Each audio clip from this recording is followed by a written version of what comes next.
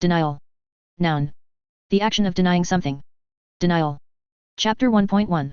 There's that saying about butterflies, how one flapping its wings in China can cause a hurricane somewhere else. I forget the specifics. It's not all that important.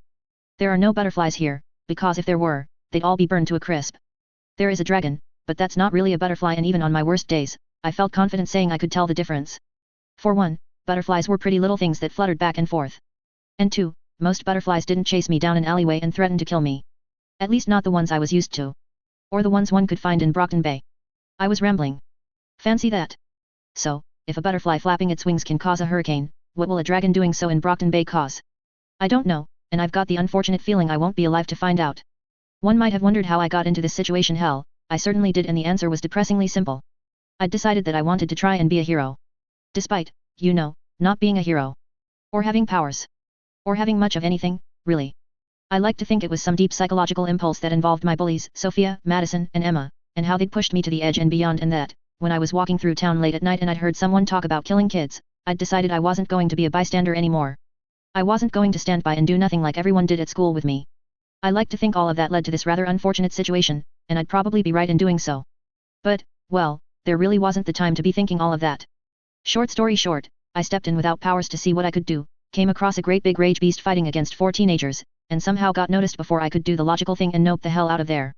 Lung, because of course it was Lung, noticed me, decided, erroneously, that I was a threat, and the 4 teenagers decided, erroneously, again, that I was heroically buying them time to escape. They booked it soon after. This was what playing the hero got you in Brockton Bay. This was why we couldn't have nice things. I should have known, really. Brockton Bay was where morality and justice went to die. I had a can of pepper spray to my name and my martial arts skills, which would have generously been described as none, and ungenerously as wild flailing. I didn't actually know if Lung knew much about fighting, on account of him being a fucking dragon, but I expected he knew a lot more than I did. The only silver lining was that said dragon was currently less of a dragon and becoming even more, less. So. I'd read somewhere on Foe that Lung's power was reactionary, and that he continued to grow so long as he was threatened. Rumor had it he'd grown as big as an Endbringer. It was both a relief and a kick to the guts that he was shrinking in front of me, despite the can of pepper spray I held in one hand. Sure, I didn't think it would do anything, but it had been a nice thought up until that point. Back. I pleaded, I know how to use this. Adorable, Lung snarled, his mouth having recovered to something more capable of forming the words. You chose a poor knight to play the hero. Even poorer without any powers. Can't let you walk away from this. Please. Tears prickled at my eyes. I'm no one. You don't have to do this. Send a message, Lung said, more to himself than to me. You will live. Maybe. If you're strong. Lung took another step forward, his height shifting rapidly from 8 feet to 7. It made him no less imposing with me on my backside. He reached out a hand and fire circled it. One more step, only a few away from me. I was quite possibly going to die, and I'd not achieved anything in my life. If there was ever a time to get powers, I thought, surely this was it. No answer on that front. No sudden powers. It was on the 3rd step that something changed. Lung's leg, extended outward and in the motion of taking a step, suddenly lost 3 inches. Not from combat laser or Deus Ex Machina reinforcements, but because I was so pathetic that his power decided Lung didn't need those 3 inches. Lung hadn't been prepared for it, however, and as his foot went through the motion of taking a step and failed to touch the floor, he stumbled.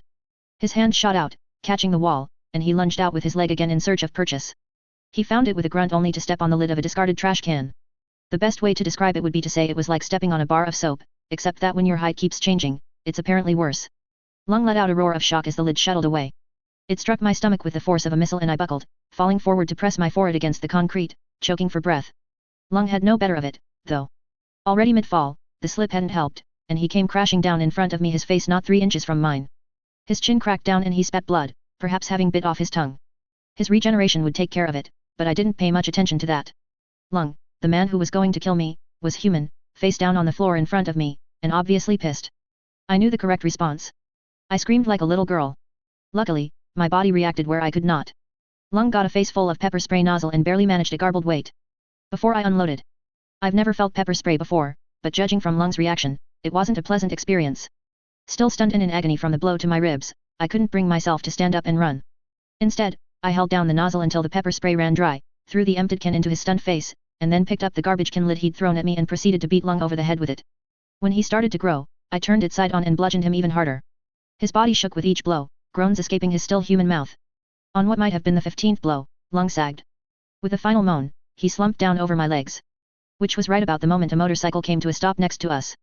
The man on the motorbike, who may or may not have been both a childhood hero and currently emblazoned on my underwear, looked down at Lung, back up to me, and then at the garbage lid I was currently clutching onto like a drowning man might a flotation device. You gonna fight me? He asked. I stared at him. What? No, I suppose not, Arms Master said, stepping off his bike. He moved closer and brought out his halberd, and for a second I had the dreadful thought he'd hit me with it, before he pointed the end at Lung and something shot out. Lung's body twitched, but he was already unconscious and so made no complaint. Arms Master put his halberd away and knelt beside us. He looked me up and down. You need a hospital. No, I said. I don't think so. The single blow I'd taken had knocked the air out of me, and I knew there would be a bruise the size of Manhattan there the next morning, but a hospital was definitely out of the cards. Leaving aside my last encounter with one, if Dad found out I'd gotten into a scuffle with Lung of all people? Yeah, grounded. Into the next century, perhaps. You're a new face, Arms Master said. I am. Ugh, stupid Taylor, I told myself. Of course I was a new face to him. It wasn't like I moved in the same circles as a famous hero. Sorry. I'm a little shaken still. I've lived here a while, but I don't get out much. Certainly not this late and in this area. ABB territory. Your first night out? I thought it an odd question but nodded anyway. I guess in a way it is.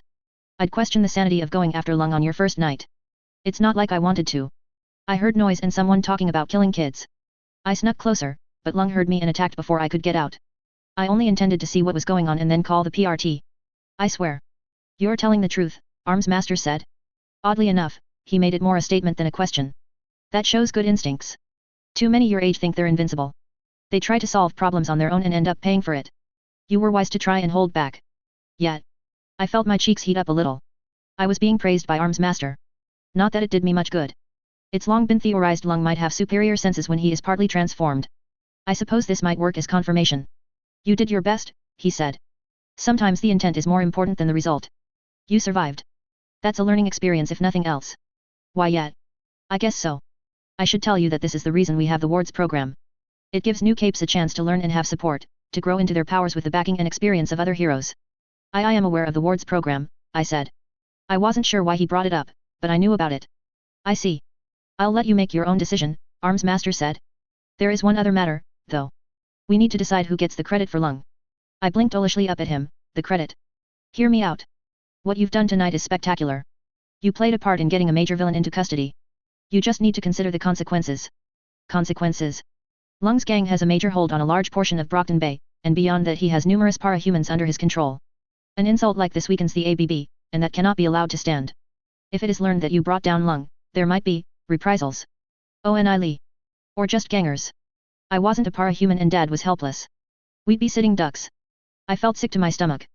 Oh gods, what were we going to do? We couldn't afford to move, and I wanted to stay in Brockton Bay. This was where Mom settled down. You have two options, Arms Master said. I interrupted him. Could you take the credit? Arms Master appeared shocked. I could see it in the small amount of his face visible. Maybe just pretend you did it, I explained. I won't say anything. I mean, it was more a fluke than anything, anyway.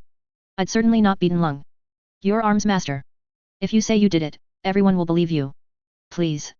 It wasn't that I didn't like the idea of being spectacular, or that I didn't feel a certain thrill from having survived. Oh sure, there had been fear before, but now that the adrenaline was fading away and I was still here, I felt amazing. But I wasn't idiot enough to think that would last or that I'd be lucky twice in a row. Lung slipped. Next time he'd just stand a little further away and incinerate me. If I had powers, maybe I could do something. But I didn't. I was just Taylor Hebert. Regular girl. I can do it, Arms Master eventually said, and for once he smiled. He had a nice smile, I thought. Even with the top two-thirds of his face hidden, it spoke of surprise, pleasure, and also a little respect. You're much more mature than I expected. More than many your age. I flushed again. 2 times in one night? I was going to remember this. I'll clock this in as my own and make sure your name isn't mentioned outside of official reports. What is your name? He asked. Oh. It's Taylor. Taylor? Like a clothier. No. Taylor with a Y. Taylor Hebert. Arms Master stilled, though only for a second. Most would not give their name so freely. Wouldn't they? It seemed to me a good way to come across as some kind of villain. If a police officer wanted my name, he'd get it. If Arms Master or any other protectorate hero asked it, they'd get it and however much more they wanted. I've nothing to hide from the PRT. I see. It's good to hear that. Arms Master stood and then offered me his hand. He was strong, I realized as he pulled me up. Really strong. I've said it once, but I'll say it again. You're very mature, Miss Hebert. I think you will look back on this and know you made the correct choice. I don't need to look back, I said, thinking of Lung burning my house down. I know I've made the right choice. I'm pleased to hear that. He smiled again, and my heart totally didn't flutter. Here. I'd like you to keep my card. And perhaps you would be amicable to a visit to the PRT in the coming days. It could not hurt to at least visit the wards. Get a feel for them. Who knows, you might meet them on one of your late-night walks. Whoa. Compliments, a handshake, and now a tour of the rig? I had to keep myself from trembling. Sure, I said, taking the card. I'd treasure this. I'd love to meet them. Would you like a ride back to your abode? I would have to wait for a transit team to come and collect Lung, but I could give you a lift home. I shook my head at that. I was already on cloud 9 and I had a feeling that a ride along on Armsmaster's bike might finish me off. It was a hard call, especially since I'd be able to feel his armor when I held onto him, but Dad would freak if he saw me come home with someone. Bad enough to imagine it being a boy, but if he saw me coming home with Armsmaster? Yet, not a conversation I wanted. After promising to call and visit the PRT, I practically skipped away from the crime scene, all thoughts of Lung pushed to the back of my mind. I'd met Armsmaster, talked to him, and been invited to visit the wards. The day could not get any better.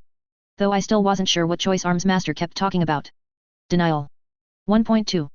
I was still in a good mood the next 2 days at school, which was something of a rare occurrence and seemed to invite its own consequences. I could not have a good day, this was the law of Winslow, or perhaps the universe. To see me smiling must have violated said principle of physics, because Sophia was quick to interject and ram me into some lockers. Ostensibly, for the crime of existing. Naturally, no one witnessed this.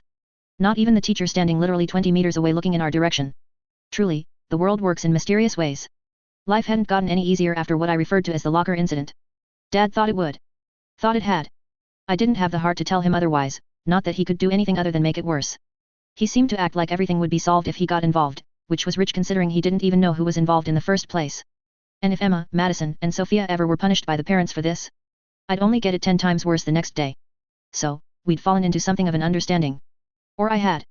They would hate me, bully me, and turn everyone against me, and I'd exist. I'd take it. Not willingly, but because I had to, and I had no means of fighting back. Such was the lot of the downtrodden in a world where no one in power seemed willing to do anything. The teachers didn't care, the police wouldn't care, the PRT certainly wouldn't care, and while Dad did care, he wouldn't be able to help. Joy. But this was different.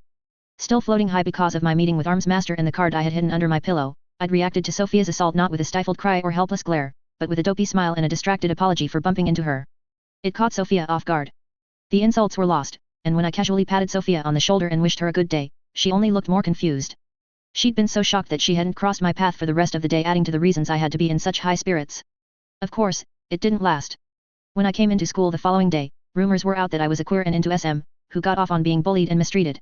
Now, I've no problem against people who are gay, lesbian or anything else, and there was even a part of me that wondered if these rumors might actually stop Emma and Sophia being physical with me so long as I acted like I enjoyed it, but in the end I didn't want to risk it and started to act more like I normally did in the afternoon, avoiding Sophia where I could and hiding my cheer. Last thing I wanted was some ganger thinking I was into that kind of thing and trying to, well, the less said the better. And so, with me acting like I had before, life returned to normal. Or at least it did on the surface. Deep inside, I was still a little giddy and in too much of a good mood to really let Emma's barbs sting. Armsmaster, Lung, an offered tour of the rig. A chance to meet the wards and, if I was lucky, maybe some other heroes like Miss Militia or Velocity. It had taken everything I had not to call Armsmaster yesterday, the very moment I woke up, and only the fact that A, he might still be asleep after the late night fight and B, the fact I didn't want to come across like a crazy stalker, stopped me. How soon was too soon? The question struck me as one faced by people my age who actually had lives and romantic encounters, the dreaded text scenario. Text too early and you looked desperate. Text too late and you made the other person think you didn't care. Text too often and you were clingy. Indecision paralyzed me for the whole day on that subject. I didn't hold any misconceptions about my place in Armsmaster's world, of course. I wasn't that much of a dork. But I also wanted to come across as being mature. It was what he'd complimented me on and I didn't want our next meeting to do a full 180 and ruin that. So, despite my longing, I'd chosen not to call first thing in the morning, and then I'd been so unsure that I hadn't called at all for the whole day. The incident with Lung happened on a Wednesday and it was now Friday. I'd decided, therefore, that I would call this afternoon, sometime after 6, and see if I could arrange the tour for this weekend. The wards would all be in school otherwise, and I didn't want to miss them, or face questions of why I wasn't in school as well. Patience, Taylor, I told myself. Just have some patience. Easier said than done. I couldn't stop thinking about it all day, and eventually decided that I needed some means of distracting myself lest I burst. If I'm going to meet the wards, maybe I should get some new clothes. I considered my tatty hoodie and pants. They weren't the best I had. I'd never bring my best to Winslow, but they were still somewhat indicative of my entire wardrobe. I was hardly going to turn heads when I met the wards, not with my body and face, but I could at least dress a little smarter. The boardwalk had plenty of shops I could visit, and while most were out of my budget I could probably find a nice blouse or jacket at a charity store. It was probably going too far for what was Arm's master repaying me back for the little help I'd given. He'd meant it to either cheer me up after my near-death experience or reward me for being a good citizen. Probably both. I didn't have to get dressed up or look my best. He'd not notice either way, or if he did he'd not comment on it. But I would notice, and if I was lucky I might be able to come out of this with some pictures, maybe even some signed by him or the other wards. If I was doing that, I wasn't hiding in a hoodie or looking like I'd crawled out of bed. Sophia dosing me with orange juice after lunch made it official. I skipped out of Winslow before next period started. I hated the boardwalk. I hated it with a passion. Okay, that's a little much. The boardwalk was okay, insofar as a geographical location can be okay, which is easy since they're not usually opinionated or prone to random spouts of violence. Not unless you started it first by tripping up and headbutting one. I'd never been betrayed by a sidewalk. A sidewalk simply was. In that regard, the boardwalk was a perfectly upstanding part of the city. It's the people that shopped there that drove me up the wall. Wealthy, content, and gifted, they were the antithesis of what I was, and a stark reminder that a lot of people in Brockton Bay couldn't care less about what was happening in the poorer parts of town. Out of sight, out of mind. The boardwalk was, however, the safest place to be in the daytime, and one of the few spots in Brockton Bay where you could go shopping as a young girl without needing an armed escort, a gun, or pure Aryan skull shape. Preferably all three. My rummaging in some of the local thrift shops had netted me a modest upgrade to my wardrobe. Nothing special, but a clean, white dress shirt that someone slightly more gifted in the chest than I, aka, every woman above the age of 12, had thrown away. It was still in good condition and the store owners had washed it back to a nice shade of off-white.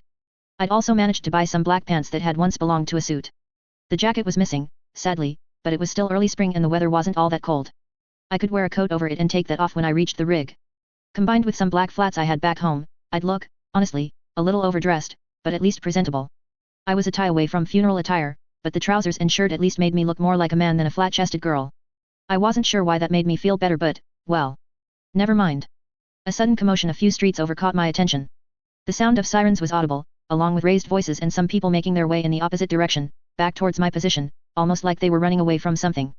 I couldn't decide if the sirens were police or ambulance ones, but given that this was Brockton Bay, I was happy to assume the former. It was off in the direction of the Brockton Bay Central Bank. I gratefully thanked whatever deity was listening that I'd withdrawn my money from the little envelope tucked under my bed instead. After just having tussled with Lung, the last thing I needed was to get involved in a bank robbery. It's none of my business. I'd check FO later and see if anyone was involved, but if the authorities were already on the scene, there was no point in me going anywhere near it. I had what I'd come for, had my new outfit, had my old one in a plastic bag at my side, and it was getting on. Best I got back and changed before Dad got home and asked what the occasion was. With a shrug, I turned away from the noise and collided with someone. Ow!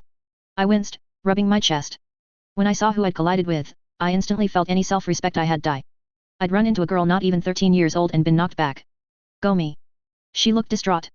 I just about managed to hold back from saying something unkind. Instead, I patted her shoulder and stepped by. Sorry about that. Excuse me. Also not my business. I just had to go home, Anne. Her hand snapped out and caught mine. Wait. You have to help me. I'll admit that the first thought to cross my mind was do I. I ignored it and shook my head, adopting what I hoped was a friendly expression. The sirens didn't appear to be coming closer, so I figured I was safe enough to talk to her. Ugh. Okay. Have you lost your parents? What's your name? I ran off the usual questions you'd think to ask a child with only half my attention. Are you here with anyone? Dinah, the girl panted. It sounded like she'd been running. My name is Dinah Alcott. Alcott. The name was familiar, but I couldn't place it. They're chasing me. I need she cut off. Her eyes pinched shut.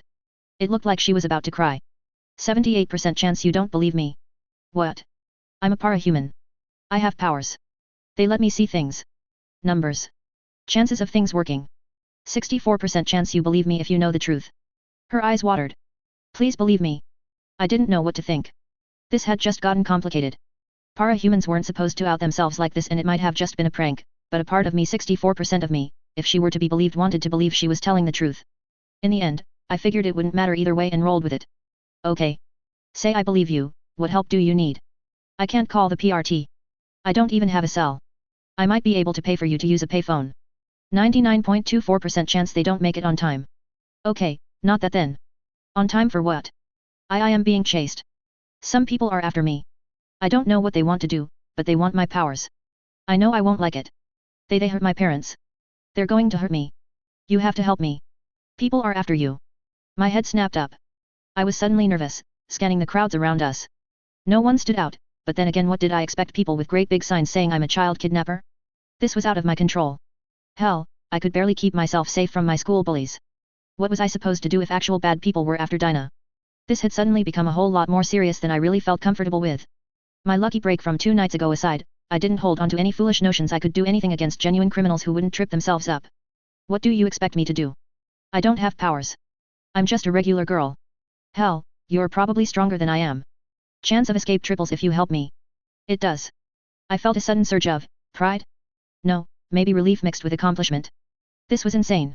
Absolutely insane, but if the person who could read the future say I could do this, then I could. Powers were specific like that, or so I'd read. I took a deep breath. Damn it. Okay, fine. I grabbed her hand. We need to get you to the PRT, right? Or get you to the heroes. Dinah nodded uncertainly. I figured the odds were iffy even then, but it was her best bet. Someone like Arms Master could protect her a lot more than I could. Wait. I had his card at home. If I could get Dinah to my place, I could use the landline to call Arms Master and ask him to collect Dinah. Plan made, I tugged Dinah along only to have her tug me back. 99.5% chance of capture if we go that way. I froze. 99.5%? That was a lot. I looked in the direction I'd been going, back towards home, and suddenly noticed 3 men in the crowd moving towards us. I wasn't sure what clued me off. They were dressed normally. Maybe it was the fact they moved 3 abreast, and that they were too synchronized, too similar. The crowds parted for them too or were pushed aside. Their eyes were on Dinah, and as a few seconds passed by, I noticed the one in the middle look up to me. Our eyes met. His pace increased. As did mine. In the opposite direction. Come on, Dinah, I said, a little breathlessly.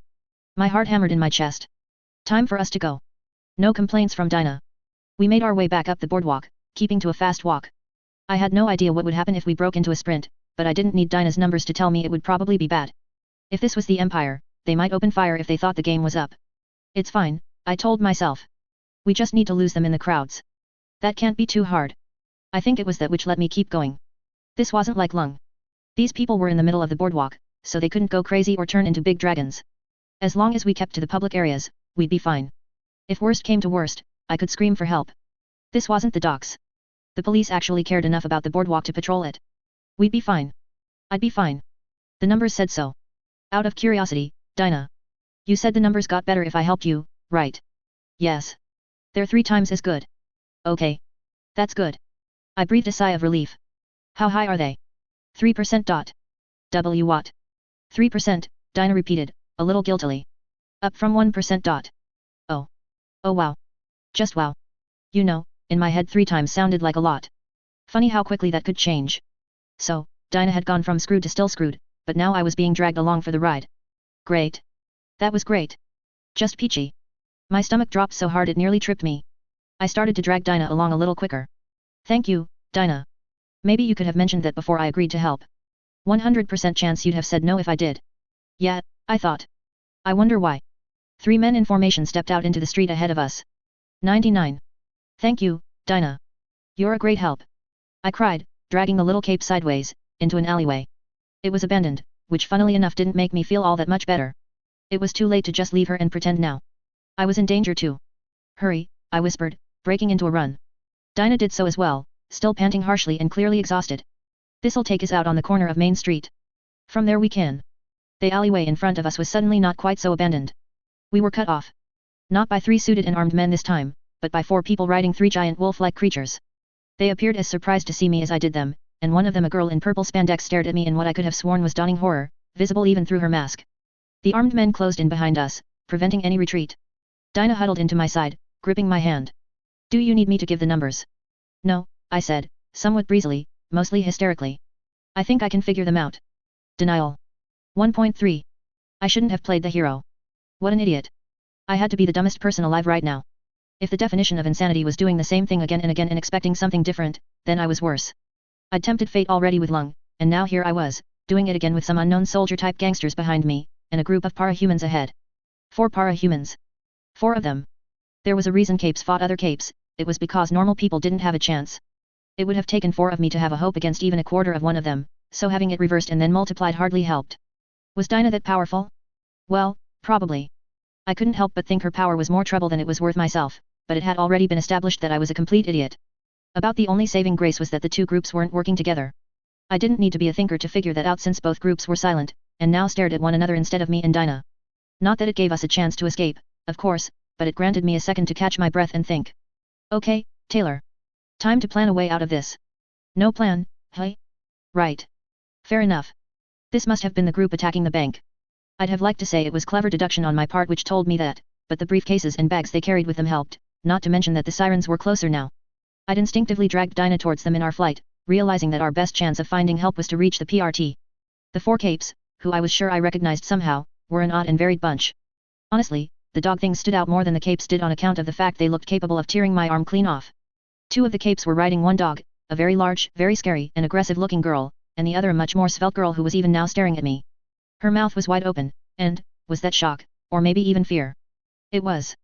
Not aimed at me, of course. She was probably worried the Protectorate heroes would catch up if they got bogged down here. Wait, the one on the motorcycle helmet said, a gruff, masculine voice that was somewhat muffled by the helmet itself. Isn't that the same girl? It is, the one in the purple spandex said, almost groaning now as she cupped her head with one hand. Now, let's not do anything reckless. We can work this out.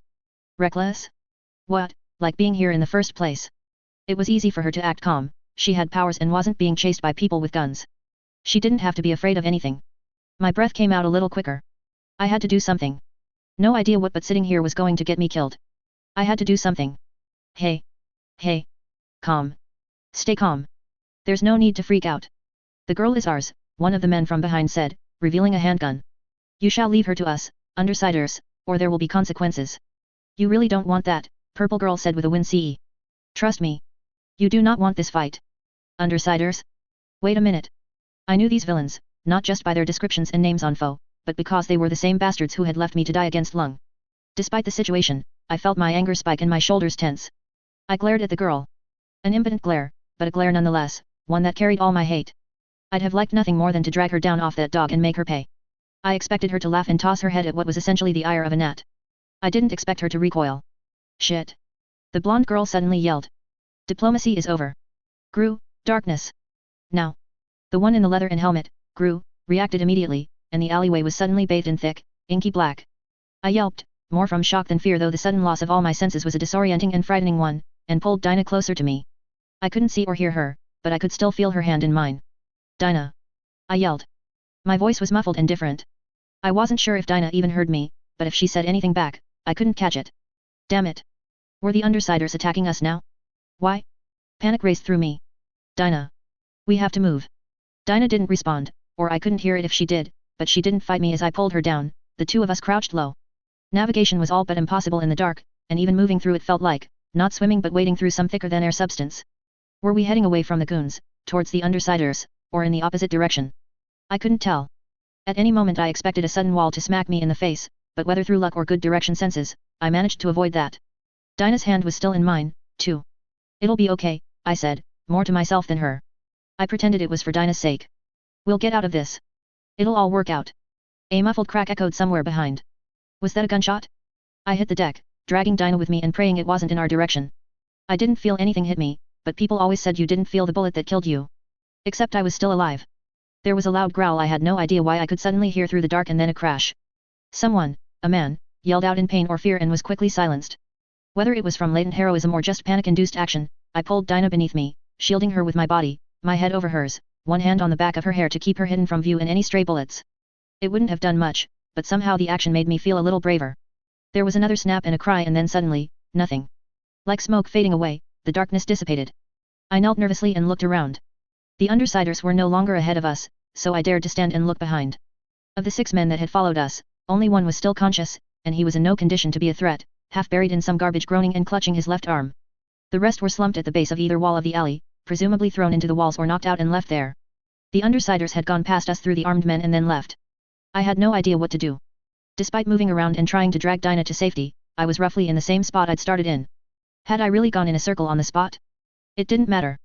The Undersiders were gone and the men were down. Had we just survived? What was I supposed to do now? Hey! A voice suddenly shouted from behind, startling me so much that I jumped on the spot. What the hell? Did you do this? There was something off about the voice, and it took me turning with a startled gasp to realize what.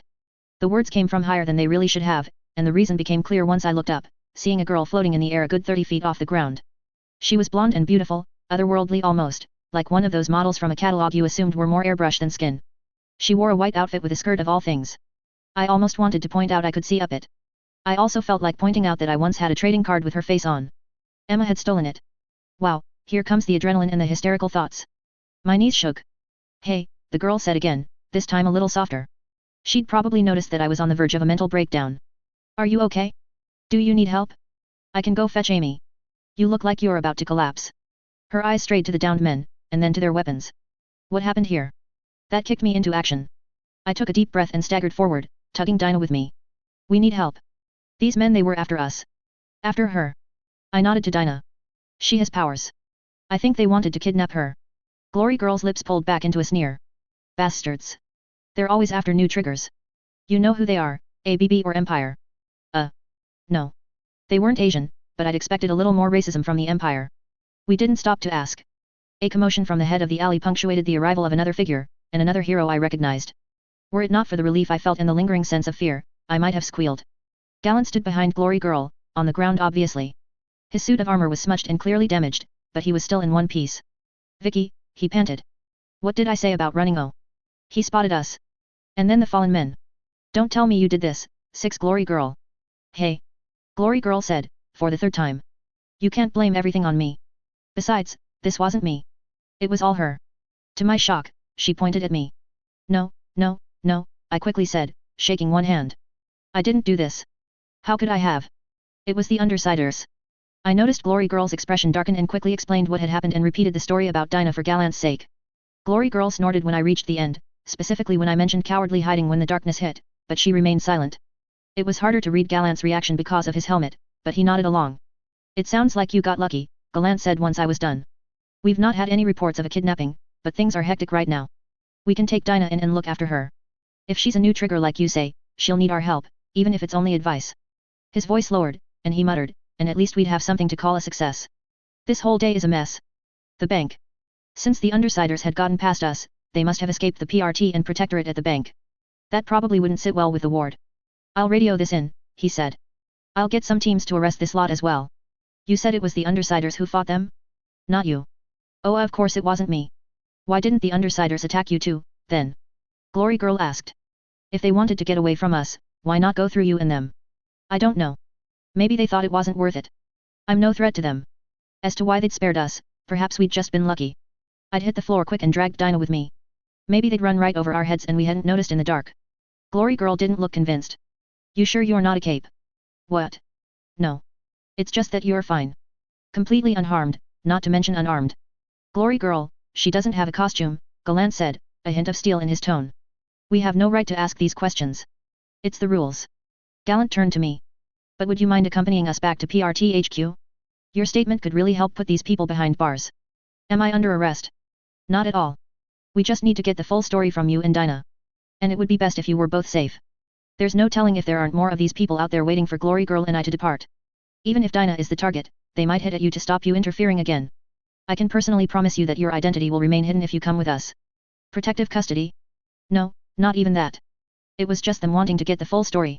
I couldn't quite hide my panic entirely, but I nodded anyway. I was innocent, so I didn't have anything to fear. And I didn't fancy walking home on my own after what just happened. I might be attacked again, either out of revenge, or a misguided assumption that Dinah and I were close friends and that I'd make for a hostage. I ignored my paranoia, telling myself this was the Protectorate and not Winslow. They wouldn't trick or turn on me. They were heroes. All right. I'll come. Perfect. Glory Girl, can you look over these people while I get he trailed off? Taylor, I said. Thank you. While I get Taylor and Dinah back to the other wards. The Undersiders will be long gone by now. We're not likely to catch them. He placed a gauntlet hand on the small of my back and led me away, while Glory Girl floated a little lower, not quite touching the ground but hovering a foot or so off it, arms crossed as she watched the downed men with a fearsome frown. I couldn't bring myself to comment on it, even as I felt a wave of fear likely residual from not one but two near-death experiences in as many days. If this was what being a hero was like, I wasn't sure I wanted any part of it. But at least Dinah was safe now. Safe. We'd found Dinah's 3%. It was good of you to help Dinah in her time of need, Gallant said as we exited the alleyway. I'm sure the mayor will be grateful. The mayor. You didn't realize? She's the mayor's niece. He must have seen the surprise on my face because he laughed. I guess you didn't. Still, to just drop everything and help someone in need like that, even if it puts you in danger. Those are some pretty heroic tendencies. I don't suppose I can convince you to join the wards. I flushed at the naked praise, not at all used to it from a guy, let alone a hero. He was just joking though, of course. I couldn't join the wards since I wasn't a Parahuman, but the suggestion that I had the right mindset still cheered me up, as was probably his intent. Sorry, but I'm not a Parahuman. His hum was non-committal. I understand. I'll make sure that's included in the report. He looked up, towards the road ahead, and paused. I hope you don't mind, but I should ask you to wear a mask before we approach the wards and the PRT. Standard procedure for Parahumans. To protect their identities. But I'm not. Okay. Dinah nodded. I wanted to slap myself a second later. Right. Dinah. She was the Parahuman he was referring to. I was such a dork. People had come to kidnap her, which meant someone knew she was a cape, but that number would only get bigger if she walked out into the middle of a crime scene with her face exposed. She was the mayor's niece, so presumably a well-known face. Gallant nodded and opened a small compartment on his armor and rummaged in it, coming out with 2 masks that were blank but for some small black dots, like dominoes. He handed them to us and explained, these are standard issue masks for unaffiliated or unnamed individuals. You should both keep them on. Even if I'm not a Parahuman. Even then, Gallant said. I had the strangest impression he was rolling his eyes. Better safe than sorry. A cape's mask. It felt like a lifetime ago that I'd run around pretending to be Alexandria. Except that it was a lot more dangerous now. I had no identity or cape persona to protect, yet if I walked out there alongside Gallant, the gangs might assume I did and target Dad. I'd be put in the exact same spot Dinah had been. I accepted the mask and put it on. Dinah did the same, and then inserted her hand back into mine. I felt oddly proud about that. When Gallant led us back toward the bank, I had a chance to see the chaos caused by the Undersiders both in terms of hostages being processed by the PRT, and several wards who looked more than a little worse for wear. I tried to count the faces, or masks, I knew, but gave up after Vista, Kidwin and Aegis. The moment we arrived, attention shifted and I was suddenly grateful both for Gallant's mask and my nondescript outfit, as several photographers started to focus on us, snapping shot after shot. If I'd come out here barefaced, I'd have been splashed across the newspapers by tomorrow morning. I was lucky Gallant had thought of that. Gallant acted like the attention didn't bother him, but the same couldn't be said for me. I ducked my head and tried to keep my face hidden, despite that it was already concealed. I was relieved when Gallant led us to an armored vehicle, ignoring the shouted questions of people being held back by PRT agents. Gallant climbed in behind us and sat down, pulling the doors shut, and the vehicle was moving soon after. It looked like I'd be getting my tour of the rig after all, just a little sooner than I'd anticipated. Dinah's hand tightened around mine. Denial. Interlude. Arms Master. Colin wasn't normally late to meetings, such would set a poor precedent, but he had 2 excuses this time. Firstly, the meeting did not really involve him other than in his position as leader of the Brockton Bay Ward's ENE. As the meeting was to debrief the wards on what was a frankly catastrophic debacle at the Brockton Bay Central Bank, his presence was to be little more than a formality, and for him to better ascertain what mistakes they had made and how to correct them. Secondly, he had been called away to instead debrief and meet with Taylor Hebert, both to ascertain the truth on her story regarding Dinah Alcott, and because experience suggested that as the first person to interact with her, he should handle future meetings until such a time as protocols could be created for her. Both reasons contributed to his lateness, though neither spared him Director Pigot's scowl as he knocked once and entered the conference room. Little did he chose not to let it affect him and instead nodded once to Hannah, who had offered to fill in for him. The wards looked suitably chastised, though that meant little. Their training would need to be increased. Colin felt brief frustration at that. It would take time away from his own projects, many of which were too important to delay. Arms Master, Pigot stated. It was rarely a greeting with her, except in cases when she relished the chance to punish them for some misdeed. That, of course, was a rare occurrence with him. I had just finished pointing out the various mistakes the wards made. On the word mistakes she glanced to the assembled teens, all of which flinched. It seemed punishment had also been meted out. This was a fiasco, make no mistake. The wards, and by extension the PRT and the Protectorate, have been made to look like fools. At least a kidnapping attempt was foiled, ma'am, Gallant said. Yes, but not by you nor your errant girlfriend. Gallant winced. The Protectorate can hardly claim we had a hand in that. Dinah Alcott was effectively rescued by an independent cape. Pigot hummed. I suppose in that regard, your timing is excellent, Arms Master. You have finished meeting with both Alcott and the cape, correct? Yes, ma'am. Did their stories corroborate? They did. I detected no falsehoods. 1 or 2 misleading statements that he would have to investigate the analysis of later, but they had been innocent ones and unrelated to the matter at hand. After sending a PRT team to investigate, we also discovered that Dinah Alcott's parents have been murdered. All evidence points to this being a kidnapping attempt, one thwarted by the actions of a third party. We have taken protective custody of Miss Alcott for now. Her relatives have been contacted. Good. The third party, this girl you spoke to, Pigot said. Does she not have a name? She does. I have included it in my report that will be sent to you. However, she came here unmasked. Protocols demand her identity remain hidden except from those with sufficient clearance. Director Pigot had that, of course, but the wards did not. I understand. Director Pigot opened a file on her PC, no doubt checking the report he had just sent via his helmet. She looked at the girl's name but didn't speak it. I do not see any information on her joining the wards included here. I decided it would be unwise to push the wards at this time, Director. Excuse me? You decided, did you? And on what logic, Arms Master, did you make said decision? Unless I read this wrong, this is the same girl who defeated Lung. And who has now thwarted a kidnapping attempt in our very own city, coming out of a fight with the Undersiders unharmed at the same time where our wards could not. Pickett allowed the wards a moment to shuffle and feel offended. Why is she not on a fast track to the wards at this very moment? Why is she not here right now? Arms Master hesitated uncharacteristically. She denied being a cape, ma'am. Pickett snorted. Nonsense, obviously. She did not speak a lie. Then your helmet is faulty, or your reasoning. Colin wasn't sure which was the biggest insult. His code was perfect, efficient, and although it was still early days yet, it had been looked over by Dragon. He squared his shoulders and prepared a careful response, only to be beaten to it by Hannah. I'm sure it's not that, ma'am. According to Armsmaster's previous report, she claimed Lung was her first night out. It may be that she doesn't consider herself a cape yet, because she does not have a name, costume, or identity. In that regard, she didn't lie. Armsmaster nodded. That is likely. In addition, Gallant brought her into HQ in her civilian identity. In such a situation, any cape would deny being one, no matter how unrealistic such a statement might be. Pleading the fifth. Pickett suggested. Yes, ma'am. As she was under no suspicion of having committed a crime, we would have no right to demand tests. She would have known that, and thus prevented any possibility be immediately establishing, both to Gallant before and to myself, that she is not a cape. My power suggested she was nervous, Gallant chimed in. Whenever we Glory Girl and I asked a question or suggested she had powers, she denied it. But she was nervous the whole time. Practically terrified. The girl who beat Lung was scared. Clock Blocker asked. Yeah, right. I doubt she was afraid us, Clock. She was probably more worried her identity would be leaked. Of reprisals against her family. Almost certainly, Colin agreed. Though he had no family of his own, his research into social needs and relationships was enough for him to understand the risks many capes faced. In that regard, it was wise of her to think of her family first and herself second. He could respect that.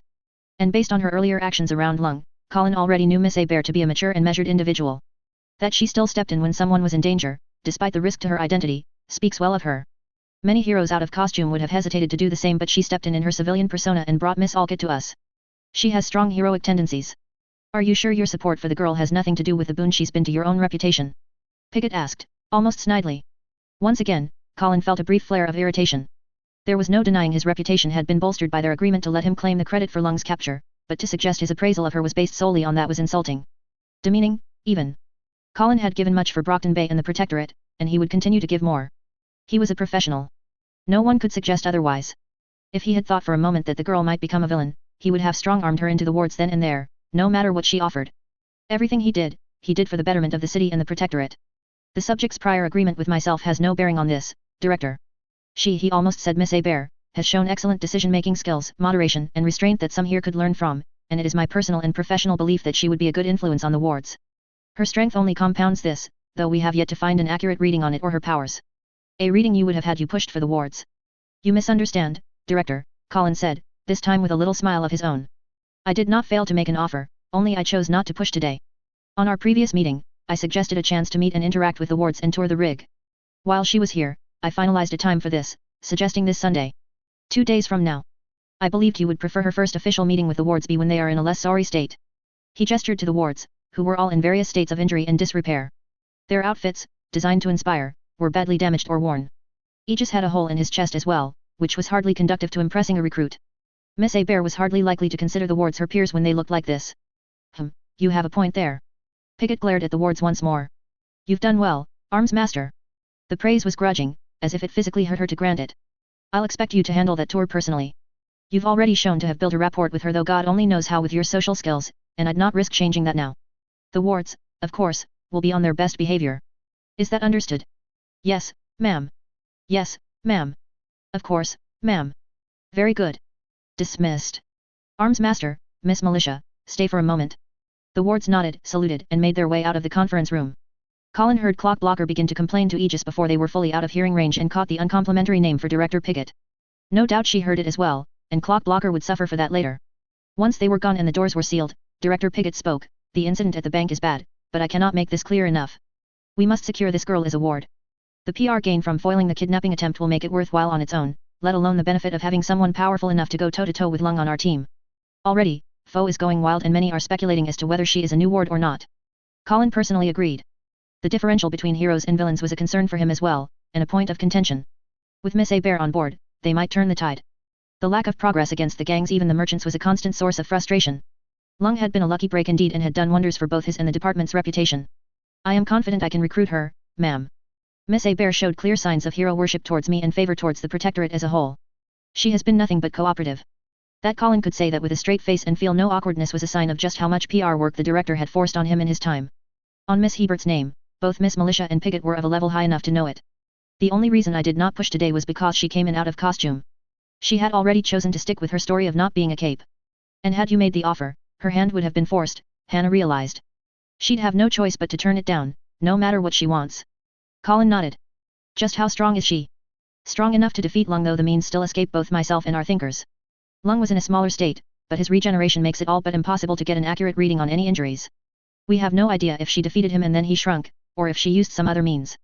That said, reports indicate he was larger than the nearby buildings, so she did not strike him before he could grow. So, she could be anything, Hannah surmised. Brute, combat thinker, shaker or blaster, he agreed. Naturally, she provided no information on any such abilities during our interview, though I did pick up something interesting from Miss Alcott. When both Hannah and Director Piggott leaned forward, he continued. Miss Alcott's power involves judging the future through probabilities divined as percentages, as included in the report.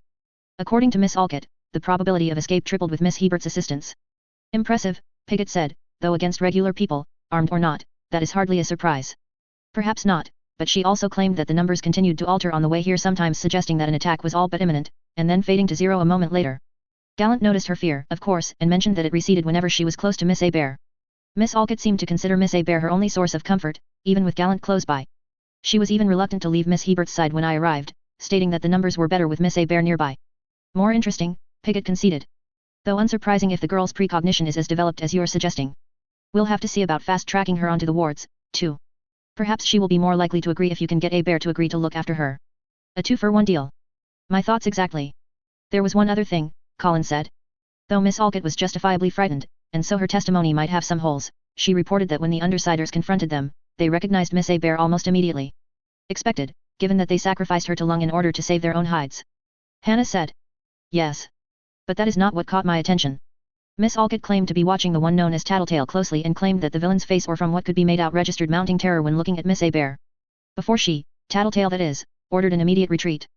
There was silence from that, as Colin had known there would be. The implications were lost on none of them, and though he had not been fast enough to see how Miss Hebert defeated Lung, it seemed the Undersiders had, and whatever they had seen had shaken them, particularly the one Colin had long suspected was a thinker of some sort. Well, that's not mildly concerning at all, Director Piggott said after a few long seconds. At least we can rest assured she's unlikely to join the Undersiders. If anything, I'd be more concerned she might try and hunt them down for crossing her twice. Once in her civilian identity. Or that the Undersiders might try and strike first to take her out, Hannah warned. They now know her face, after all. Colin stilled. He hadn't considered that and cursed himself as a fool for failing to do so. I shall speak to the wards and have one of them shadow her tomorrow. Without them knowing her identity, of course. Shadow Stalker was absent from the bank, and thus would be the least likely to recognize her. Very well. Do we have a temporary name for her? A designation. Based on our admittedly limited information on her, her powers and anything related to them, we've come up with a temporary designation. It would likely be altered upon her accepting to join the wards. And that is... denial. Taylor. I had to shake my head as I logged out of FO. As a major Cape groupie, I'd always known the rumor mill was fast, but seeing it firsthand and being the subject of it was a different matter altogether. I'd been seen at the bank, though luckily the mask and my new outfit more than obscured my identity. Most people on FO thought I was a guy, and considering how large my shirt had been, I couldn't blame them. It was amusing to see people thinking I was a cape, just because I'd worn a mask and stood in the presence of the wards.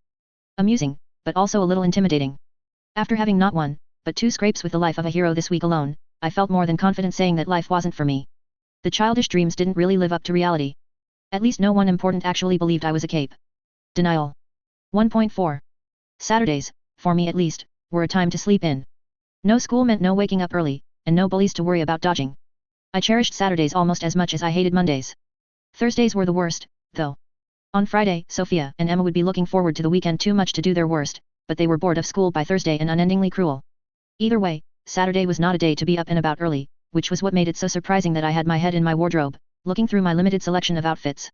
It was more a surprise because of how late I'd been up on FO, reading through rumors of myself and becoming increasingly impressed with just how wild their predictions were.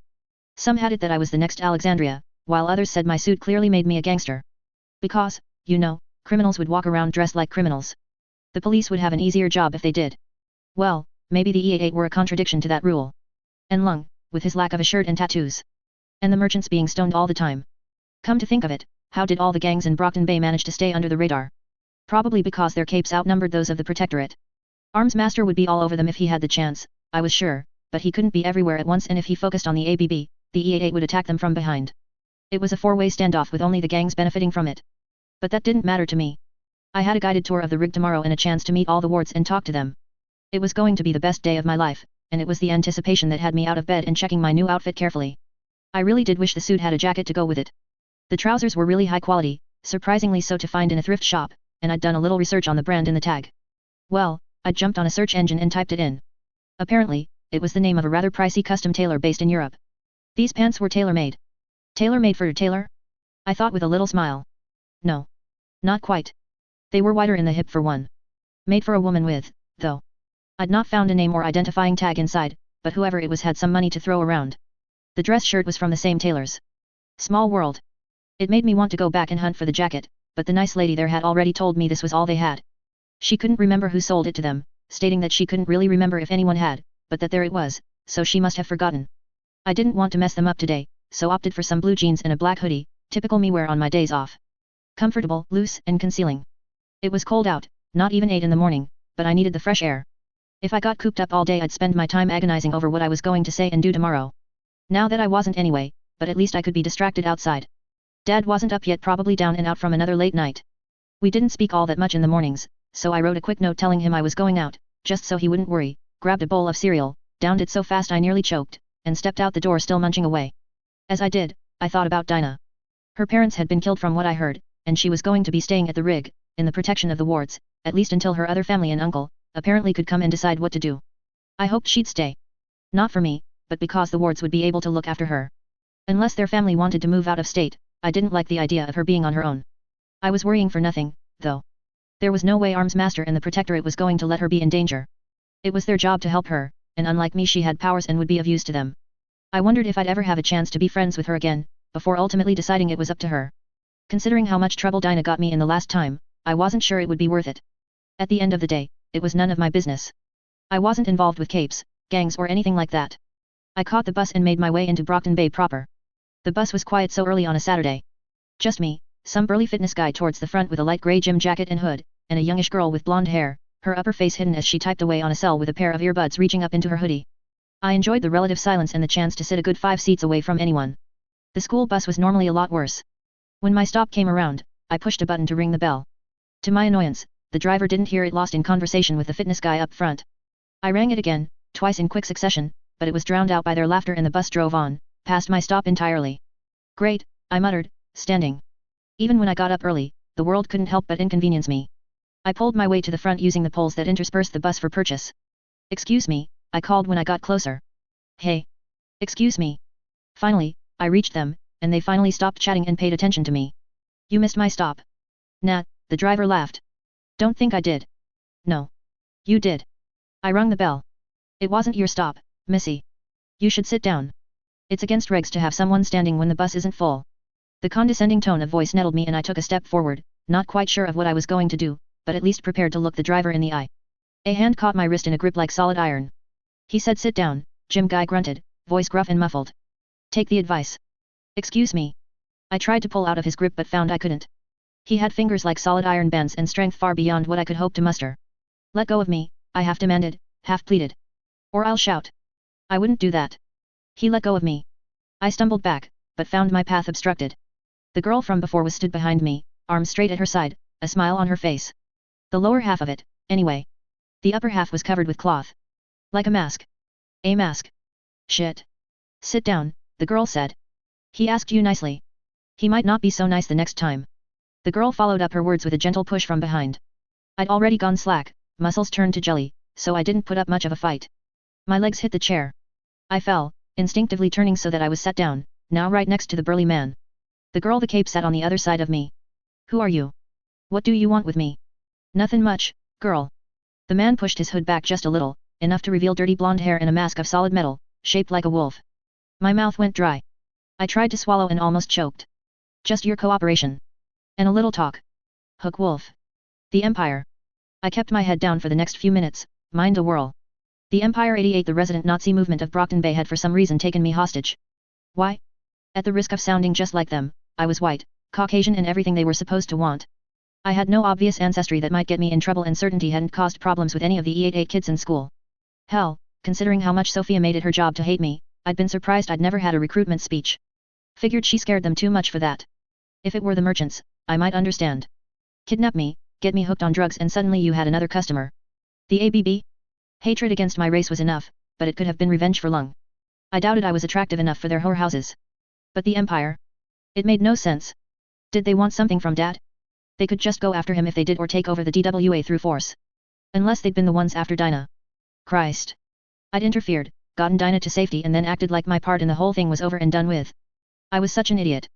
Of course they'd want to make an example of the person who cost them a powerful precog. Oh God, I was going to be strung up to die. They were going to make an example of me. Are you going to kill me? I blurted out. Hook Wolf looked down on me. I had the feeling he was disgusted with my fear, but to hell with him. He wasn't the helpless one here. It was easy to feel tough when it was two parahumans and a goon against a teenage girl. Depends. I tried to sound brave. On what? You. He growled under his breath, and I took the hint. The time for questions wasn't now, and I should shut up. I looked to the girl I'd realized was Rune, but I wasn't sure why. There was no support there. Although she wore her mask, the rest of her outfit was casual, not like the depictions and pictures I'd seen of her. I guessed she didn't want to cause a scene. I'd not have gotten on the bus if she'd been dressed in her full costume. The driver turned the bus into what appeared to be a disused construction yard. We entered a warehouse which had an open door and were suddenly cast into darkness. The only light was the sunlight cast through the large doors, which didn't reach the bus as it came to a stop, and the dim illumination from the vehicle's automated lights. We're here, the driver said. Good. Get gone. You don't need to be here for this. The driver nodded, stepped out of the booth and then off the bus. I heard his footsteps echo away as he left, and despite him being a useless Nazi, I still wished he hadn't left me the only normal human here. Were they getting rid of him so he didn't have to see them kill me? Or was this worse and they were going to make an example of me, torture me for daring to cost them Dinah? As ever, my imagination made things worse than it ever could be. Or at least I hoped so. When Hook Wolf stood, I shrunk in on myself. His hand caught my collar, hauling me up. I couldn't believe how easily he did it. I was skinny, but I had to weigh something, and yet he carried me with one hand, back down the bus to the rear seats, which he tossed me back into. My head cracked painfully against the back window.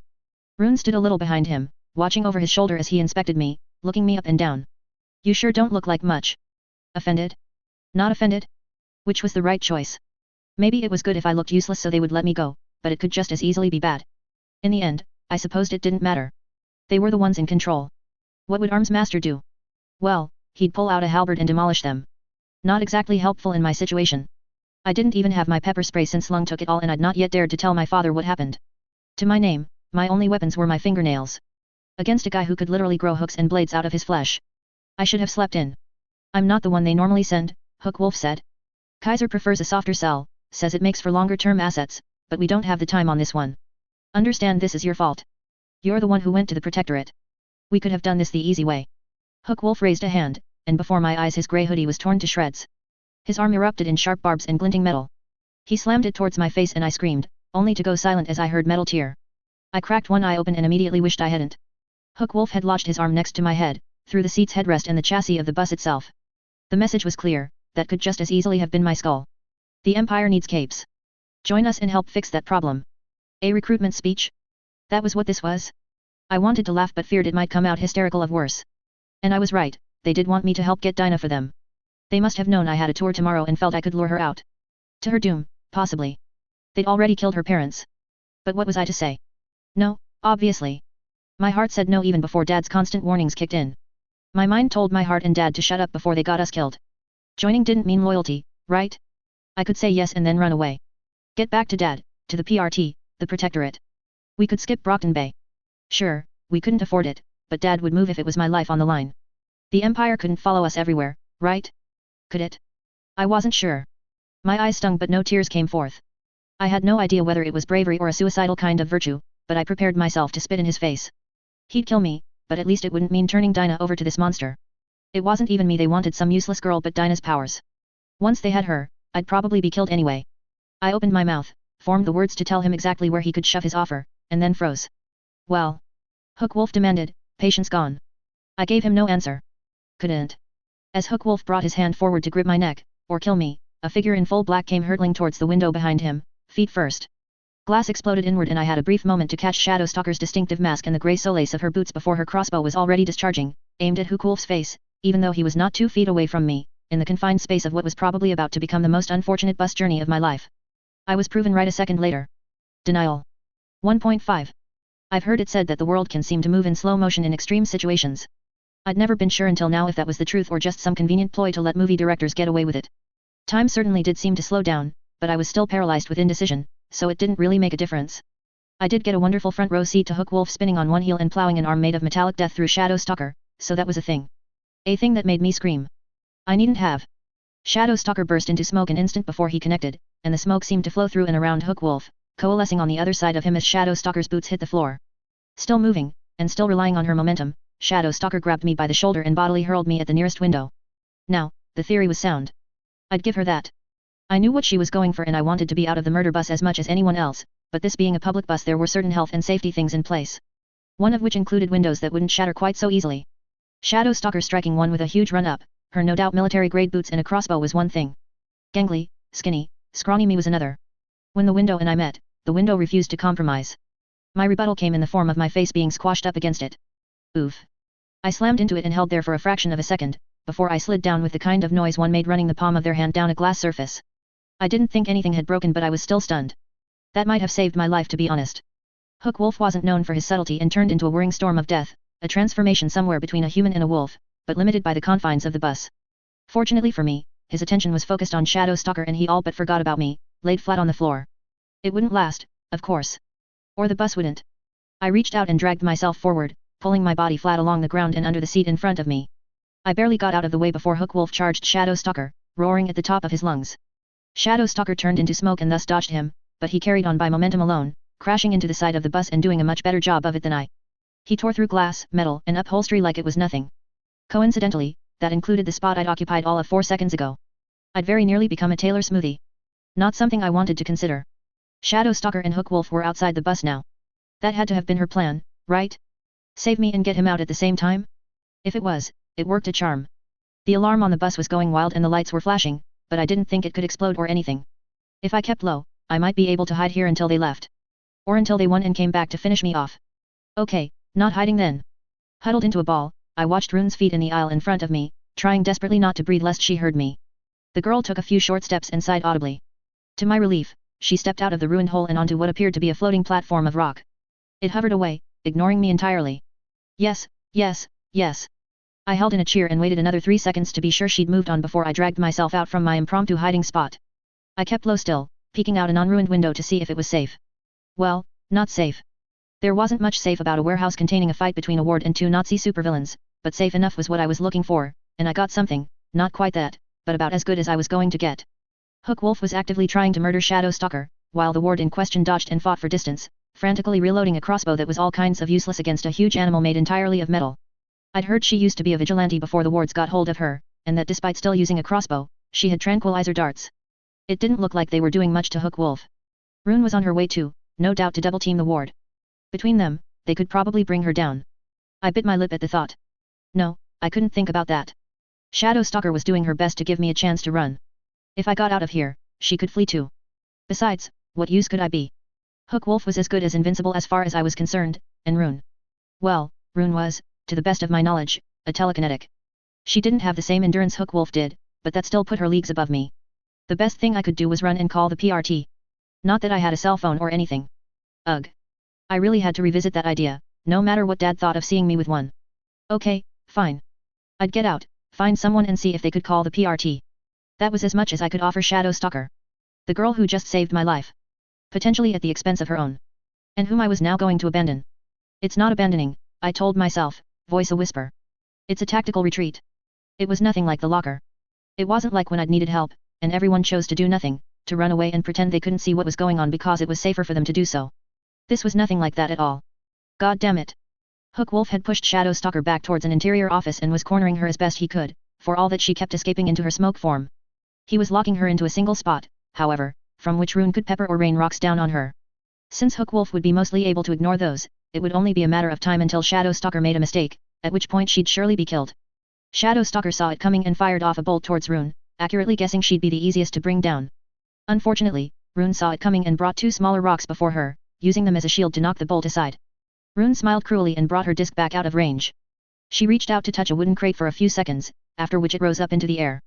With a flick of her hand, she sent it hurtling towards Shadow Stalker. Though it missed, the ward dodging, Rune simply reached out to another, content to continue so long as she had ammunition. She was so focused on her target that she didn't notice the far smaller, wiry shadow slip behind the crates. This was, I decided, a really bad idea. Like, moronic. Complete idiocy. Pausing for a second, I caught my breath. Or tried to even it out.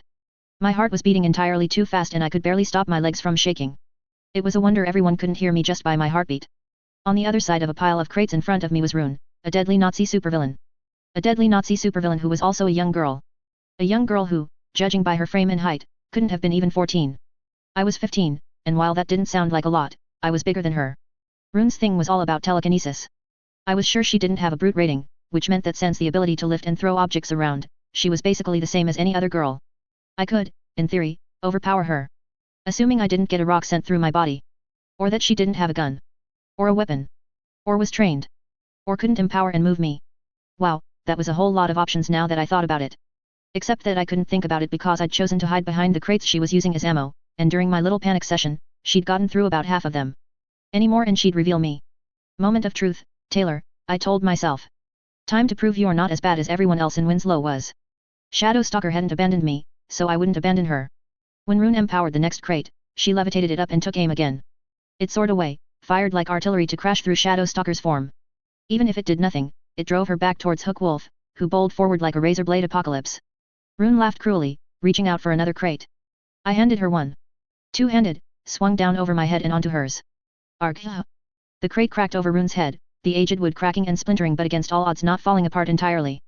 Instead, she was trapped for a moment with the crate covering her face, her head trapped inside. Instinctively, she tried to move her disc away, but I was already in the air. I hit the side of it and tried to pull myself up like a swimmer pulling herself out of a pool. At least, that was how I'd imagined it in my head. It wasn't that easy. Maybe it was the lack of water, the adrenaline, or the fact Rune's disc wobbled and swept around madly, the cape losing some control of it due to her lack of vision and the sudden weight, but it was ridiculously hard to pull myself up, more akin to mountain climbing than swimming. I was neither form of athlete, or any at all, and flailed around uselessly, feet scraping along the floor as Rune's disc sped across the warehouse like a spinning top on crack cocaine. Wall! I cried out. Wall, wall, wall. Rune must have heard and realized neither of us was going to survive an impact. The disc suddenly veered left, and my legs flew out as momentum threatened to tear me off entirely. I only just managed to hold on, dragging myself further up with one hand. Once I saw over the rim, my eyes widened again. Another wall. I yelped. Left, left, left, left, eek. Let go. Rune cried, still fighting with her new hat mask combo, now in wood brown. Her voice echoed weirdly through it. Let go or we'll crash. If I do, then I'll crash. Good. Fucking race traitor. Like that was going to incentivize me. Rune's disc dipped a little, enough that my feet hit the floor and I had to run to keep up with it. Rune tried to counter it by dipping my side down, maybe wanting to scrape me off against the floor, but I countered in panic by kicking myself up and reaching for her instead. In my head, the plan was simple. I'd grab her, pull myself up and wrestle her into submission. I was bigger, heavier, and had the advantage of height. It didn't quite work how I'd planned it. The second my hand snatched her ankle, my foot caught on the floor and I tripped. I fell, and since I had a hold of Rune, she fell as well. It turned out that she wasn't so much locked onto her disc as just balancing precariously, which meant that when I accidentally dragged her off it, the disc shot off like the world's angriest frisbee, causing a horrifying crashing sound in the distance. Rune and I hit the floor together, the crate stuck over her head breaking apart on impact. Still aware I could die at any moment, I jumped on top of her. At which point flaw number 2 made itself apparent. Rune was younger, yes, and lighter and smaller than me, but she was still a supervillain. She was used to fighting. I was used to being trapped in a locker and pushed downstairs. My fighting consisted of punches, attempts to hold her wrists down and hissed threats. Rune punched, kicked, scratched, gouged, pulled hair, bit, spat and was made of elbows, knees and spite. She felt more Hook Wolf than Hook Wolf did. Ow. Arg. No, no. Stop. Ow. Race traitor. Jew bitch. Heb. You're a Nazi. I tried to punch her again, only to yelp as she twisted out of the way and hooked her arm around my neck from behind, pinning me against her. She really was strong. Went to show height and size wasn't everything. I managed to get a hand up behind hers, so she couldn't choke me, but all I could do to get her off was try to knock my head back into hers and flail my other hand uselessly. Her grip was as hard as iron. She, on the other hand, had options. I watched in horror as a piece of rubble we'd been fighting on rose ominously into the air in front of us. It didn't take a genius to figure out Rune's plan. I started struggling harder, for all the good it did me. How you like it now, bitch? Should have just joined us. Offer still open? I asked, panicked. Rune snorted. The rock rushed in for my face. She wasn't even going to fuck around trying to knock me out, was she? A terrified scream escaped me, and my eyes grew wide. No help. No rescue. No nothing. In a last-ditch effort driven by raw instinct more than planning, I opened my mouth wide, exposed my teeth, and bit down on her wrist. Ow. You bitch. Rune dropped me. I fell onto my hands and knees, eyes wide. There was a sickening crack behind me, followed by a groan and the sound of a body slumping to the floor. I dared to look back, and realized that Rune was out for the count, bleeding from her nose and mouth. On the other side of the warehouse, Shadow Stalker was stood still, crossbow pointed to the ground and attention focused on me for some reason. Wait, where was Hook Wolf? I glanced around and quickly found him. He'd been pinned to, and partly into, the wall of the warehouse, a solid disc of stone embedded in his stomach, almost cutting him in two. There was no blood, but he clearly couldn't drag himself off the wall. No fucking way, Shadow Stalker said, still looking at me. This is not fucking happening. A moment later, the wall behind us crashed open as two figures both in red uniforms, though one being a ward and the other a full-blown and well-known protectorate hero entered the warehouse. Hook Wolf, surrender. Assault yelled. Shadow Stalker, we're here to help. Aegis echoed. The two heroes had a moment to awkwardly take in the situation, their lateness, and the fact that both opponents were down and out for the count. Or at least Rune was. Hook Wolf would probably escape from his rune-induced incident in a few minutes if they didn't deal with him. After staring at the two heroes looked to Shadow Stalker, and then to me. I tried to adjust my, by now completely broken, glasses and waved at them. I hesitated awkwardly for a moment, and then said the first thing to come to mind. Thank you for rescuing me. Despite the masks, both Assault and Aegis managed to look embarrassed. Denial. 1.6. The room I'd been led to felt uncomfortably like one used for interrogations. It was small, not decorated in the slightest, and had a small table in the center with a chair on either side, one of which I occupied. There was a single door in or out of the room and not a single other thing. Not even a notepad, pencil, or a potted plant. I wondered if that was just in case some parahuman had a power that interacted with one or the other. Powers could be pretty weird as far as I knew. Foe loved to harp on about the strangest capes and abilities on the forums. I'd not had much of an explanation for why I was here, but since I'd been rescued from Hook Wolf and Rune, both of whom had been taken prisoner once they'd been foamed and Hook Wolf was brought out of the wall, I imagined it was more for my protection than because I'd done something wrong. If this were Winslow, I might be thrown under the bus with them, but surely the Protectorate wasn't going to be like that. The door behind me opened suddenly. I had a moment to regret sitting with my back to it before footsteps echoed and an armored figure walked past me. The blue and silver armor would have been distinctive enough for me to guess who it was, even if I hadn't met him before. Arms Master walked by me, pulled out the chair and sat down. I was surprised to find it didn't creak under the mass of his armor. Then again, they'd probably thought of things like that when furnishing the place. To my relief, Arms Master was smiling. I think it was that which finally let me breathe easily. We really need to stop meeting like this, Miss Hebert. I could have died of embarrassment right there. I swear I didn't go out looking for this. I know. Don't worry. Shadow Stalker was on site and explained the situation to us, including what was clearly a kidnapping attempt by the Empire 88. That he came out and said it let me relax into my seat. For the record, are you okay if I record this conversation? Oh. Of course. That's fine. Thank you. Arms Master touched his helmet, which I assumed the device was within. He didn't say or give some speech and I assumed he'd only ask to be polite. I appreciated it. Because of your age I'm also obligated to ask whether you would like us to call your parents or an authority figure to stand in on this meeting. Legal representation can also be provided if you wish for it. Dad? Here? No. I'm okay like this. On the lawyer. I'm not under arrest. Am I? I hated that the last bit came out uncertain. For being instrumental in bringing down two wanted villains and saving a ward's life? In self-defense, no less. His smile became a little more amused. No, you're not. You're here so that I can get an understanding of what happened, why the Empire targeted you, and so that we can discuss how things should continue after this. Let's start. Can you tell me to the best of your memory what happened? With a nod, I did so. Some of it was spotty, the exact words used by Hook Wolf and Rune especially, but I told Arms Master everything I could, from how I'd caught the bus to how they'd revealed themselves, right up to how I'd accidentally brought down Rune through no skill of my own. When I finished, Arms Master's smile was nowhere to be seen. I assumed it was out of anger for the Empire capes. You flailed around and defeated both Rune and Hook Wolf? He asked. Yet. I wasn't sure what to make of the odd tone of his voice. I mean, the Hook Wolf thing was just an accident. And Rune took down herself. Shadow Stalker did most of the work.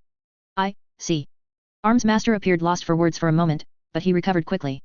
I'd just like you to know, Miss Hebert, that anything said in confidence here will not be used against you. I understand the importance of safety, but we the Protectorate are on your side. I know. Shadow Stalker saved my life. The evidence would suggest you saved hers, Arms Master countered. Well, maybe after. I felt heat creep up my neck. And it's not like she couldn't have slipped out in her smoke form. She only stayed because running away would mean I'd be left in danger. Right? It's not like she wanted to fight Hook Wolf. Armsmaster took a second to answer. Yes. I would certainly hope not. Either way, I owe you all for rescuing me. I know you're on my side. You're the heroes. And unlike Winslow, the Protectorate and the PRT had done something to help me when I was in a bad spot. With all the shit I'd been through lately, it felt like they were the only ones doing anything in the city. Winslow certainly wasn't, and the police hadn't bothered to look further into the locker incident, basically believing whatever Blackwell told them. I'm glad to hear we have your trust, and I'm relieved Shadow Stalker was able to reach you on time today. We're not yet sure what tipped the Empire off about your presence. We're not sure if it might have been someone on their end having witnessed the fight with Lung, or, as you suggested, that the Empire was responsible for the attempted kidnapping of Miss Alcott. Either way, it's apparent that you are on their radar now. They have already made one attempt to bring you into the fold.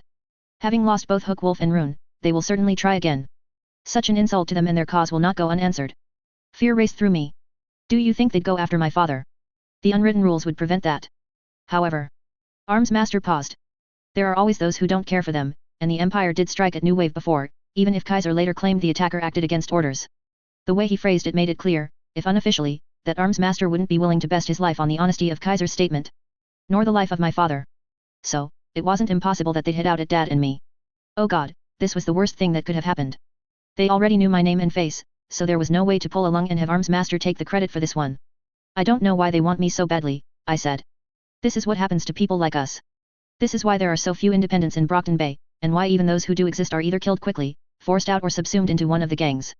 Against their wishes in some cases. The wards exist to give younger capes a place to learn and grow in safety, while even older independents and rogues are encouraged to join the Protectorate for their own protection. I get that. That's why I helped Dinah reach you. But I don't understand why you are telling me that. Armsmaster let out a heavy sigh. One armored hand came up to his mask, as if he were looking to pinch the bridge of his nose. Had I said something wrong? Had I insulted him? I'm sorry, I said. I didn't mean to.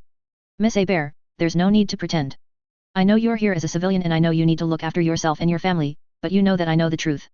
As does anyone who will review this, including the Empire 88. You don't need to hide anything. Your identity is well and truly shot. What? But I'm not hiding anything. What are you talking about? Miss Hebert, he said again, almost indignant. We know you're a cape. Ha. This had to be a joke. Or a dream. Maybe both. I laughed, but it tapered off when I realized Armsmaster was doing anything but. His face, or what I could see of his lower jaw, was deadly serious. It was kind of amazing just how serious a mouth and chin could be. Enough so as to steal the moisture from mine, leaving me swallowing audibly. No way. Did he actually? But he couldn't. That was ridiculous. I'm not a cape. Miss Hebert. No, seriously. I'm not a cape. I understand that you might want to keep your independence, he went on, holding up a hand to silence me when I tried to interrupt. You wouldn't be the first your age to prefer working alone. But you must see by now that this is a bad idea. The Empire targeted you. But they wanted Dinah. Did they say that? Armsmaster asked. Did they mention her in the slightest, for I don't recall you saying so in your recounting of the situation. To my horror, I couldn't think that they had. Oh hell. But they can't have meant me, I protested. I'm not a cape. I mean it. Really, I'm not lying. Well. Armsmaster leaned back. It didn't sound like he'd accepted my words, but he'd decided not to argue. I wanted to slam my hands on the table to make my point clear, but I knew that wouldn't be taken well. If not a cape, then what are you? He asked. What do you count yourself as? I'm a normal girl. A normal teenager. A normal teenager who has beat Lung into unconsciousness, Armsmaster said. A normal teenage girl who took on Rune, and then directly caused Hook Wolf, one of the most dangerous parahumans in the city, to be captured. By, if I'm remembering Shadow Stalker's report correctly, launching Rune's own disc directly into Hook Wolf's body, severing much of it in two and pinning him to the wall of a warehouse. Yes. I nodded. Exactly what you just said. Armsmaster touched the palm of his hand to his masked face once more. Miss Hebert, this really isn't the time for jesting. The Empire are after you. They have tried once and suffered for the attempt, and thus will now stop at nothing to capture you. They will try to force you into their ranks as a parahuman, or they will kill you as an example. But I'm not a parahuman. I'm not. Say that and they will just kill you outright, he said. My teeth clicked as my mouth snapped shut. Miss Taylor. He used my first name, appealing to me in an almost fatherly voice. You're a very special person, Taylor. What you have achieved this far is spectacular, extraordinary even, but the nail that stands out is often the one to be hammered down. I've seen exceptional young people with bright futures ahead of them be snuffed out, and I do not want the same to happen to you. It's been less than a week and already 2 gangs know of your existence. There is no telling how many more will learn in the coming days. My face drained of blood. The docks were close to Empire territory, practically flirting with it. Hook Wolf had already been a not uncommon sight there, and I was sure a few kids on our block were Empire sympathizers, if not recruits already. They could point out our house if needs be.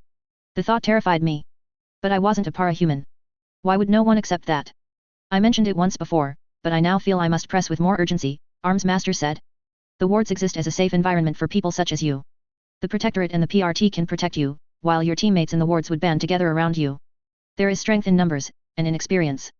We can offer you both, along with protection for both you and your father. My eyes snapped up. You want me to join the wards? Yes, Miss Hebert. Yes, I do. Even though I'm not a Parahuman. Now I knew Arms Master was rolling his eyes. I couldn't see them, but I knew. Yes, he said. Even though you're not a Parahuman. Had I not known it would be so far beneath him as to be insulting, I might have imagined Arms Master making little air quotes as he said that. The wards, though? It was a dream come true. Literally. Okay, maybe not dealing with other teenagers, but the idea of being a respected Protectorate hero was something I'd always imagined in my head, and considering how young I'd been at the time, I'd known the wards was the only way of achieving that. If I had powers right now, I was sure I'd jump at Arms Master's offer. Not just for the promise of safety, but for my own desires. But I wasn't a Parahuman. I didn't have powers. For some stupid reason, they refused to believe I'd taken down Lung, Rune, and Hook Wolf by accident. And that wasn't even the biggest problem, I realized with dawning horror. Because the Empire believed it, too. Could I? Could I accept this for the protection, and then prove to them that I didn't have powers afterwards? They'd be able to tell, right? There were scans for this. Or something. Hell, when they wanted to see what my powers were and nothing showed up, they'd have to realize I'd been telling the truth all along. They couldn't even blame me for it since I hadn't lied. But I'd get in trouble for it, I was sure. Misleading the Protectorate, lying about being a cape. Even if I hadn't done so here, they might say I did to save face. No way were people like Arms Master going to accept that they'd made a mistake, let alone admit it to the world at large. And they'd have to, because if they didn't, the Empire would kill me. It was either they admit it, or I did. Would they throw me in prison instead? Call me crazy and a cape impersonator? If it was just me against the Protectorate and PRT, then no one would believe me. Crazy 15-year-old girl who had pretended to be a cape and risked the lives of the wards in the process. I couldn't do it. I couldn't take that risk. I can't. The door opened suddenly. Arms Master paused and frowned, looking over my shoulder to address the person who had interrupted us. We are in a meeting right now. Let me speak with her, a quiet, familiar voice said. I recognized Dinah instantly. There's an 87% chance I can convince her to join if I talk to her privately. Wards aren't normally allowed to interact with potential recruits. The director okayed it, another voice, female and older, said. I thought it might be Miss Militia, if only because the voice sounded like it came through cloth. I came to pass the message along. The director decided it would be worth a chance. Arms Master nodded. I see. Very well.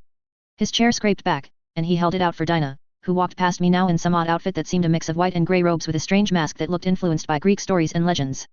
We can give you 5 minutes, Arms Master said. Will that be enough? Dinah nodded. Yes sir. I'll leave you with Oracle, then, Arms Master said, stressing the name, likely so I'd know not to call her Dinah. He marched out of the room, shutting the door softly behind him. I waited for it to click before I spoke, half surging up. D Oracle, I gasped. You have to listen to me. They've gone crazy. They think I am.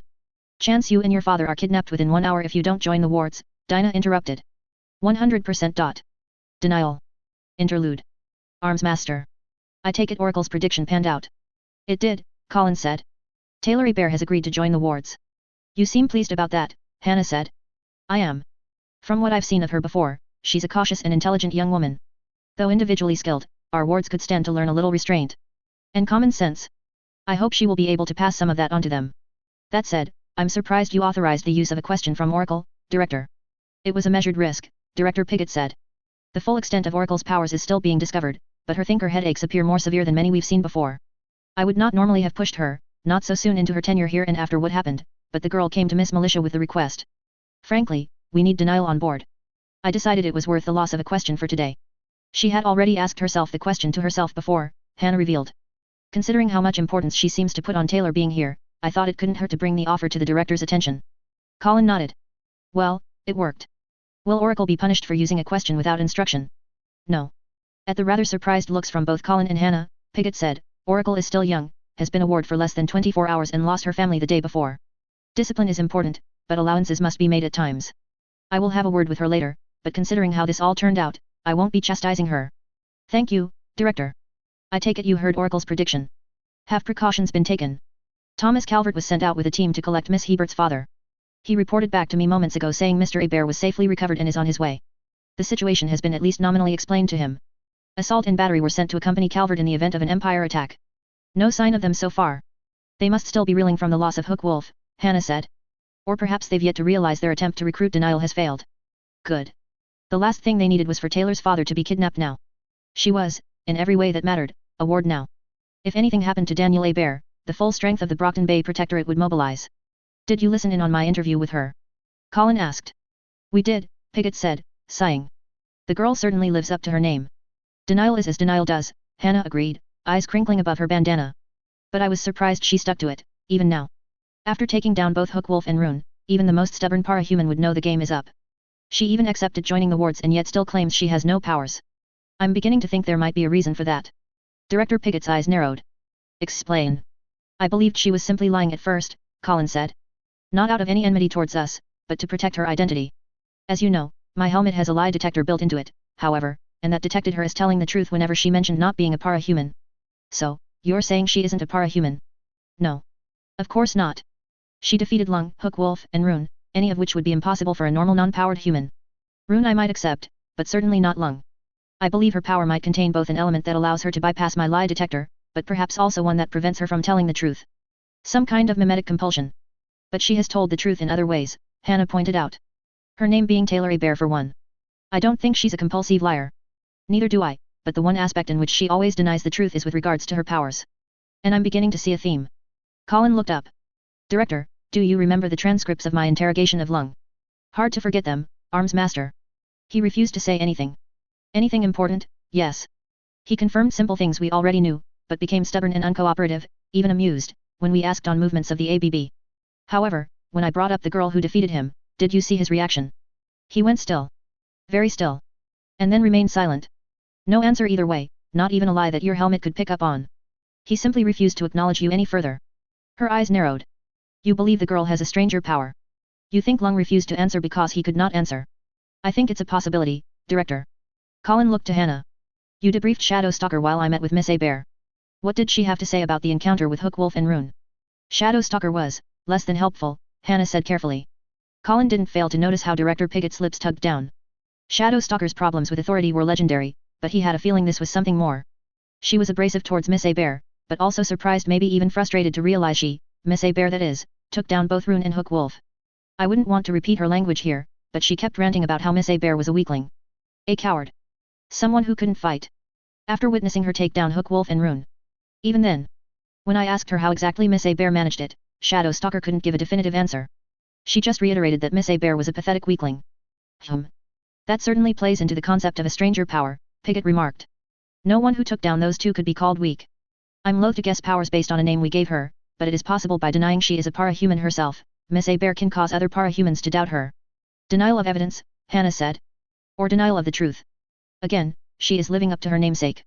Director Piggott held a hand up to forestall anything they might say and reached over to her intercom. She pushed a button and spoke into it. Rennick.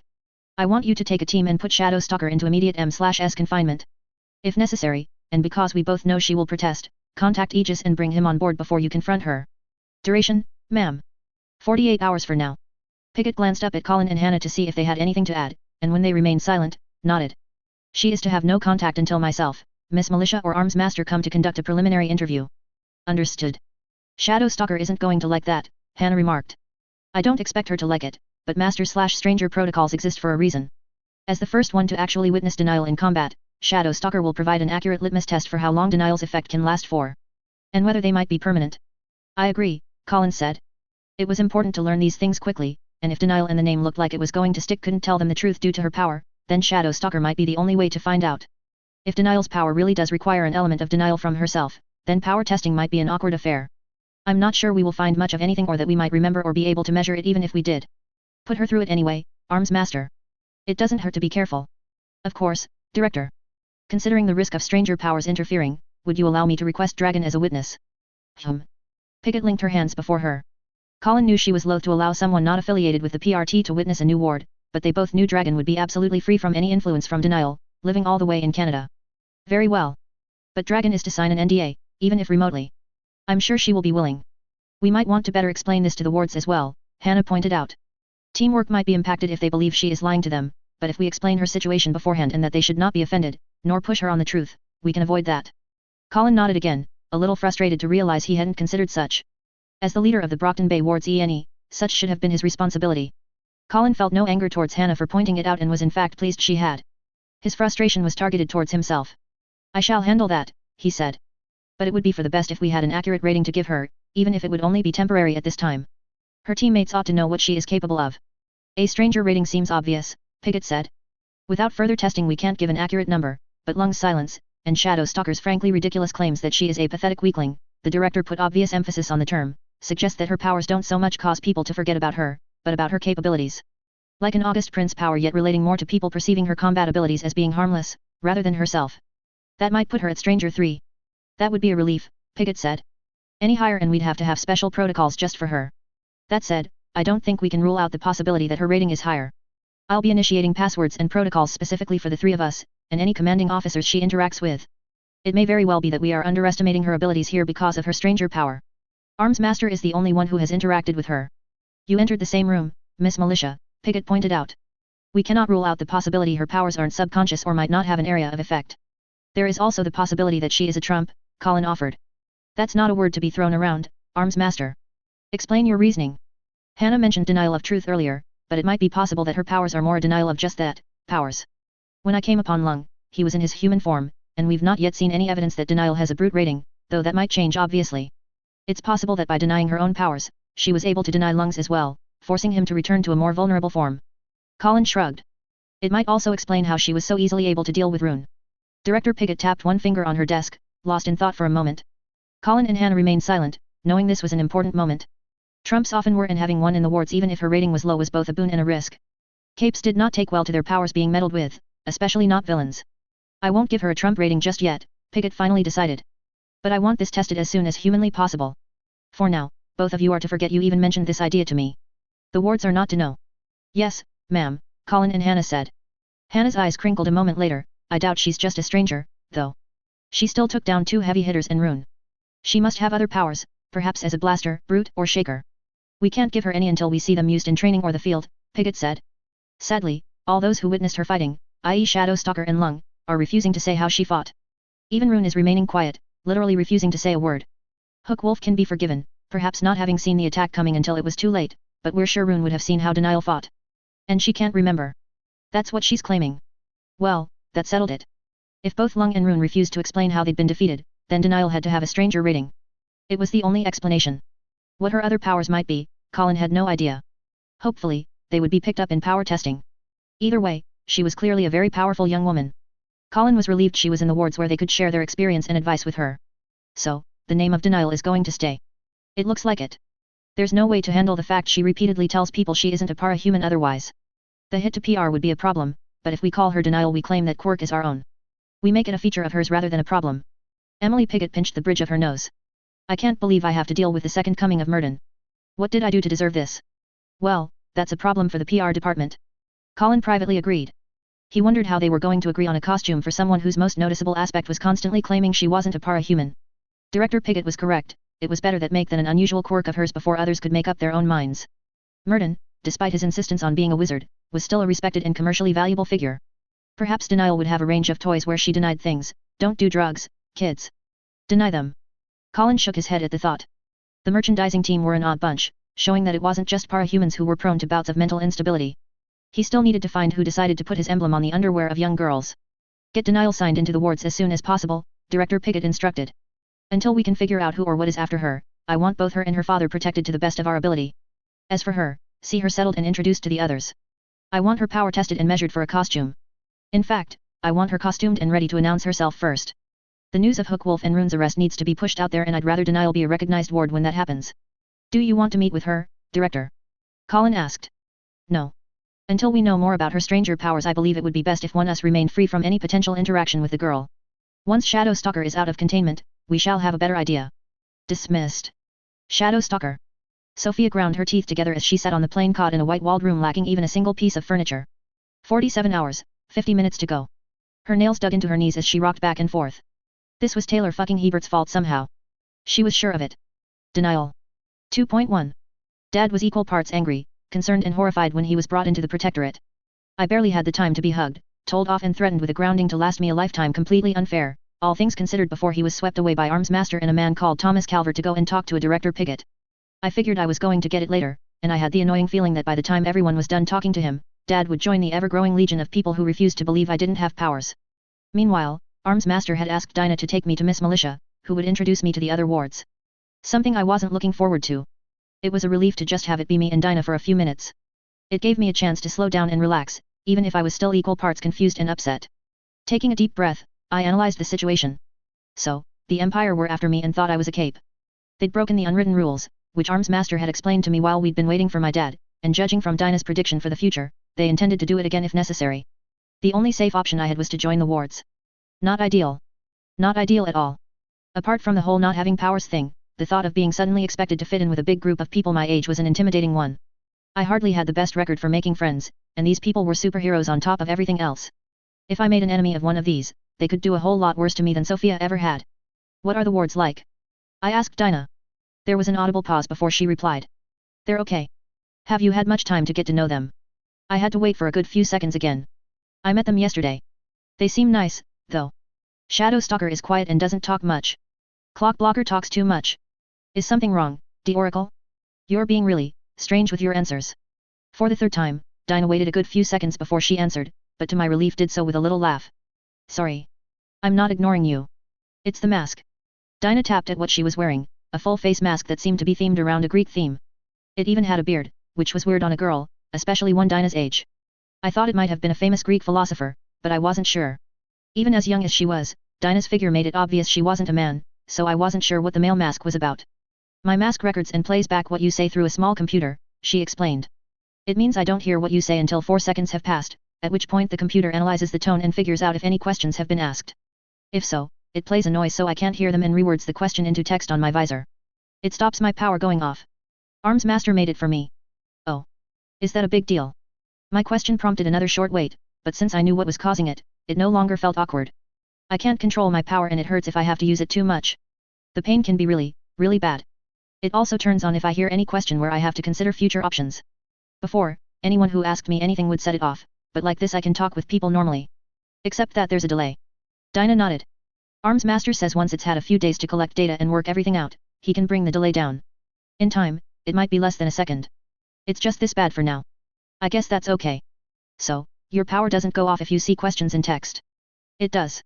My mind still asks myself as I read it. But the words are jumbled to make them not a question as I read it, she explained. Your last question read as, query as to nature of powers as read compared to when heard. Dinah shrugged. I have to figure out what you mean and sometimes I get it wrong and say something that makes me sound stupid. Sometimes it goes bad and still triggers a question, too. When it does, I have to tell Arms Master so he can fix it and make it so that doesn't happen again. That sounds ridiculously complicated. It is, a new voice said, startling me. Dinah jumped too, but more because I had than because she'd heard anything. She didn't get the words until later, after all. Turning, I came face to face with the US flag, wrapped around the bottom half of a woman's face. Miss Militia. Hello there. The woman smiled. Or I thought she did. There was a crinkling around her eyes which suggested it even without me being able to see her mouth. Sorry to intrude but I thought it would be rude to leave the two of you walking around HQ on your own. We don't normally do things like this, but the Empire's kidnapping attempt has everyone on guard. I hope you'll forgive us. Oh, it's fine. Makes sense, I guess. It's not fine, but I'm glad you understand. Another eye smile. In answer to your question, it's rare, though not unheard of, for parahumans to have a power that can cause themselves injury or distress. It manifests most commonly in tinkers, thinkers, masters and strangers, though some case 53s can have similar problems with their adaptive biology. In those cases, we focus all our efforts on first ensuring their safety or the safety of others before we move on to duties, introductions, or the like. In Oracle's case, we couldn't very well leave her to be hurt by any question she overheard.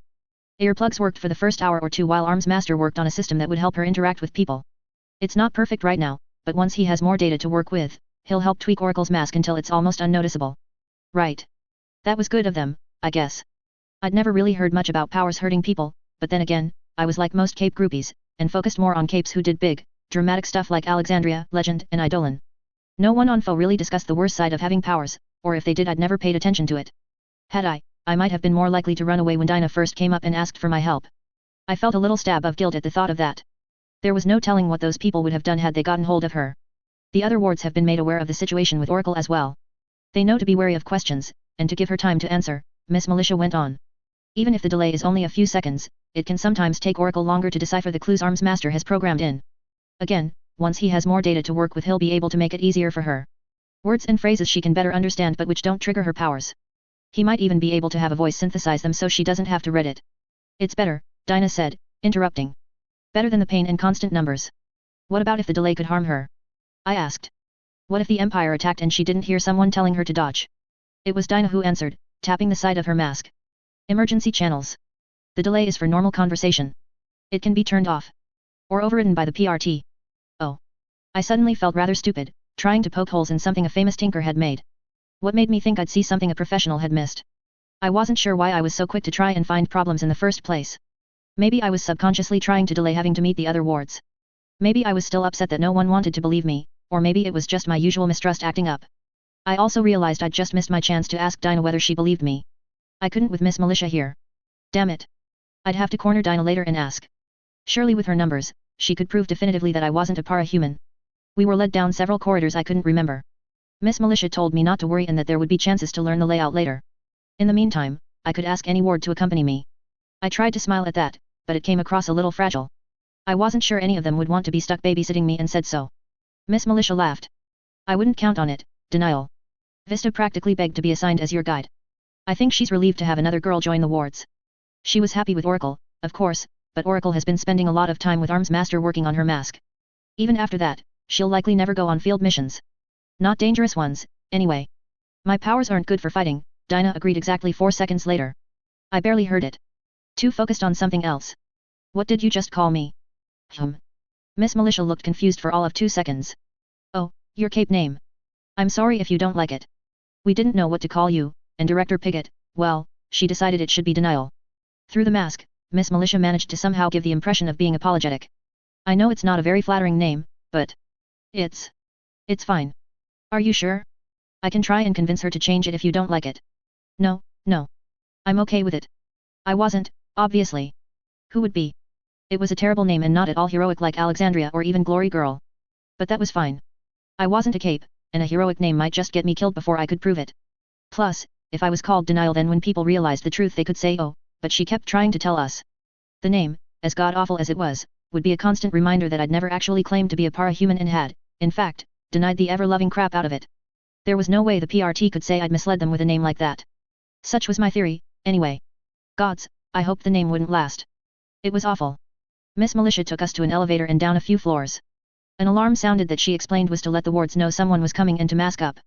A mask was offered to me, another domino one, but I decided to go without it this time. I'm not a cape, I said, I don't need a mask. To my everlasting suspicion, Miss Militia didn't argue it. Instead, her eyes smiled at me. There was something going on, I instantly knew. My eyes narrowed. Paranoia kicked in. I hunched my shoulders and tried to look imposing. I wished I had my suit and dress shirt on. So much for buying that with the express intent of making a good impression. Instead, I had a Hukwolf torn hoodie covered in dust from ruin and splinters from the wooden boxes we'd fought in. The elevator door opened, and when I saw the people sitting in the circular room, I felt even worse. They were perfect. Immaculate in their uniforms, which seemed to shine and glimmer. It only made me feel dirtier by comparison. It also didn't help my nerves that, despite being arranged casually on numerous seats, they'd obviously all been waiting and were now staring at me. I felt like the new kid being introduced to a class already halfway in session, and where everyone didn't want their routines upheaved. Fortunately, Miss Militia took control of the situation. Brockton Bay wards, this is Denial, who I know you've all heard about. I trust Arms Master has already spoken to you about her. At the various nods, Miss Militia I smiled again. Good. Denial hasn't had the best of days thanks to the Empire, and so hasn't come in costume. It is, of course, still your choice on whether or not you want to unmask to her in turn. There were 6 of them, I noticed. 5 of them I recognized, but there was another, a very bulky man in blue spandex, far unlike the other wards, who all seemed to wear armor in some way or another, even Vista, far smaller than the others. Aegis and Kidwin were dressed in red, Kidwin more vibrant and Aegis a rusty color. Gallant I'd met before and he still wore his silvery armor, while Clock Blocker stood behind with a blank white mask and a clock emblem on his chest. Shadow Stalker was nowhere to be seen. I hoped she was okay. As for Vista, well, she'd crossed the distance between us in a second, possibly by use of her power, and came to a stop in front of me with a huge smile on the exposed parts of her face. Of all of them, her face was the most revealed, only really covered by a simple, green visor. Oh my god, you're Denial. She gasped, as if it were I who were the famous ward and she a groupie. You're the one who took out Lung. I opened my mouth to deny it.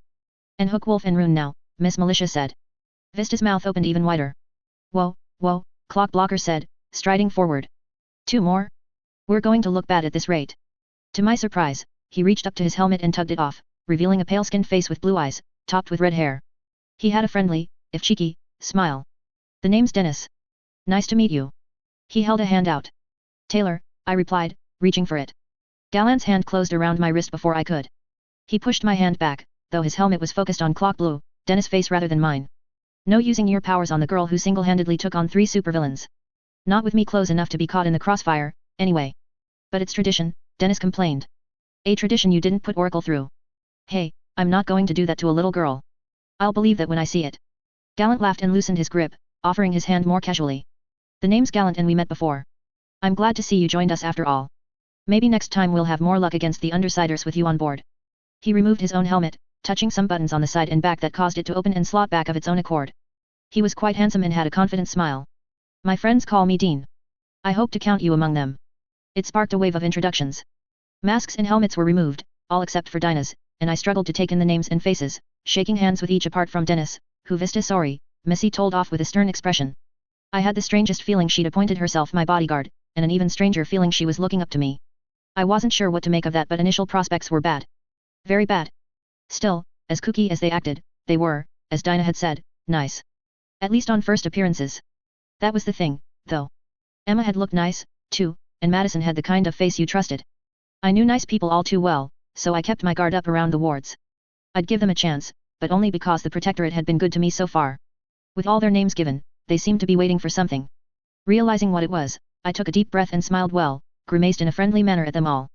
Hi. My name's Taylor, also known as Denial, and I'm not a parahuman or a cape. This is all just a mistake on the PRT's part. Pleased to meet you and sorry for wasting your time. Glad to have you on the team, Taylor, Aegis said with a laugh. Not what I'd expected to hear. My eyes narrowed. Don't worry, Denial, Vista chirped. Arms Master filled us in. Filled you in? Yeah, we know how you work. You're not a cape, wink wink, nudge nudge. Clock Blocker fully spoke the words and made the gestures at the same time. You're a totally normal, unpowered girl. We get you. The wards smiled and nodded along. I felt the overpowering urge to strangle each and every one of them. Denial. 2.2. Is there really much point in me getting an outfit before power testing? It takes longer to prepare your full costume, Aegis Carlos, I kept having to remind myself said. It's not like they can buy it from a shop. Everything has to be custom made, and considering the director wants you out in the public eye, it's best we get that out of the way first. Besides, he smiled and pointed at my face, you can't keep walking around HQ like that. Identities exist for a reason. I felt like I could, seeing as I was a normal person. I almost pointed that out again but stopped myself at the last second. It hadn't worked the last 10 times today and it wouldn't work on the 11th. I was technically 2 days into my life as a ward now, and oddly enough the simple act of agreeing to join had made it so that Dad and I had been able to go home without being kidnapped. Admittedly, we'd had an escort, so that might have had something to do with it. I was back in the outfit I'd meant to introduce myself to the wards in now, the black pants and white dress shirt. And yet here I was, headed to a meeting in which an entirely new outfit would be custom designed and made for me. Something which was pointless, since I'd never get a chance to use it. Well, I'd tried to save them time and money, I really had. The number of times I'd suggested immediate power training was in the second digits now. Arms Master was becoming equal parts annoyed and amused at what he saw as enthusiasm to get started and show off. Ironic, really. Power testing, to me, was about the only reason I wasn't pulling my hair out or freaking out more about the whole being a ward thing. Sure, them not believing me was annoying, but it wouldn't last. The moment I went for power testing, they'd hook me up to whatever machines they had, and the truth would be revealed. Nice, simple, and I'd be out the door before I got thrown into anything dangerous. I just think we should do testing first.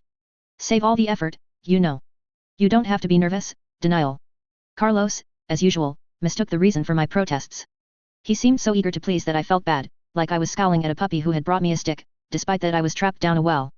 Adorable, but not entirely useful. Even so, I couldn't bring myself to do much more than sigh at him. I heard Glenn Chambers is coming to handle your image personally. He's one of the best. If a little. He trailed off. It was the first time I'd heard Carlos be less than complimentary about someone, so I homed in on it. A little. Not everyone gets on with him. Or most capes, anyway. Image is. There's often a disconnect between what people want and what the image department decides is best for you, the public and the PRT. Should I be worried about that? I don't know.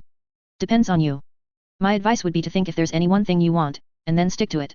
Make it a compromise of sorts. He has to give you that or you won't agree on anything else. Go in with no idea in mind and he'll dictate everything. I don't suppose you have an example. Oh, I was easy, but Clock, for instance, wanted a full face mask. Most of the time, Image likes you to have a bit of your face visible. Makes you more relatable. But Clock made a huge deal of wanting his covered and managed to get it by compromising on other things but not that. Okay. So you're saying that I shouldn't let them decide everything for free. I should get something I want out of the deal. Like a trade. Carlos nodded. Yeah, that's about right. It made a lot more sense put like that, though I still wasn't sure what I wanted. Armor was a good start, but from what I'd seen, the wards all wore decent armor of a sort. Except Browbeat, who I'd been told didn't because his powers specifically interfered with it. It was probably a bad idea to compare myself to Browbeat, though. Gender aside, we were as different as night or day. I considered the female heroes instead. Vista, and because I'd met her, Glory Girl as well. The second I did, I knew what I wanted. No skirt. Hey. That's my thing, I decided. I'm not wearing a skirt or having my legs bared. Give me trousers or give me death. To my surprise, Carlos laughed. Ha. Yeah, I can see that. Image is, well, no one likes to say it, but they do tend to try and make female capes a little more seen, if you know what I mean. My face twisted. You mean sexy? Hey. If Glenn asks, I'm not the one who said it. And we're all underage, so I think the word is approachable more than sexy. Yeah. Same difference. Vista was 13, yet her outfit was designed to accentuate her shape and figure, including tight leggings, a flowing skirt and what a video game nerd might have called breast armor. Her face was also completely exposed but for a visor, while everyone else had full body armor of some kind. I could see the writing on the wall there. If this guy tried to saddle me with something revealing, he was going to see just how much denial could provide. Glenn Chambers, you've no idea who you're messing with. Carlos' warning did little to protect me from the force of nature that was Glenn Chambers. From the second I walked into the room, he took control, sat me down, pushed a cup of coffee into my hands and then started talking. Glenn seemed like the kind of person who was used to getting other people to do what he wanted. I hated him immediately. It wasn't even that he was attractive or fake, because he wasn't. He was surprisingly unattractive for someone whose job was image. He was overweight, badly dressed and wore glasses even uglier than mine. His hair, well, the less said the better. It was as if he'd tried to grow a mohawk, given up halfway and then refused to do anything with what remained. Emma would have choked to death on seeing it. That had potential. It wasn't his image which annoyed me though, which was probably fitting given his job. It was the way he talked, combined with how he shot down everything I suggested. He wasn't even rude about it, just self-assured, in a way that was always sort of brushing up against being smug without ever going the whole way. Being approachable is important. You can't cover yourself up like that, Taylor. You have a fine figure. Don't be afraid to show it off a little. I'm not bearing my stomach. I growled. Even ignoring the fact that's just creepy, it would paint a huge bullseye on me. Like, shoot here to kill. You remember I don't have any powers to protect me, right? Sure. Glenn rolled his eyes. What about your legs? Absolutely not. You're not making this easy, you know. People already have problems accepting parahumans as being the same as them. The last thing you want to do is make that worse by not revealing at least a little skin. It doesn't have to be crude, Miss Taylor. Some of your face, shoulders, arms, anything to prove you're not an emotionless robot. Gallant wears full armor. It even glows. He looks more like a robot than most robots. He's an exception. Clock Blocker wears full armor. Glenn frowned. Also an exception. Shadow Stalker. Is so much of an exception it hurts. I mean come on, all black, edgy teenager with a crossbow and a mask that covers her expressions? I don't care if those are tranquilizer bolts, they're still full-length bolts being shot into people and perfectly capable of severing an artery or poking an eye out. Shadow Stalker is living proof I can't so much as take a weekend off without someone screwing the pooch. I didn't see the problem. Out of everyone's outfits, I liked Shadow Stalker's the most. It was dark, so it would be less obvious at night, and I wasn't one for bright colors or drawing attention even in my normal outfits. As for the crossbow, well, why not have a weapon, right? Personally, if I was going to be dragged into this, I wanted an assault rifle, but I'd settle for getting the outfit sorted out first. I want something dark, I said, ignoring how Glenn reacted as if I'd slapped him. Something concealing. He flinched again. Maybe a full face moss. No. There's more to this than effectiveness. An outfit is a brand. It's how people judge you, how they see you, and, by extension, how they see the PRT. You might think it foolish and I'll admit that in some cases it can seem that way, but some people are simple. Some people do see a dark outfit and immediately think villain. I frowned. Why are we catering to those people? Because we have to. You cannot win an election without appealing to numerous demographics. For capes, every day is a struggle not only to arrest the bad guys, but not to be seen as one of them. As a girl, as stupid as it sounds, you have an advantage there.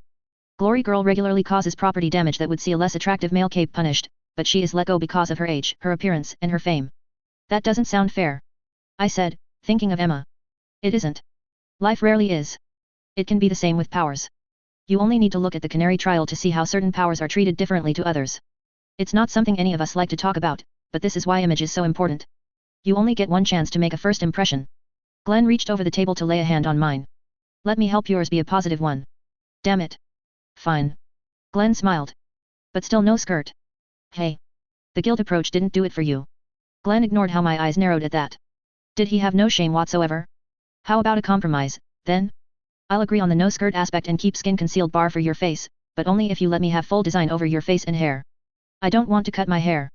No cutting, he agreed. Or at least not off the length. Such a change would draw attention to your civilian image. I'm just thinking a different style, to differentiate your out-of-costume self. Obviously, I'll design something to keep your identity hidden, so you don't have to worry about a glory girl tiara. Just let me design the face and I promise no skirt and no exposed patches of skin. It was a good deal. Probably as good as I was going to get, and really, I supposed none of this mattered. The moment I got into power testing, I'd be free of this nonsense. I would only have to wear it the one time. Plus, I'd gotten my compromise. I'd forced Glenn Chambers to give up. I'd won. With that in mind, and a smile on my face, I reached over to shake his offered hand. The way in which Glenn's scowl morphed into a wide grin told me I wasn't half as clever as I thought I was. I had the sinking suspicion I'd been played. The outfit, or the artist's rendition of it, wasn't quite as bad as I'd imagined. It came primarily in a mottled grey a few shades lighter than dark, yet not quite bright either. Somewhere between Shadow Stalker's black and Gallant's silver. The boots were long and thin, reaching up to below the knee and thankfully didn't have heels. There was fabric that reached up to what was, in fact, a skirt, but I allowed it because Glenn gave me trousers to wear under it. The skirt also had armor plates on it running down the outside of the thigh, so I could see it as more armor than feminine fashion. If it had been a skirt, I had a feeling we'd have argued for hours, since the damn thing only came halfway down my thigh. Several horizontal plates ran across the stomach region, grey plates over black fabric, leading up to a breastplate that wrapped around my front and back. It had breasts. Or, well, not breasts but clear room for them and far more room than I needed. The armor looked like it was designed for a woman a lot heavier than I'd ever be. I shot Glenn a fearsome scowl. No one will expect such a well-endowed individual to be, well. Glenn, to his credit, didn't look down to my non-existent chest. It'll also let us pad more armor in, offering more protection to your vitals. Think of it as concealment and defense all in one. Right. The armor would put me at a generous C-cup by the looks of it. Hard to tell the exact size without seeing it in person. Either way, there was a symbol over the breasts, a circle in white with an X drawn into it. It was edged with red, but subtly, not enough to stand out too much. The same symbol repeated on the belt, boots, and shoulders. Basically, anywhere he could fit it. What's this for? It's your emblem. Glenn said, making an X shape with his hands. Denial. Oh. Okay. I could see it now that it had been pointed out for me. It was still better than a clock, and I appreciated the dark tones of the armor otherwise. I'm surprised you let me be this color. I thought you'd have me in red and white or something. Arms Master warned me your powers might lean more toward subtlety, so having you be too obvious might be an issue. There's also not much point in designing something I know you'll reject. In truth, I'm hoping you can help with our other problem. Other. You mentioned her yourself. Shadow Stalker. Too dark, too dangerous, and not at all good at talking to the public. She sends the wrong kind of message. I thought she was all right, I said a little defensively. Shadow Stalker had saved my life, after all. That's what I'm looking for, Glenn said. Not all the other wards get on with her, but you seem willing to try. By making your outfits at least a little similar, it'll help create the narrative that you're a duo. That way, some of Shadow Stalker's negative PR can be balanced out by your good. She becomes the quiet and taciturn woman of action and you're the more approachable, less bite your face off of the pair. The public love that. Like Assault and Battery or the Triumvirate. Individual heroes are impressive, but it's the teams that stand out. Plus, he added, grinning wildly, it gives all sorts of merchandising opportunities. Box sets, Shadow Stalker, and Denial action figures. Posters. The lot. We can have 3 sets. One for you, one for her, and then one for the both of you. That's a 50% increase in marketability. Yet? I asked, not really paying attention anymore. If I thought I'd actually be staying as a ward, I might have cared more. But I didn't think I'd complain about Shadow Stalker either way. It would probably help to have a more experienced ward to help, and Shadow Stalker seemed nice, for all that I'd not seen her since joining. Sure. I'd be fine teaming up with her. As long as she's okay with it. Great. The final part of the outfit Glenn had prepared for me was the face. All the other wards wore full helmets or visors, covering their eyes if nothing else, but it looked like Glenn was bored of that. Instead, my mask was more reminiscent of Miss Militia, leaving my eyes, upper face, and hair free, and instead having a mouthpiece that looked to wrap around the cheeks and fix over the mouth. A simple thing with the stylized X symbol once more. My hair, or the image's hair, was in a single long braid. Not something I'd normally wear, but again, that was the point. With the hair, the larger breasts and the grey armor, I'd look nothing like my normal self. I could only assume I'd be wearing contacts to help with my vision since glasses would ruin the effect somewhat. So, Glenn asked. What do you think? Honestly, it's not as bad as I thought it would be, I admitted. That's the Glenn Chambers promise. He took the image back, ran it through a scanner and then let me keep the original in case I wanted to show the other wards. I'll get this finalized and sent off, then. Should be able to get it back before power testing if we're lucky. We'll look at equipment and tools once we have a better grasp on your powers. With our meeting done, I was hushed out of the office and back into the corridor, where Carlos put down a magazine he'd been reading. He looked surprised. Over already? That was quick. Apparently. Did you manage to get your no-skirt rule? In a manner of speaking. I handed him the image. Compromised by letting him decide my face and hair. Despite that it wouldn't last and that I wasn't a cape, I still felt curious what an actual hero thought of my costume. What do you think? It's not bad. A bit dark. He wants to pair me with Shadow Stalker. Ah. Carlos winced. Well, good luck with that. He looked a little closer at the picture. Surprised he went for covering your mouth, though. He normally says facial expressions are one of our biggest selling points, along with the ability to actually talk. He suddenly laughed. You don't think he did that on purpose, do you? Stop you telling literally everyone you see you're not a cape. Carlos didn't notice that I'd stopped following him, frozen in the middle of the corridor. One of my eyes twitched. Son of a bitch. Denial 2.3. Someone's in a good mood. I grinned and downed my orange juice. Most I've ever looked forward to flunking an exam in my life. It's sort of liberating. Hat. A part of me thinks I should be telling you off for that. Dad's face fell. You will be alright though, won't you? Dad, it's power testing. They're not going to make me fight an Endbringer. I'm just worried, Taylor, Dad, Danny and currently Mother Hen said. You say you don't have powers. Which I don't, I was quick to interject. And which I believe you on, Dad was even quicker to add. And that's what worries me. If these things are going to test if you're superhuman, then what happens if it goes wrong? What if they hurt you? Dad, the PRT probably has things to prevent that. Like panacea, I didn't add, because knowing I could be healed after the fact probably wouldn't stop him freaking out. Honestly, I was just glad someone believed my claims of being normal. Nothing's going to go wrong, and if it did, Arms Master will be right there. He's a hero, and I told you how important PR is for them. Don't you think it might be bad PR if they went around injuring 15-year-old girls? I guess. Ugh. I had to roll my eyes. You know, most parents would be more worried about their children losing their job after less than a week. Especially one that pays this well. Danny's face lit up and he laughed. That's a good point. He hoisted his coffee cup. Well, here's to you losing your first job. Cheers. Cheers. Hey Taylor. Vista took one look at my face when I entered the ward's female changing room and cocked her head to the side. Overprotective parents. Yeah, I agreed, neglecting to say it was just the one. No point ruining the mood. How do you handle knowing they're worried about you and knowing you can't do anything about it? I don't, Vista said. I just try not to get angry when my dad tells me, for the 100th time, that I should be playing with dolls instead of fighting bad guys. Tried to convince him for a while but gave up when he wouldn't listen. Parents know what's best and all that, right? I guess so. Not quite the same problem I had, but close enough. It had to be worse for Vista given her age. I felt bad for her.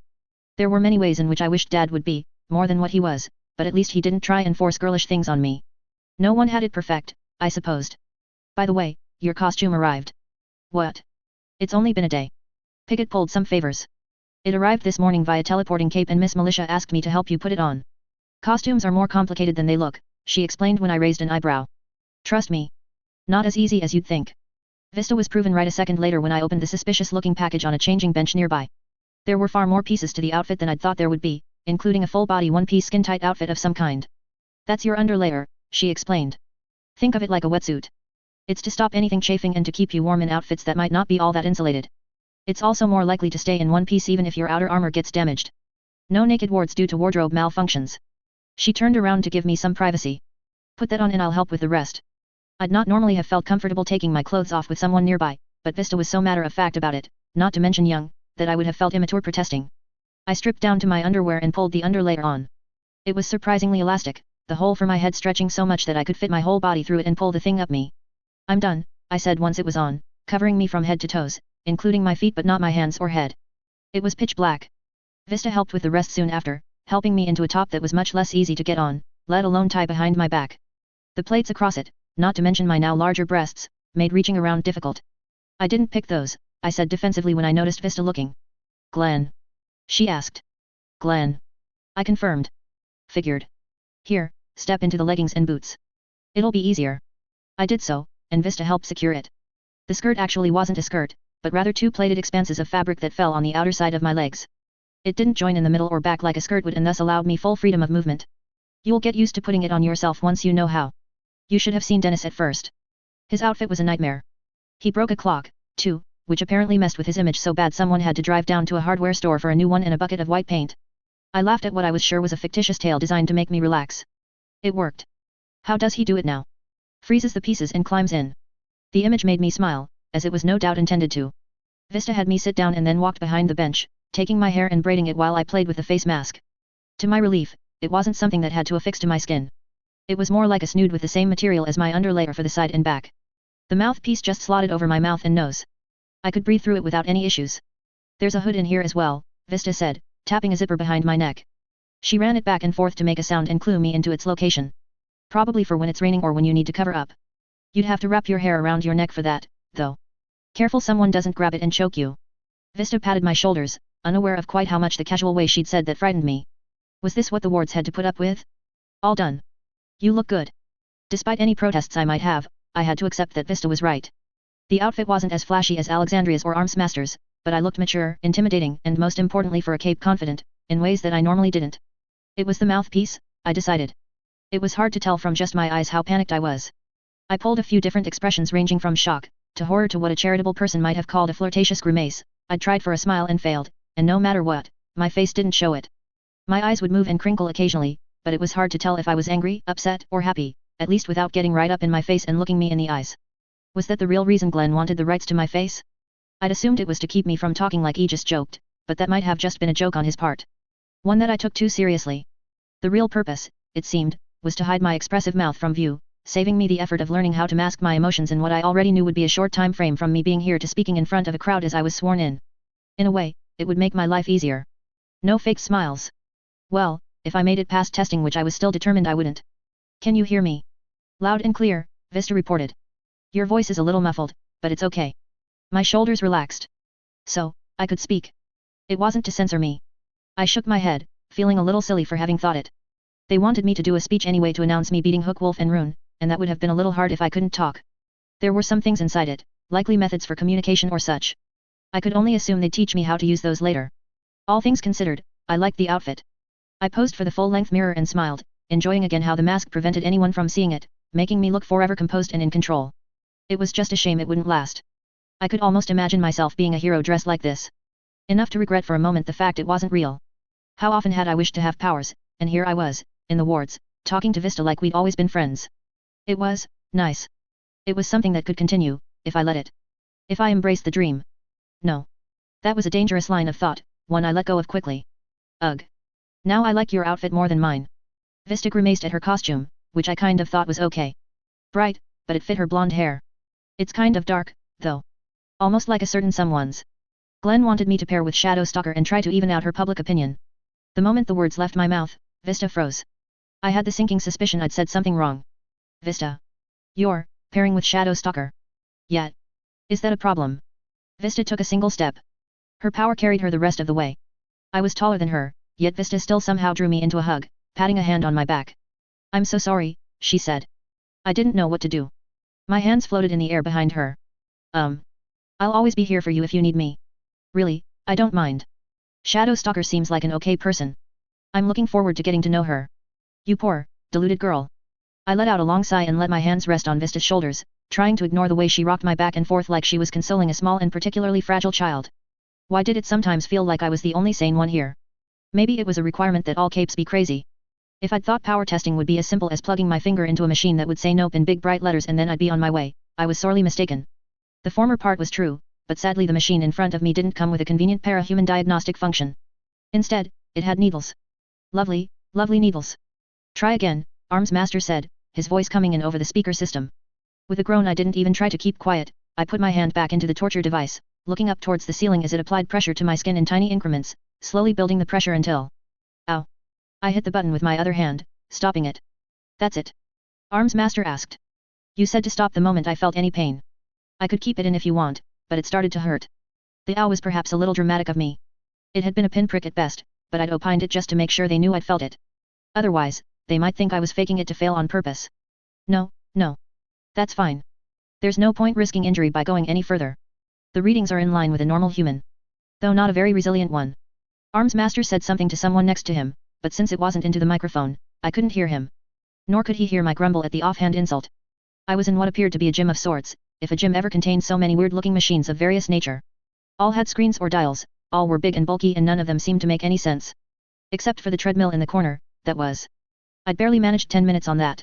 Arms Master was a monster when it came to upping the speed and I didn't buy his testing for brute stamina excuse. It wasn't like I was completely alone, of course. Aegis was in the room with me, along with Clock Blocker. I'd been tested with Dennis Power, allegedly to see if I could resist the influence of it or something. For a dreadful moment, I thought I had. He'd touched me, nothing happened, and I was sure I'd be labeled a power nullifier. And then Carlos casually informed me 3.5 minutes had passed. I'd just not experienced them. Oh. Not a brute rating to speak of, Arms Master said.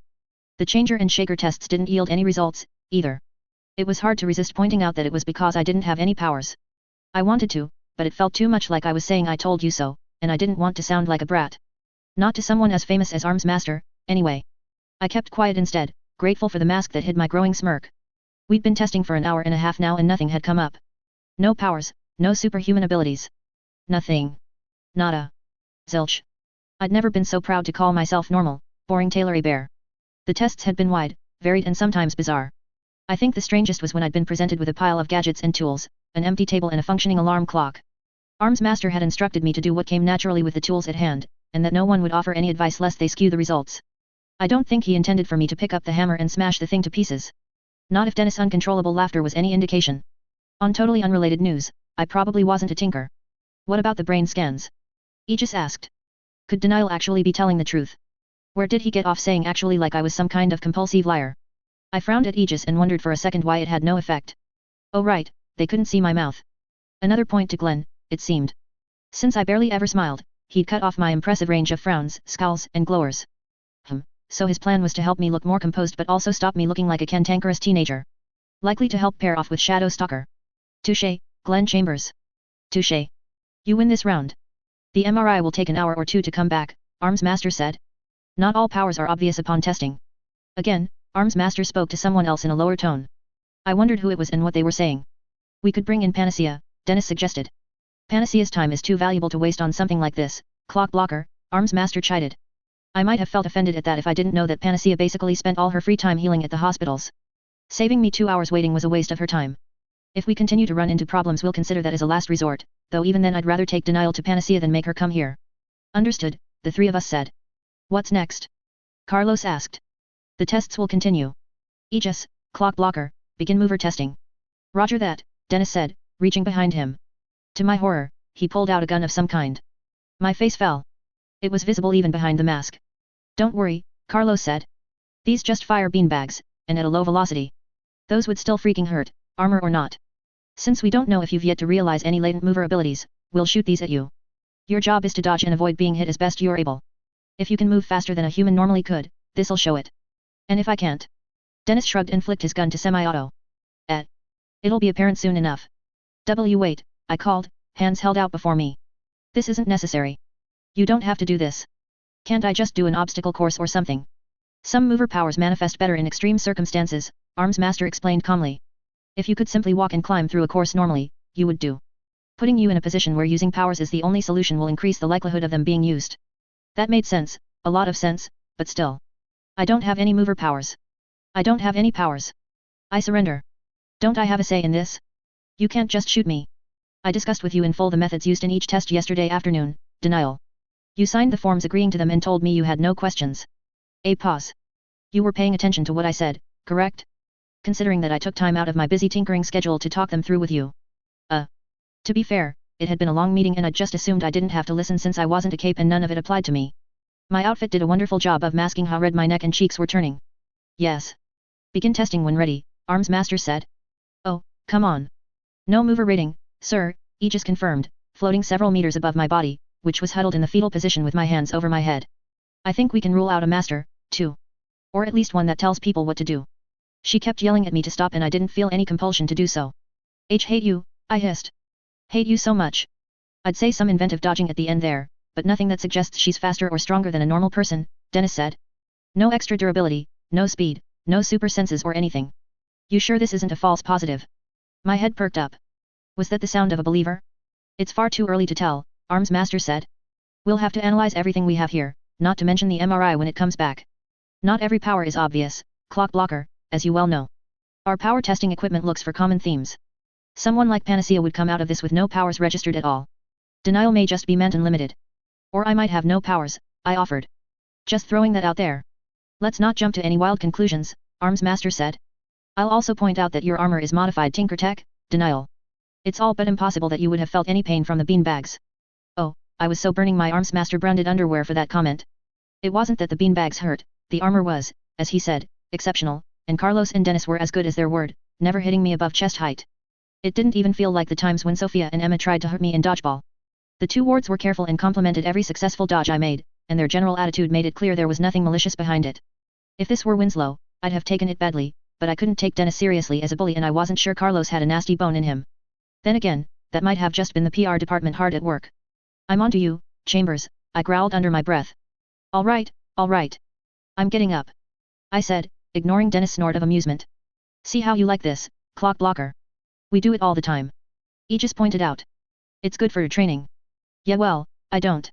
On account of being a squishy human. To be honest, even with the impromptu game of dodgeball I didn't feel too bad about the way things were going. This was my victory moment. A weird one, since I was going to be claiming victory in being mundane and boring, but it was still the moment where everyone realized I'd been right all along. With that in mind, I could put up with a little frustration from Arms Master, or the repeated tests. I could be patient, because at the end of the day I knew what was going to happen. Better they took as many tests as they needed and proved this once and for all than rush and have to do it all again. We'll try a quick blaster test just in case, and then wait for the MRI before we go any further, Arms Master said with an audible sigh. Well, excuse me for being a normal girl. You know, exactly what I told you all I was. Arms Master continued, step up to the yellow marker on the floor and focus on the wall opposite you. I found it with a little help from Dennis in the form of a cough and a pointed finger. Stepping up to it, I noticed a prop-up figure of a human being. A mannequin in every shape and form, but with an angry face drawn onto it, presumably in case a cape had any qualms on brutally harming an inanimate object. The wall behind it was empty and obviously reinforced. What do I do? Just focus on the target, Arms Master advised. Blasters manifest their powers in different ways. Try focusing on energy within you and pushing it out. Our sensors will detect any energy build-up. What? What kind of advice was that? I closed my eyes with a sigh and concentrated. Energy inside me? Nope. Didn't feel anything. I tried anyway, humming and imagining me pulling something out of my own body and throwing it at the target. Predictably, nothing happened other than me sounding vaguely constipated. This is kind of embarrassing, I grumbled. I felt like a kid trying to imitate something I'd seen on a Saturday morning cartoon. Please, oh please don't make me have to do the sound effects to go with it. I wasn't sure my fragile self-esteem would survive that. Try holding a hand out, Dennis called. I did so. He hit the deck. Not at me. Not like anything was going to happen, clock blocker. I don't have powers. Try it anyway, Arms Master advised, ever the picture of calm. Ugh. They were really determined about this, weren't they? I pointed my hand at the target, first with one finger, then two and then the palm of my hand like someone from a bad martial arts movie. Drawing a deep breath, I imagined drawing that same energy up, and then let it go and thrust my palm toward the target. The target, the wall, the floor, and a good part of the ceiling exploded. I wasn't ready for it and was hurled off my feet, even as sirens began to wail and Aegis and clock blocker dove for cover. Fire licked at the building and the sky was now exposed beyond, the wall having been completely and utterly annihilated. I stared down at the palm of my hand in horror. No powers my ass. Clock blocker howled. But I didn't, I stammered. That wasn't me. The siren's tone changed, becoming louder, more insistent. Another explosion sounded outside, further down the building, and this time there was no arguing it was mine. Gunfire began a second later, along with barked commands and cries. A voice came over the speakers. PHQ is under attack by the ABB. I repeat, PHQ is under attack. ABB sighted.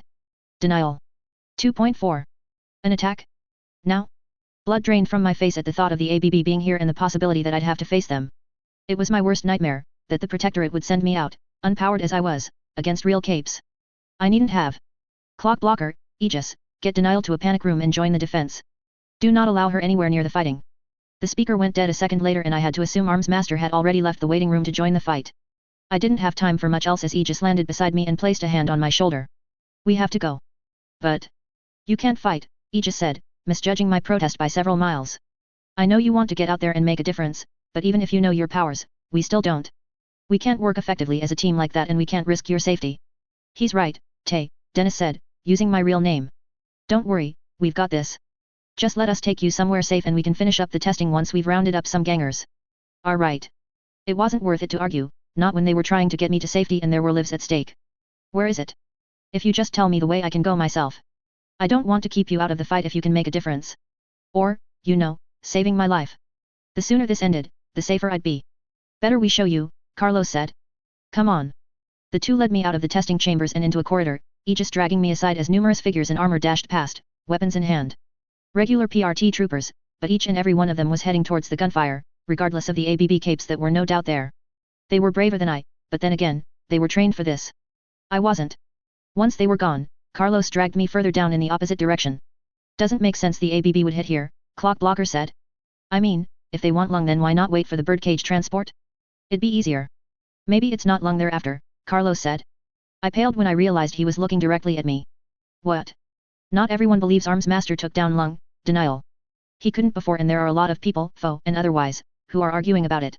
There's bound to have been someone who saw what happened between you and we picked up more than a few regular ABB goons that night too. The ABB might not want to let something like that go, or let the Protectorate get so powerful a cape. Then why not attack me at home? It's against the rules. I know it sounds crazy, but the ABB does follow the unwritten rules. Or Lung did, barely. Beyond that, identities are one of the hardest things to figure out around here. It's possible a mole learned about your power testing but not who you are. Meaning that today is the only day they could hit us. It was crazy, but just crazy enough to be true, especially if the ABB like the PRT actually believed my completely undeserved hype.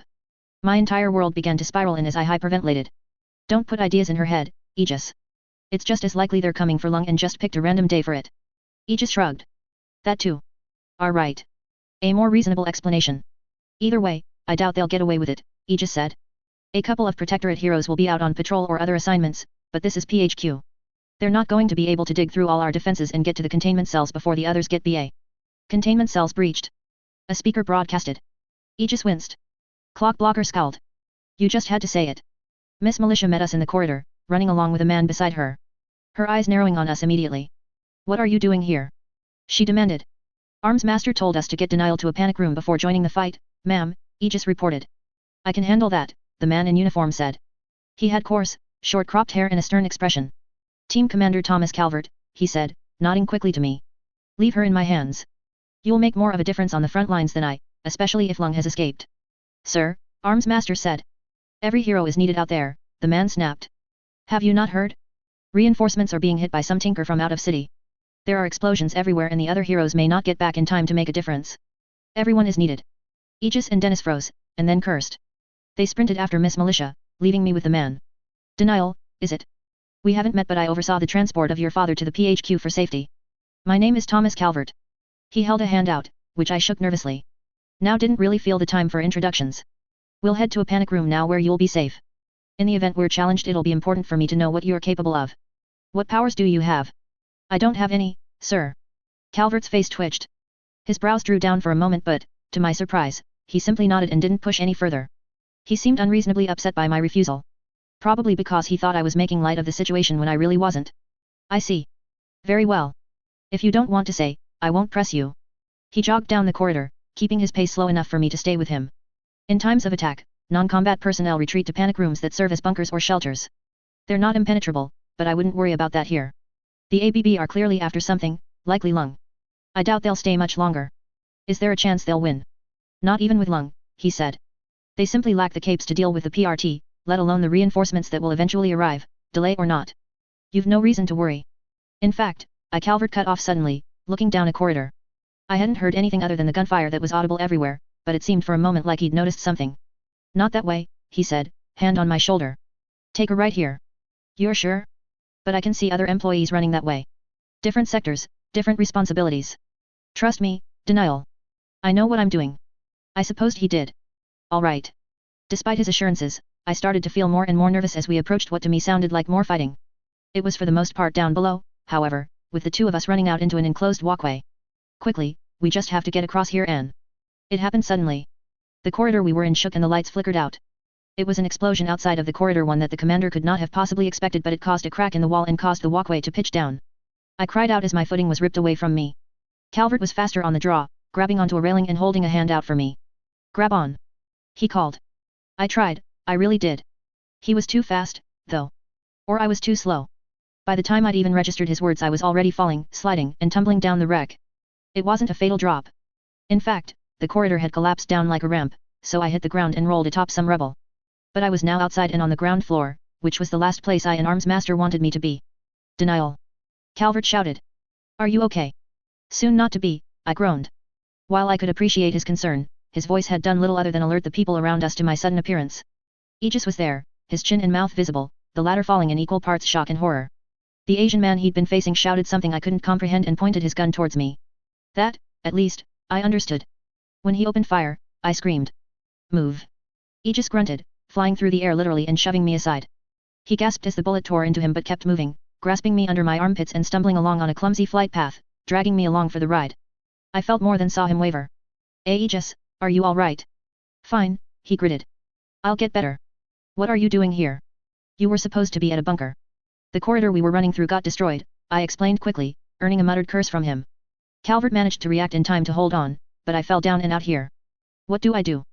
You keep out of trouble and stay low. They've already sprung Lung and there's no telling when he was cut off by a mighty roar.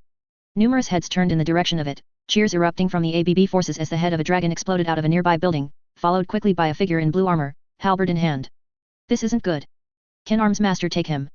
Depends on how big Lung gets. If the others get back in time, maybe, but Assault, Battery, Triumph and Velocity are out on their own patrols. Today was supposed to be quiet and the Birdcage patrol wasn't scheduled for another day or two. There was no reason to keep everyone at base. If Lung ramps up before they arrive and help put him down, things could turn ugly. How did they get him out so quickly, anyway? I asked. Wasn't he in a cell? Someone must have snuck in. Maybe Aegis' eyes widened. Shit. I followed his vision in time to see a mass of black smoke explode out of the wreckage Lung just came through. The smoke itself wasn't unusual, but this was darker and obviously Shadow Stalker in her breaker state. The reason why was obvious, as the force of the explosion carried her smoke out of the building itself. As she reverted to her human form, she landed hard and stumbled. Her crossbow was nowhere to be seen. A figure appeared behind her. Dressed in black, with a red mask and a bandolier, Oni Lee was easily recognizable. He reached for and unpinned a grenade on his vest. Stalker. Aegis yelled. The warning was enough. Barely. Shadow Stalker shifted into her breaker form once more and was pushed further away by the force of the explosion.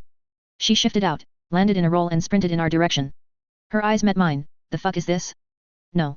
Don't care. You got a gun or something on you. And where is everyone? The ABB are causing trouble all over the bay to keep the others busy. They're on their way back, but they're being harried by some tinker the whole way. And no gun. Where's your crossbow? I was in fucking M/S confinement, dipshit. They wouldn't leave my weapon with me in that. The cell broke down when that Oni Lee fucker appeared and broke Lung free. Barely got out before the roof came crashing down. You can't fight, then, Aegis decided, and I was sure Shadow Stalker snarled at that. Look, I'll keep Oni Lee and Lung busy. You need to get Denial back to a bunker. She's a new ward. Introductions can wait. You telling me to run? Shadow Stalker snapped. He's telling you to go get a weapon, I interrupted, realizing that my chances of getting out of this alive were slim if Aegis couldn't convince her. Your crossbow is in the ward's area, right? Once you drop me off there, you can grab it and come back to fight. Aegis nodded. Denial is right. I'm not keeping you out, Stalker. We need you, but we need you armed and dangerous. Fuck. Shadow Stalker shook her head.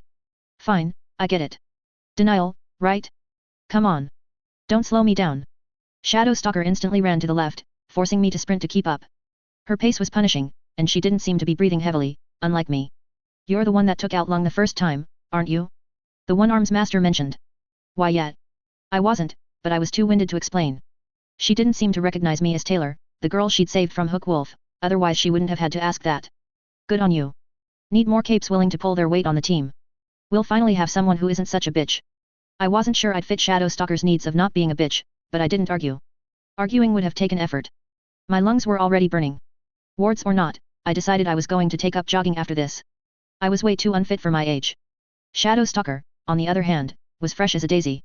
I closed my eyes and concentrated on keeping up with her, all the while shutting out everything going on around us. It was a mistake. Watch out! Shadow Stalker yelled. My eyes snapped open, realizing at the last second that a figure had appeared in front of me, literally out of nowhere. Oni Lee. I tried to scream but there was no time. He tried to reach for a weapon, but there was also no time. I drew a breath. He touched his bandolier. And then I slammed bodily into him, all flailing limbs and gangly teenage body. Oni Lee either wasn't ready for the assault or couldn't resist it. Going full sprint and without even a moment to consider slowing, I bowled him over in a tangle of limbs. He landed first, me atop him, and when I looked up into a tusked mask, I found my voice again, screaming at the top of my lungs. Nice. Shadow Stalker yelled. Keep him pinned. Keep him what? Who had who pinned? In the midst of blind panic, I slapped him for all the good it did. It was more me pushing my hand into his face than anything. His reached down for a knife, or to push me off, but my chest was pinned to his and I flailed like a wild animal, driving my knee up into something soft. Only gasped and crossed his knees together. 5 or 6 seconds later, something shifted. I was suddenly falling a short distance to hit the concrete, mask stopping me from knocking my forehead on the ground but digging into my face painfully. I coughed out what tasted like ash. Fucking A, Shadow Stalker said, gripping my shoulders to drag me back. You showed him. I did. Not even worried about the bomb. Bomb. Yeah, it was, she gasped. Shit. Her hands, under my shoulders, suddenly rolled me to the side, while she turned into mist. Something crashed down between us, pushing through her but hitting the concrete with force enough to throw me away. The air was hot and heavy, threatening to burn my skin. As I landed with a gasp and cracked my eyes open, I felt my blood paradoxically freeze. Lung's forefoot, leg, paw, hand, had come mere feet away from crushing me, Shadow Stalker having saved my life again. Still, it didn't do much for the fact that Lung was over 15 feet tall and growing, with foot-long claws and scales covering his body. He had wings and other things, too, but I didn't pay much attention to that. I was far too busy staring directly into his eyes, atop a giant snout, which was pointed directly at me. Denial. Arms Master yelled. Retreat now. Why yet? Good idea. I'd get right on that, as soon as my legs started working again. Something told me to turn my back on the monster before me was to die immediately. Nice and all, but I was sure staring the dragon down would also get me killed. OOARR Famir. Denial. Arms Master yelled, louder now. Oh, he was coming to save me. That was good. Oi Lung. Shadow Stalker yelled, trying to draw him away. Or so I hoped. She didn't have a weapon but waved her cape like a matador. Back off. She's the one that beat your sorry ass the last time. Better be careful she doesn't do it again. I gaped at her. What the hell was she doing? Sure, if Lung actually believed I was a threat he might hesitate, but he might just as easily stomp on my face and be done with it. Or bite me in half, or one of a million ways he could kill me. And besides, Lung knew the truth. More than anyone, he knew my not-so-hidden secret. Lung knew how I'd beaten him. He knew I wasn't a cape. If he wanted me dead, it was as easy as not tripping up at my feet and practically knocking himself out. If the look in his eye was anything to go by as he looked back to me, he knew it. Lung regarded me for a long moment. It was impossible to pin any rhyme or reason to his thoughts, his face being too inhuman to read. The dragon took a deep breath, watching me even as Arms Master finally appeared before me, taking a protective stance between us with his halberd at the ready. I wasn't sure it would do any good with Lung's pyrokinesis, and both Lung and Arms Master clearly knew that. Lung could kill us both, right here, and everyone knew it. His eyes were focused on mine, his head far too high up for Arms Master to block his line of sight. The ABB gathered behind him, only appearing off to one side, atop a building, waiting for orders. And then, before my wide eyes, Lung took a step back. He's retreating. Arms Master said. He wasn't wrong. Lung, reaching 20 feet tall and still more than capable of crushing me like a bug, took one step back, and then another. His wings spread, not shielding his people but rather making it clear that they were to retreat as well. All the time, his eyes remained focused on me, filled with some unreadable emotion.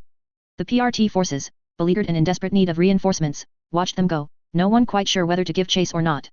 When Lung turned his back and retreated, no one followed. Some cheered, even if this could hardly be called a victory. Lung has never retreated before, Arms Master said. Certainly not when he has the upper hand. It's almost as though he were afraid of something. Afraid of what? I asked. It took me a second to realize who Arms Master, Aegis, Shadow Stalker and literally every PRT agent within hearing distance were staring at me. Fuck. Denial. Interlude. Lung. There were many who believed Lung a fool. In doing so, they proved themselves the fools. A dragon is wise. A dragon knows this, but also knows that to parade wisdom is to show no wisdom at all. As the proverb went, wisdom is in knowing when to hold your tongue. Lung was not nearly as foolish as others made him out to be, or as he allowed himself to be seen. Every now and then he would allow himself time to ponder exactly what made people believe him the brute. Was it the manner in which he thought? Was it that he chose not to allow thinkers into the ABB, that led people to assume he was a brute with no defense against them? Or was it the way in which he spoke, his words garbled and often mispronounced by his snout? It was hard to say, and Lung spent many a night relaxing with a cup of rice wine contemplating the fact. He fought with strength because it was strength that set the grandest example. He avoided thinkers because he respected the power of strategy, even if he did not respect those who were granted intelligence not through hard work, but by the whims of destiny. And as for his speech? Well, English was hardly his first tongue. He could speak Japanese, Mandarin, and English. Pardon him for only being trilingual. Watch the Americans who could hardly even say good morning in another language laugh at the idiot foreigner. Humph. No, Lung was no fool and he had no issue with people seeing him as such. The tinker, Bakuda, no doubt saw him as one. It made her predictable. It made her lower her guard.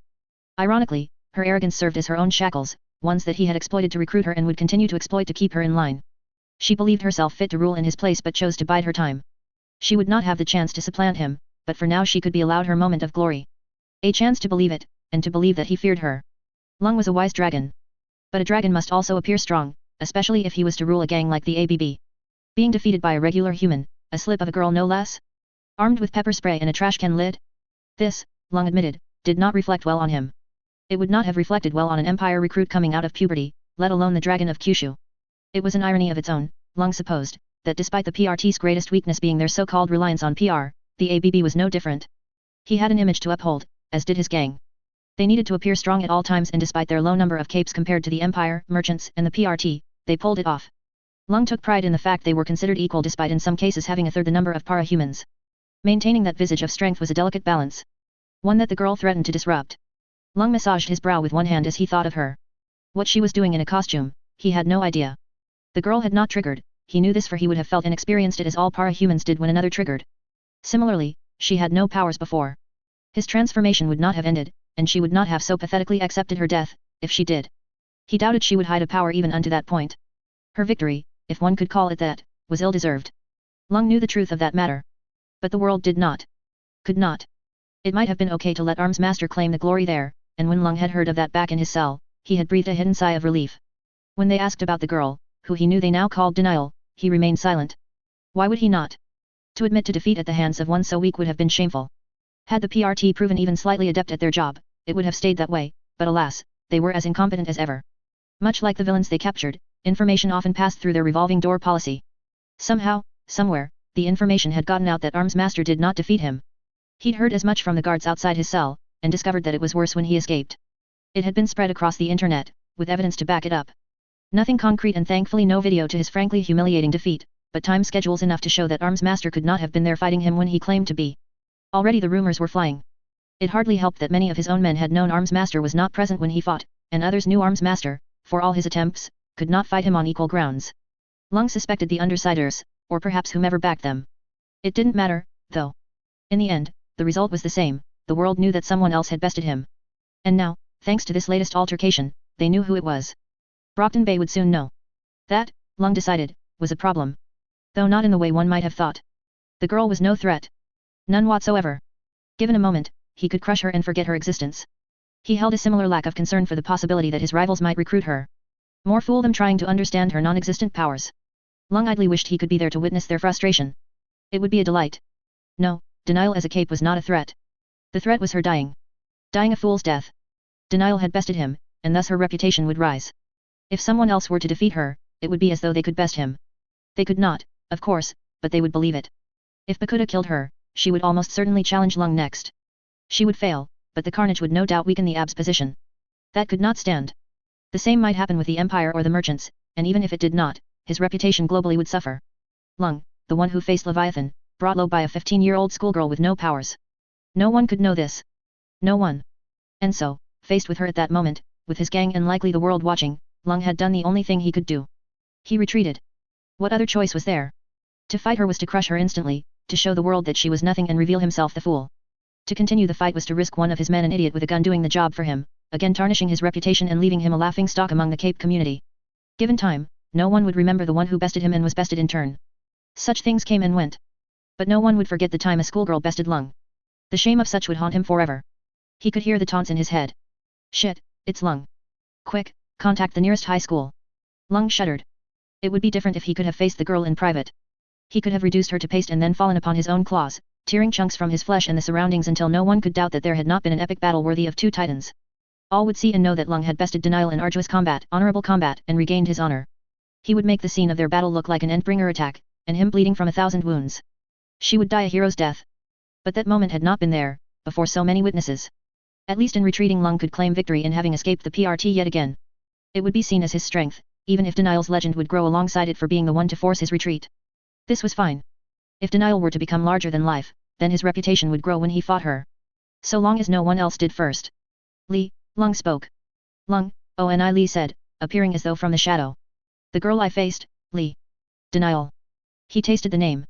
It was foolish, even by the PRT standards. I wish you to spread her name and image among the men. To everyone, Bakuda included. Make sure they know her name, her face, everything there is to know about her. Yes. That was all. Lung knew it would be done. Are they to target her?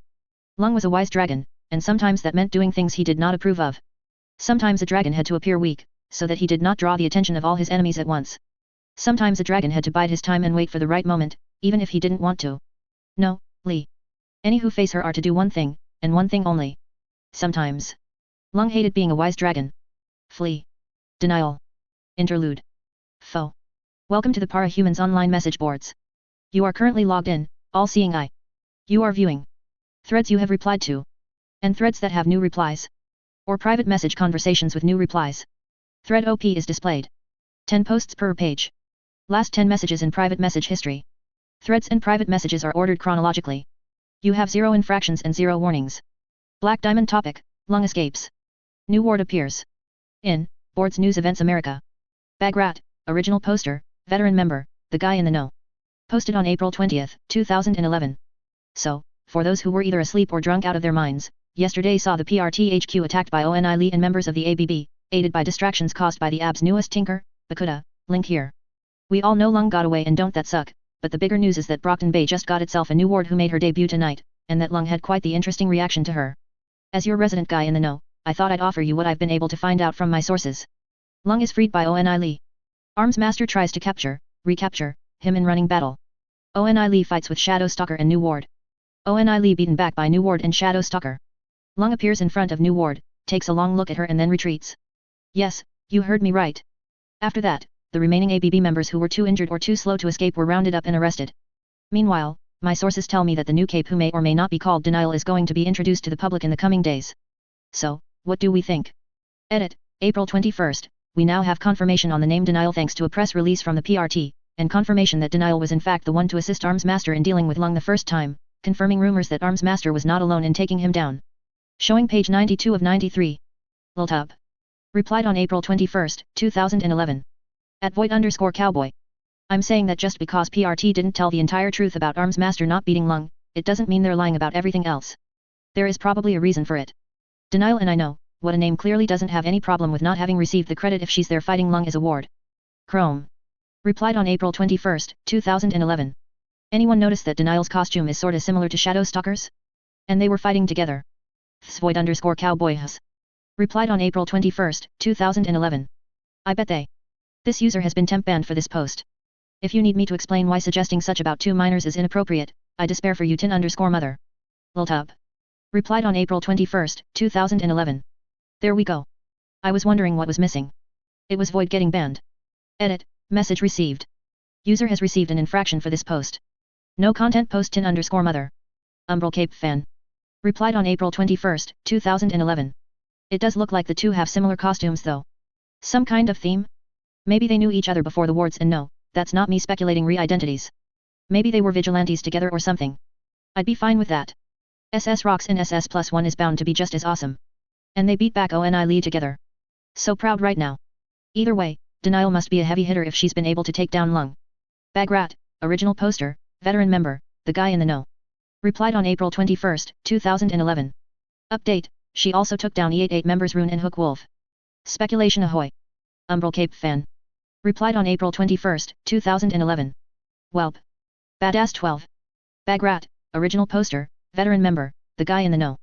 Replied on April 21st, 2011. Serious suggestions please. Umbral Cape fan.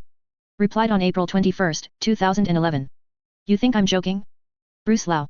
Replied on April 21st, 2011.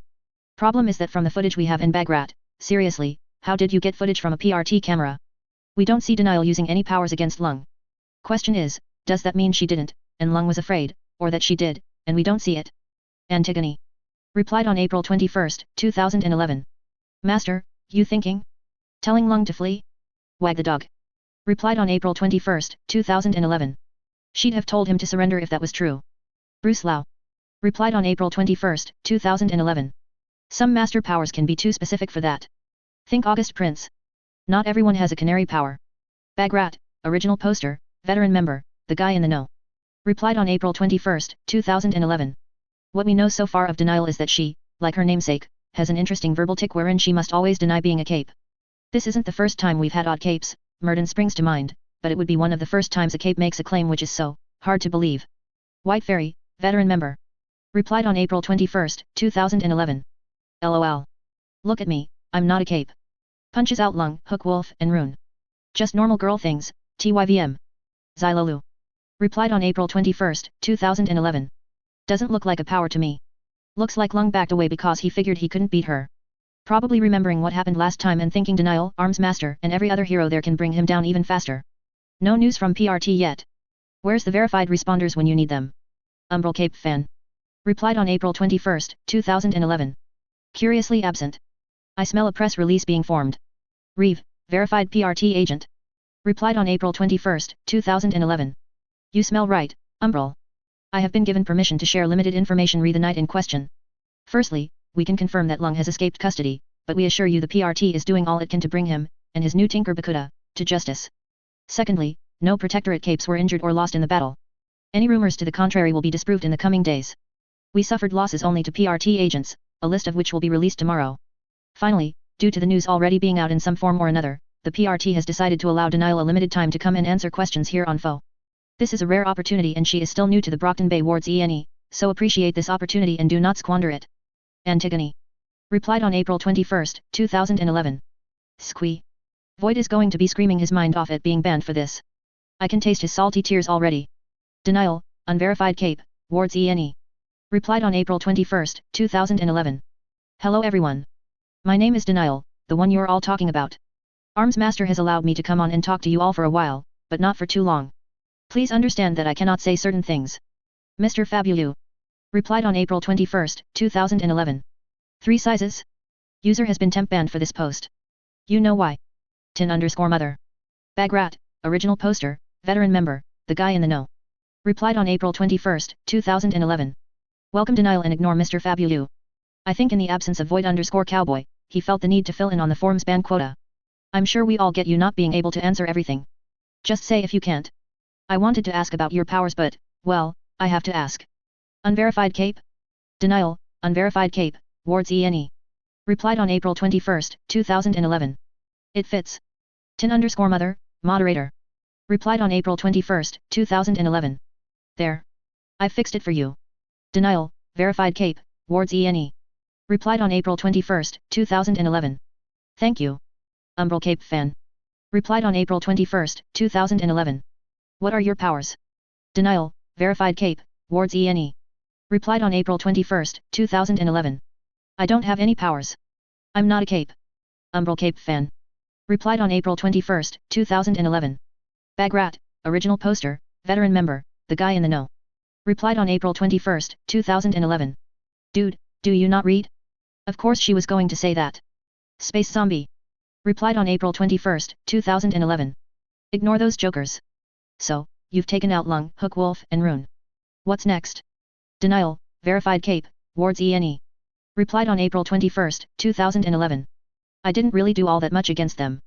Shadow Stalker did most of the work on Hook Wolf. As for what's next, I can't comment on PRT operations, but I need to give a speech when I'm first introduced. I'll be practicing for that for the immediate future. After. I guess I'll be spending all my time trying to open people's eyes to the truth. Umbral Cape fan. Replied on April 21, 2011. That you're not a cape? Denial, verified cape, wards ENE. Replied on April 21, 2011. Yes. Umbral Cape fan. Replied on April 21, 2011. LOL. Good luck on that. Denial, verified cape, wards ENE. Replied on April 21, 2011. Good girl. Replied on April 21, 2011. Don't be mean, Umbral Cape. Denial said she's not a cape and I believe her. Only bad people lie. But if you're not a cape, then that means you're really strong. Like, really, really strong. If I come to Brockton Bay can I meet you? Chaos Faith. Replied on April 21, 2011. Can you comment on your outfit being similar to Shadow Stalker's? Are the two of you friends? Denial, verified cape, wards ENE. Replied on April 21, 2011. Sorry, I'm not used to writing so fast.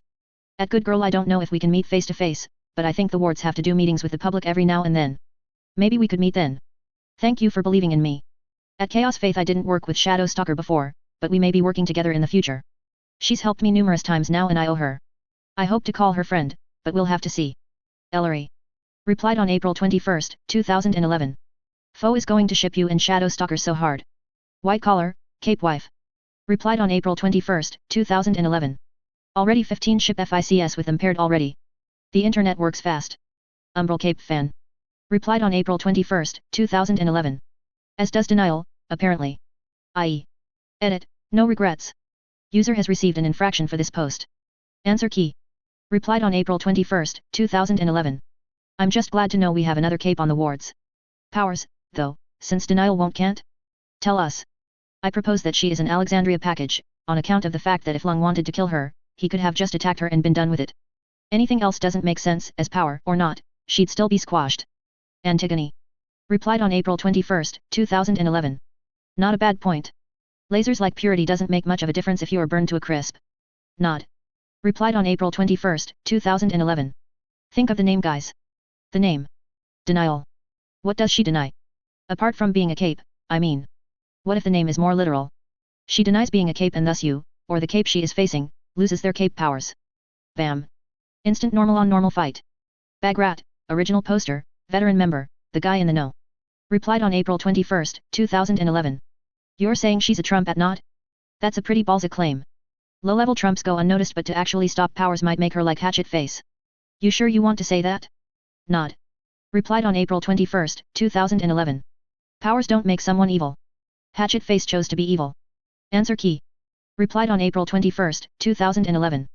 That would still put her at, what, Trump 7-8? That's ridiculous. That's approaching Eidolon levels. Denial, verified cape, wards ENE. Replied on April 21, 2011. Guys, I can answer this for you. I don't have powers. Nod. Replied on April 21, 2011. I'm not saying she's the next Eidolon, just that her powers might be ranked that high. Threat rating is for threats, remember. It's a pretty big threat to be against a cape who can literally cancel out other capes. Especially if she can do it against Lung of all people. Space Zombie.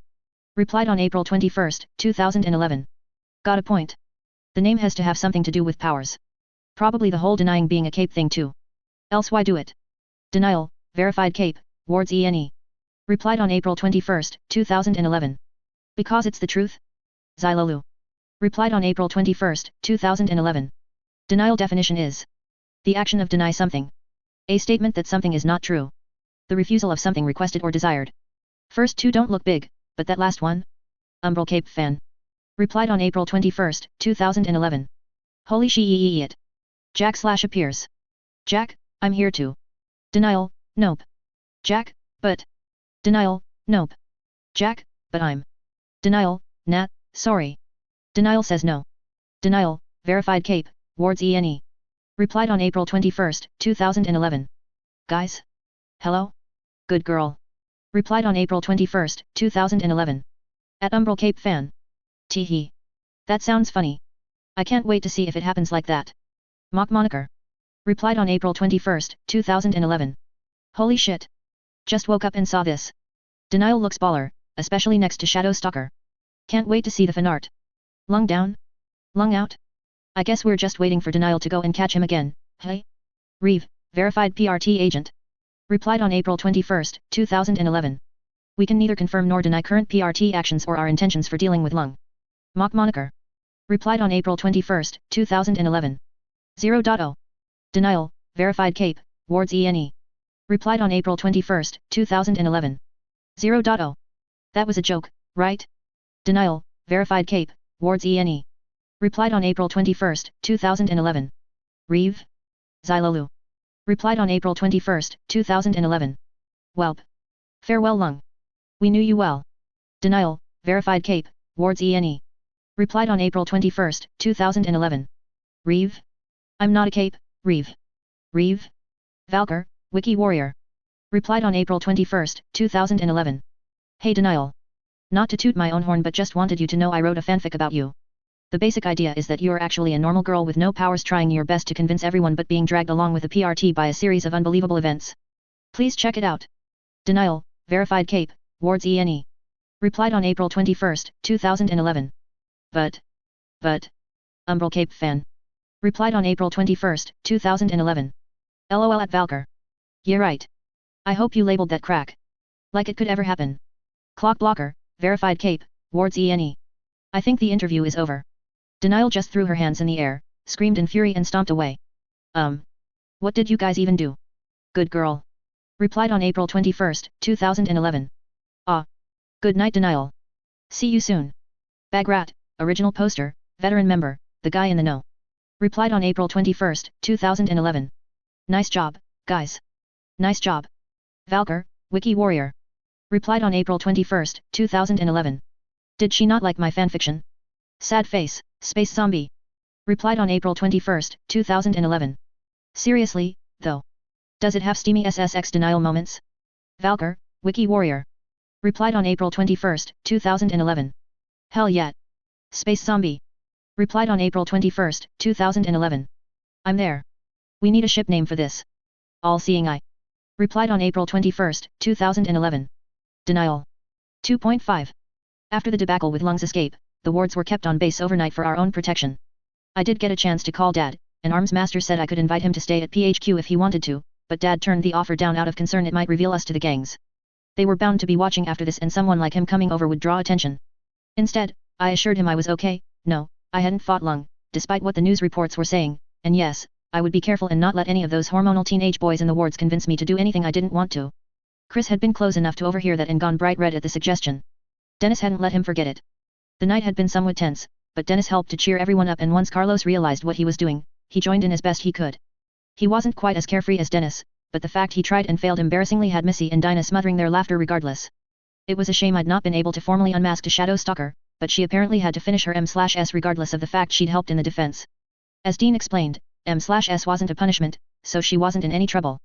It was a safety precaution and it had to be maintained no matter what. She'd reacted well in coming to the defense of the staff where required, but she still had to go back in.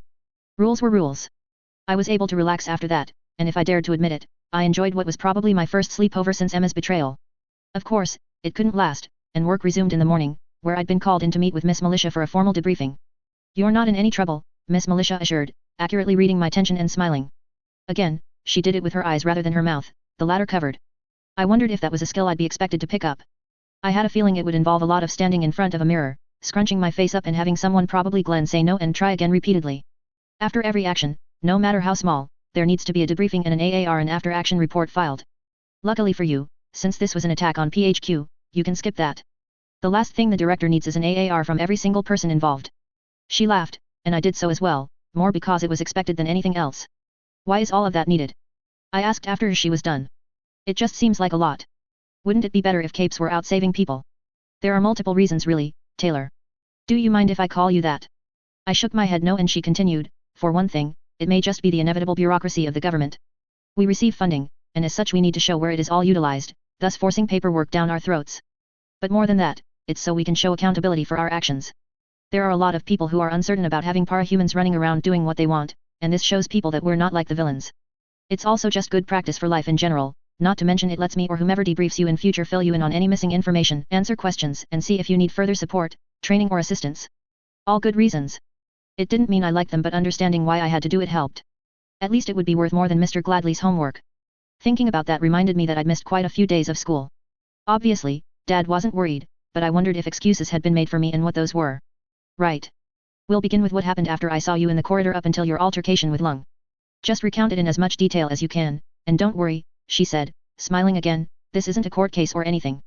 You won't be in any trouble for forgetting a few details, and I'll interrupt and ask if I need more detail, okay? Great. Feel free to start.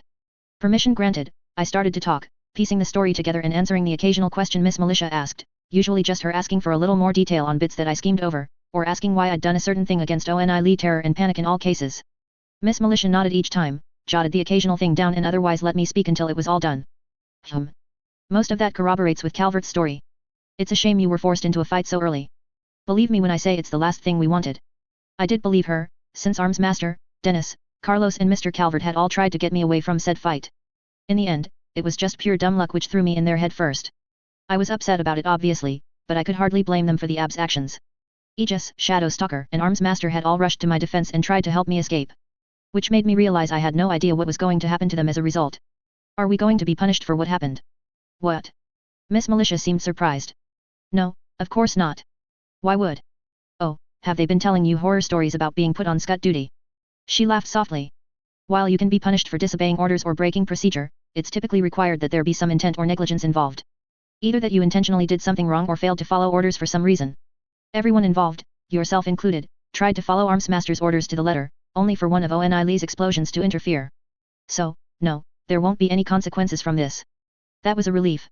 If this were Winslow, I had a feeling everyone would have suffered, me especially. It was nice to see not everyone was like that. As much as I still wasn't sure what to make of Dennis and Carlos, they were just so nice, and I still doubted the sincerity of that. I didn't want them to get in trouble with their boss for what happened. It seems like everything is in order here. I heard you handled yourself well on Foe last night, Miss Militia said. I was told how it ended. Don't worry, they can be difficult to put up with even for older and more experienced capes. Most of us do our best to ignore it, though I know the younger generation tend to get held up on things like public perception and image. Yet. Like people chasing popularity. That wasn't for me. I can see why you ignore it. It seemed like the kind of thing Dennis or Vista would like, but I couldn't say the constant chatter was for me. It had been fun to read it when it wasn't about me, but, well, not so much now. I was kind of surprised about how much they knew, to be honest. You can thank some of the PR teams for that. We have a few people whose sole job is to monitor and subtly comment on Foe to sway opinion or leak details ahead of time. My mouth fell open. That's allowed. Of course. For better or worse, Foe is here to stay, and public opinion is important. Left to their own devices, the people there will fly into the wildest conspiracy theories. They'd label Eidolon a villain within a week if we left them to it.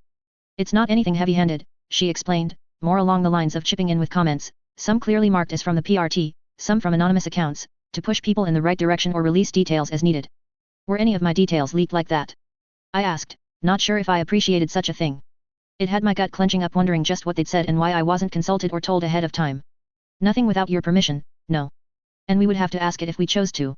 It was mostly damage control with you. Some people started to suggest master powers, and those can be controversial, so our agent subtly stepped in to point out the holes in that theory and direct them towards safer waters. We've done that before with Gallant, pushing people to believe he is a tinker rather than a master. That didn't sound so bad. I felt myself relax a little. As long as people weren't lying or spreading my details around, I was fine with it. Not being seen as the next heartbreaker definitely helped. Nothing personal, then. We try to keep such things out of it. It's not always possible, so I can't promise that won't happen, but such would only occur if you made it personal. That's normally for scandals, however, she explained. Nothing I hope you'll ever have to deal with. Why yet? I hope not. Definitely no scandal in the making here. Nope. No way. Fuck my life. There was one other thing I wanted to talk about, Miss Militia said. I've spoken to Shadow Stalker, who gave me a rundown of your brief scuffle with Oni Lee. Or as much of it as she could perceive. There was an odd note to how she said that.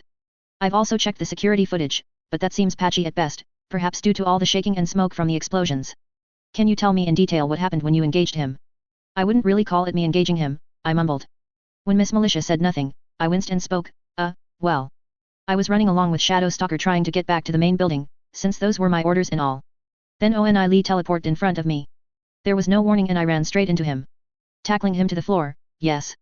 Well, knocking him down, sure. But I fell on him, too. Tackling just sounded so intentional.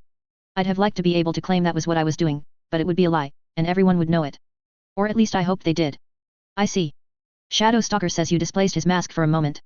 Is that true? Displaced. I recalled the fight as best I could. Oh, I hit his mask with my hand. I winced, more from having missed it off the initial report than anything. Miss Miltia leaned forward. How did you know to do that? I blinked. Know what?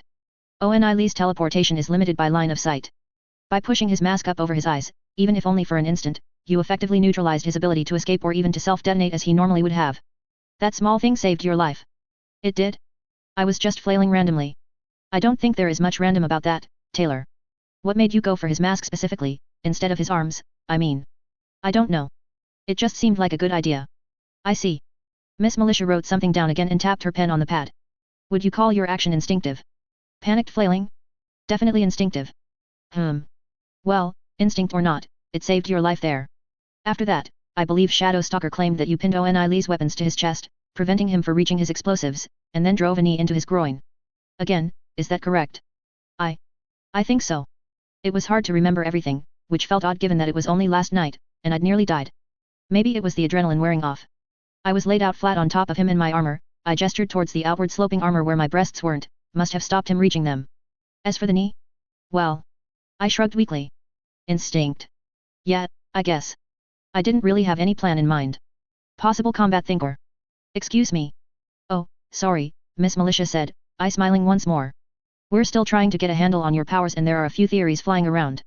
One is that you might be a combat thinker who specializes in instinctive actions. A what? Basically, someone who fights effectively and intellectually, but without ever realizing it. I opened my mouth to deny it as expected, but Miss Militia cut me off. Let me explain. A combat thinker is someone who has no physical enhancements or abilities above those of a normal person, but who makes up for it with mental abilities.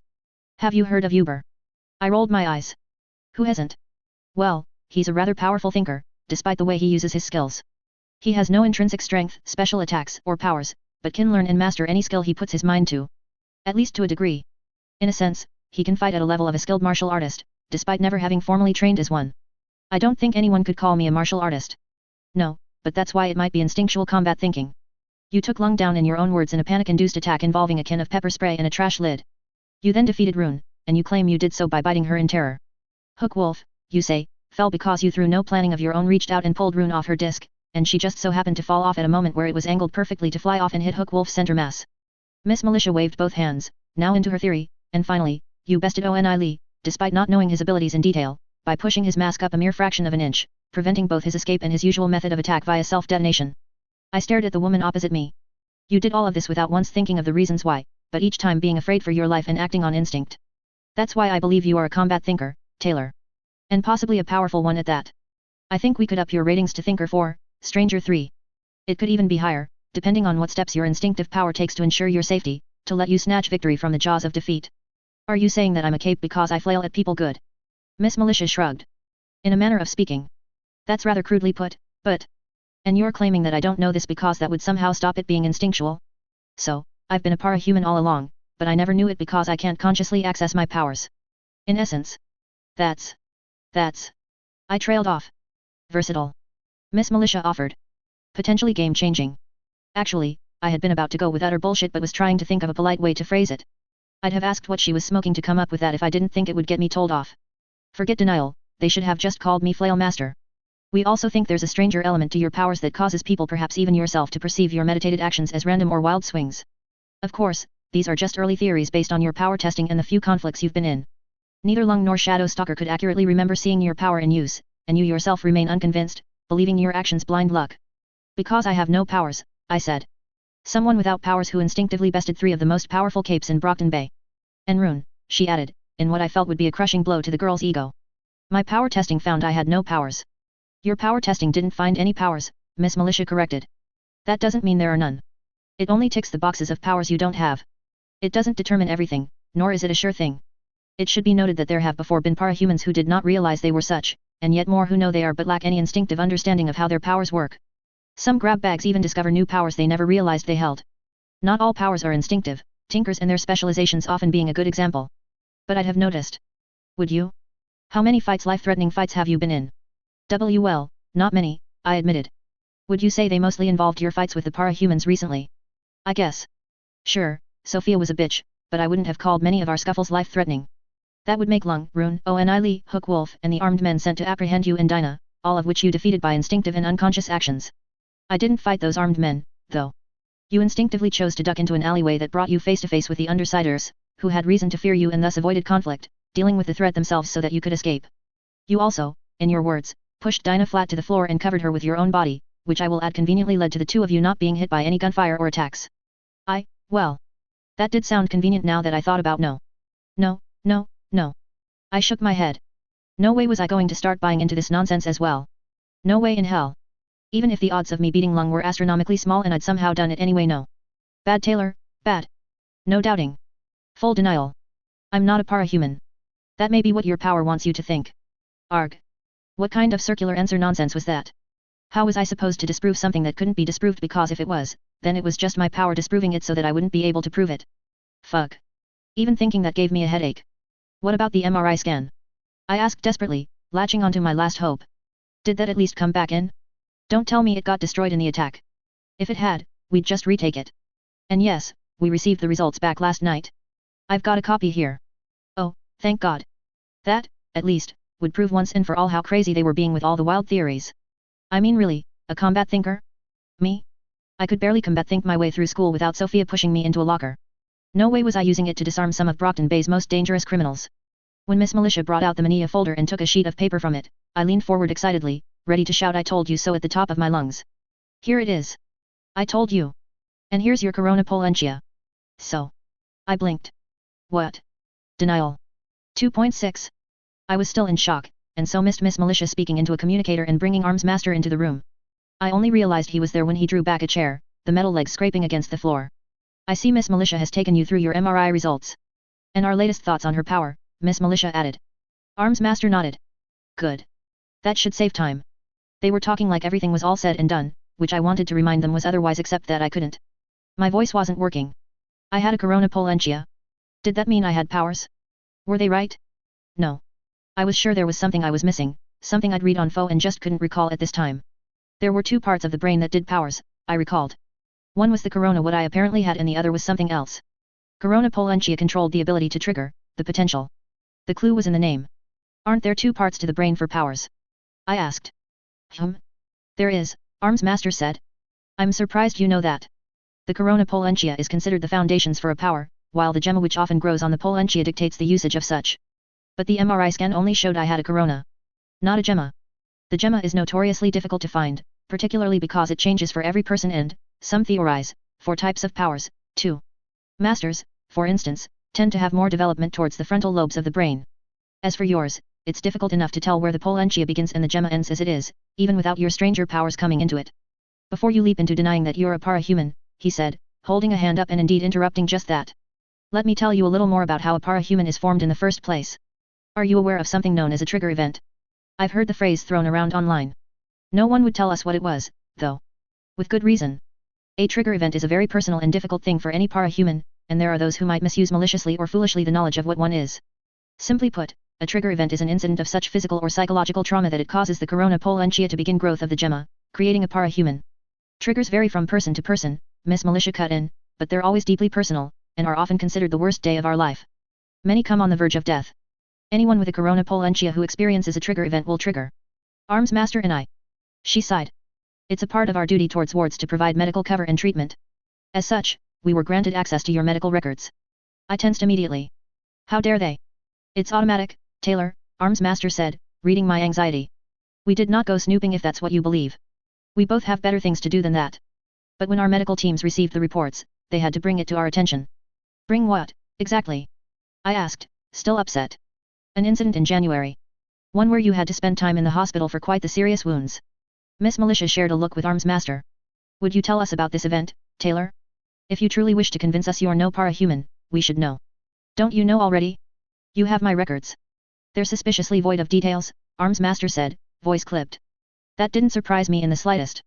Winslow must have paid off someone at the hospital, or maybe destroying the details was a part of the agreement Dad signed for medical costs. I'd long since lost faith in Winslow to do things properly. I was locked in a school locker, I said slowly. It was, filled with waste. Contaminated waste used feminine hygiene waste from the girls' toilets. Arms Master seemed to know that was bad and grimaced, but Miss Militia far more experienced in such things paled drastically. I was shoved and locked in and left there for hours. The janitor found me later, when he noticed the stench, and let me out. Apparently, it was pretty bad. Pretty bad doesn't begin to describe what we have here, Miss Militia said. Shock, infection, a few wounds and what looks to have been damage from insects eating your skin. I shivered a little and she noticed. Oh, I'm sorry. I shouldn't be bringing it back up like that. That's a trigger event if I've ever heard of one, Arms Master said. I've personally met capes with easier triggers. But I didn't trigger, I said. Taylor, after such an event I can't imagine someone not triggering. Miss Militia leaned forward. I assume those responsible were punished for their actions. Expelled at the very least. From Winslow? Yeah, right. I shrugged. I guess. I didn't want them coming to Winslow. Not on account of me, and not to make a bad situation even worse. I couldn't even begin to imagine how much shit I'd get into if Sophia, Emma, and Madison realized I'd sicked the protectorate on them. And in the end, Alan Barnes would just get them out of trouble, if Blackwell didn't just lie her way through it on her own. It just wasn't worth the hassle to tell them. If you wish it, we can remove you from Winslow, Arms Master offered. We've moved many of the existing wards to Arcadia already. It wouldn't be hard to move you there, too. Arcadia? Did I want that? A part of me said yes, but a bigger part of me knew it was a bad idea. I already knew who the wards were. If I became their classmates in Arcadia, then it would just make it all the harder to keep living a normal life once they realized I wasn't a parahuman. No, it's fine. I've got things under control. I shrugged. Can we not talk about this? Of course. With all the formalities out of the way and Fo going wild after Lung's attack, the director wants to move up your announcement ceremony. That will be taking place tomorrow. My mouth fell open. What? I know it's not much time, but Miss Militia has offered to help write your speech. I eyed Arms Master warily. Is that to control what goes in? No. It's to help you. I had the distinct impression he was rolling his eyes again. You can turn down the offer if you like, but that'll leave you to write it alone. It will have to be proofed through to the director, of course, but we don't censor our wards, Taylor. Oh. A little fire left me. That's not going to give me much time to learn it, though. I've got no ability whatsoever at public speaking. The director has given us permission to bend the rules on that a little, Miss Militia said.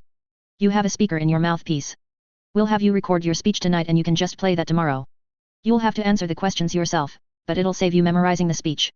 Don't tell the other wards, she added with a wink. They'll be upset they all had to learn it.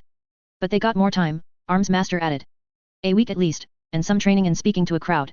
Your reveal during Lung's attack has robbed us of that opportunity. Sorry. It's not your fault. Regardless, tomorrow is a big day and you'll need to be prepared. Once that is out of the way, we can begin your formal training as a ward. Much of that will be done with the other wards, though you'll have some personal classes to help you learn things they already know. And when are my actual classes, i.e. school, going to fit into that? After this weekend, Miss Militia answered. The current excuse given is that you suffered food poisoning in takeout, and that it's had you bedridden ever since. Winslow's head, on the other hand, has been made aware of your new circumstances. About me being a ward? Yes. Principal Blackwell seemed surprised at the news. Miss Militia cocked her head. Very surprised. I suppose hearing you were in danger must have frightened her, for she went very pale. Okay, I could admit to a little vindictive glee there. Oh, she's gone pale, had she? Yeah, I bet Blackwell was practically desperate to have me back. Back in her office, where she could try and convince me not to tell the Protectorate how shit a principal she was, and how a ward's trigger event or what Arms Master and Miss Militia thought had caused me to trigger was a result of her negligence. I was actually looking forward to that. It almost made what I'd have to do first worth it. Of course, that would all collapse once the truth was out, but it didn't look like that was happening right now. The PRT had my MRI, which against all odds had me down as a sodding parahuman. Great. It was doubly ironic because all my protests now were because of necessity. I'd wanted to be a cape. I'd wanted this. I wasn't sure if I still did, after what I'd experienced, but it sucked that I had the potential to be a parahuman, but I'd not become one, even after the locker. Then again, that was probably to be expected. If someone needed to be in a traumatic situation to trigger, then they had to be desperately afraid for their own life. I had been when I was pushed in and when I felt the cloying, wet sensation of all that shit. I'd panicked instantly, started crying out for help and thrashing about. It had all the hallmarks of a trigger event, I'd admit. Except that my thrashing, my flailing had sort of taken that out of my hand. All I could remember was the smell, the panic, my body trying to slam the door open and then a loud bang, an impact on the back of my head. And waking up in hospital. Maybe I was lucky. I got to skip a one-way ticket to a psychotic break because I'd knocked myself out. In doing so, there was a good chance I'd dodged the trigger event Miss Militia and Arms Master thought I'd been through. Not that they would believe me if I said so. It would be my stranger power making me forget, or maybe the fact I'd knocked myself out, saved myself further injury and then been discovered all because of my wild flailing was proof of Miss Militia's latest theory. Flail Master strikes again. Now comes in flail itself variety. I could have argued more. I knew I could, and probably should, but I wasn't sure it would be safe for me to do so. A realization I'd come to, not during my interviews on Foe but after, was just how many people believed I was a cape. It wasn't just the PRT, nor these two sat opposite me. The public believed it, the journalists believed it, Miss Blackwell believed it, the wards believed it, the undersiders believed it. The Empire believed it. Lung might too if his running away was genuine. That and the Empire were what finally made me realize I was in a bad spot. One far worse than I'd initially thought. Because the Empire had already tried to kidnap me once, and that wasn't likely to suddenly not happen if the PRT dropped me. I had a feeling they'd not own up to their mistakes if they did. Winslow had taught me that. So, what would happen if I suddenly lost the protection of the PRT and went home not a week after humiliating Hookwolf and, allegedly, defeating Lung not once, but twice? Nice, normal, fun times? Or another kidnapping and recruitment attempt? Yet. I didn't need Dinah to tell me the odds on that working out. I'd embarrassed Hookwolf, and through him, the Empire. I'd forced Lung into custody, and then into retreat.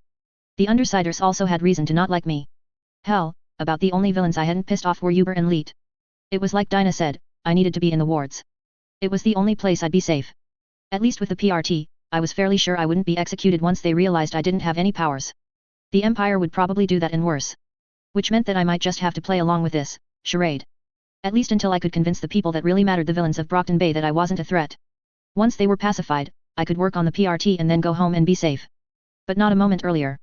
Was I really going to try and do this? Did I have a choice? It's just temporary, I told myself. It's just until things calm down with the Empire and the ABB. I only have to bite my tongue until that's done. I'd give it a week. 2, tops. My performance in the field would make everything clear, and as soon as bad guys stopped dropping unconscious all around me, the hype would die down. Actions spoke louder than words, and if they wouldn't believe I was useless, I'd show them. So, I said, trying for a smile. I managed a grimace. About helping me with that speech. Miss Militia smiled. As soon as you're ready, denial. Ugh. I had a feeling this was going to get worse before it got better. Denial. Interlude. Arms Master. Colin, or Arms Master at the moment, stood to attention as was expected of him, his halberd out on display but the butt resting against the ground, his body relaxed. There weren't any problems expected today, and rumors from the ABB, almost certainly intentional leaks on Lung's part, suggested that he had taken Bakuda to task over the explosions in Brockton Bay and put a stop to any more. It wouldn't save Bakuda their attention, of course. If anything, it was just Lung covering himself from a kill order. Bakuda was going to get one either way, that much was all but certain, but this way Lung would make it clear she'd not acted on his orders. It did mean today would, or should, be free of interruptions. If Lung did otherwise, he'd only counter the message he was sending. If the Empire attacked, they'd be seen as sending a message in support of the ABB. Not something they'd want. The initial speeches were out of the way, including a passionate address from Director Piggott to honor the loss of so many brave PRT servicemen and promise justice, espousing how they sacrificed their lives to protect the people of the Bay. It was well said, but Colin expected that most of the reporters only clapped because they were expected to. It was callous, but the news about those deaths was already out and the newspapers had run with it. Today, they were after fresh meat, and had their eyes set on Brockton Bay's newest ward. "You're frowning," Hannah warned, sliding up to stand beside him. Colin quickly reacted and forced his mouth into something more akin to a neutral smile. He didn't expect it to fool Hannah, but then it wasn't for her. "What has you so worried?" "We have assault, battery, and velocity scouting the area. They'll see any capes long before they arrive." "It's not that," he replied softly, voice barely above a whisper. Denial had started to speak, or rather to play her pre-recorded speech.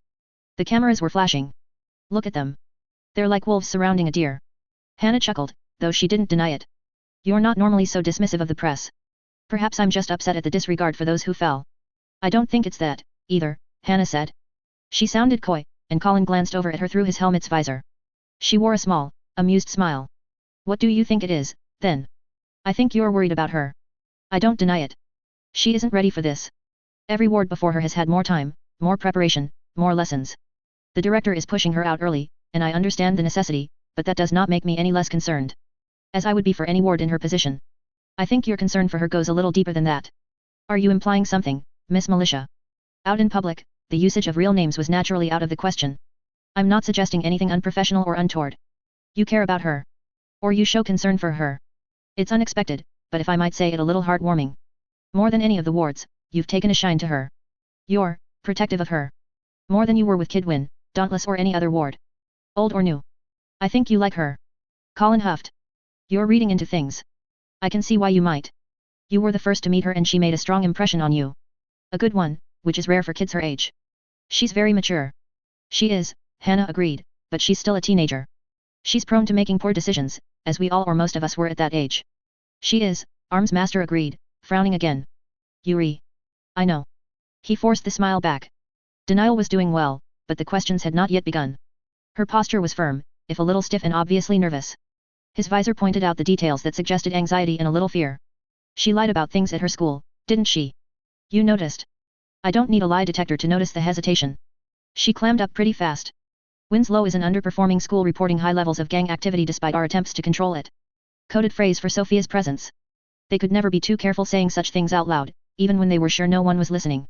Strangers existed, as did powers with enhanced senses. It would be easy to imagine Denial having issues there, especially if the incident she mentioned is indicative of the situation. "We can't help her if she won't allow us." "I know."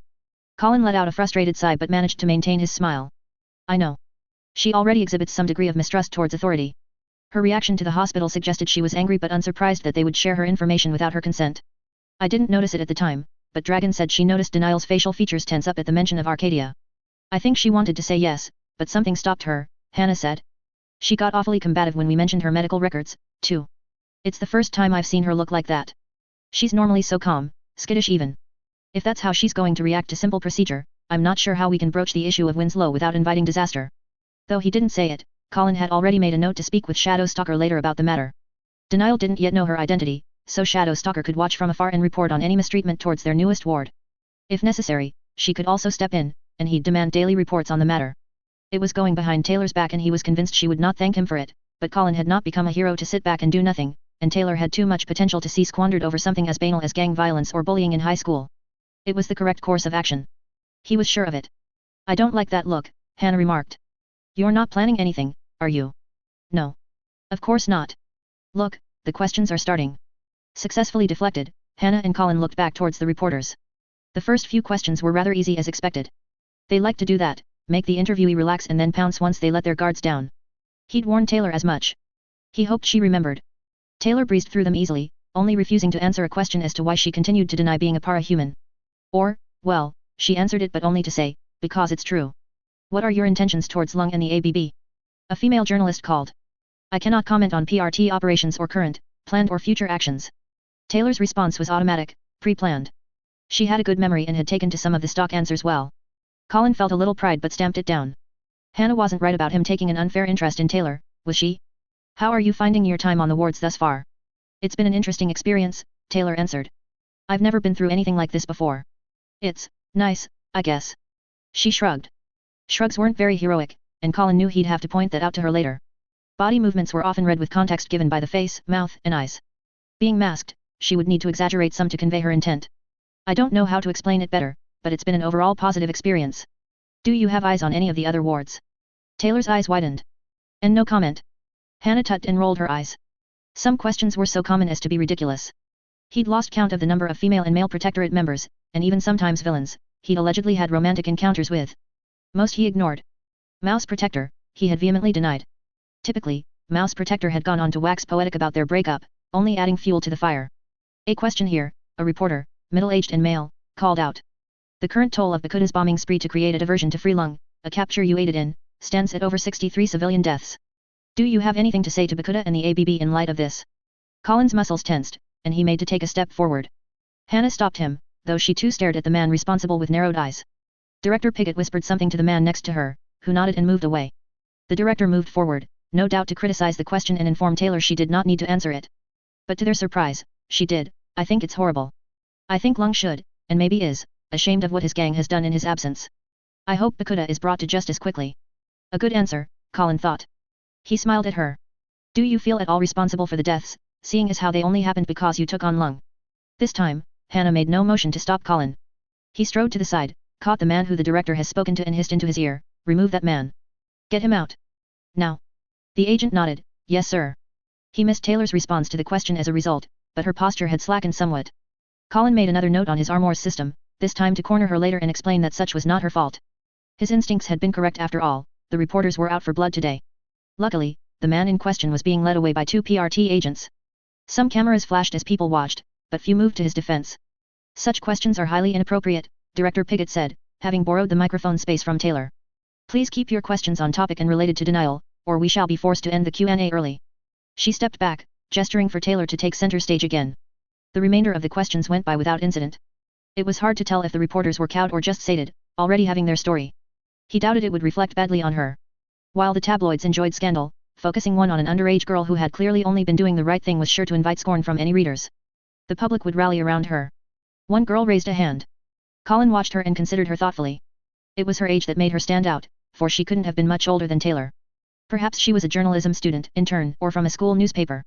She had dark blonde hair tied in a bun, freckles and bright green eyes.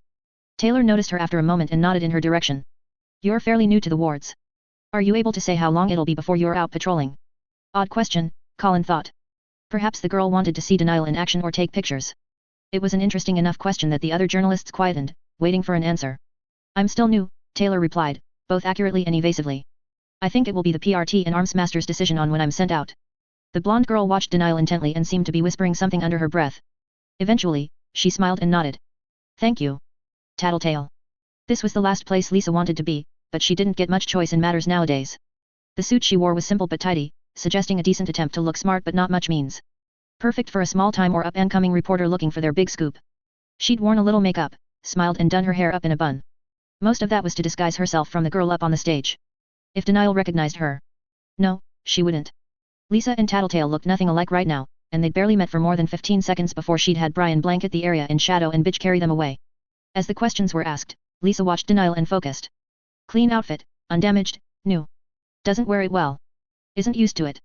Only got it a few days ago and hasn't had a chance to properly use it. Shoulders stiff and posture rigid. Isn't used to being on a stage, might be shy or unused to speaking to people. Voice earlier was too even, too structured. Recording played through her mask. Is speaking normally now, but wasn't before. Her power didn't always provide useful information, but question and answer sessions like these weren't a bad source of information. Lisa could find more in a non-answer than most could. I cannot comment on PRT operations or current, planned or future actions. Can't comment. Lisa rolled her eyes.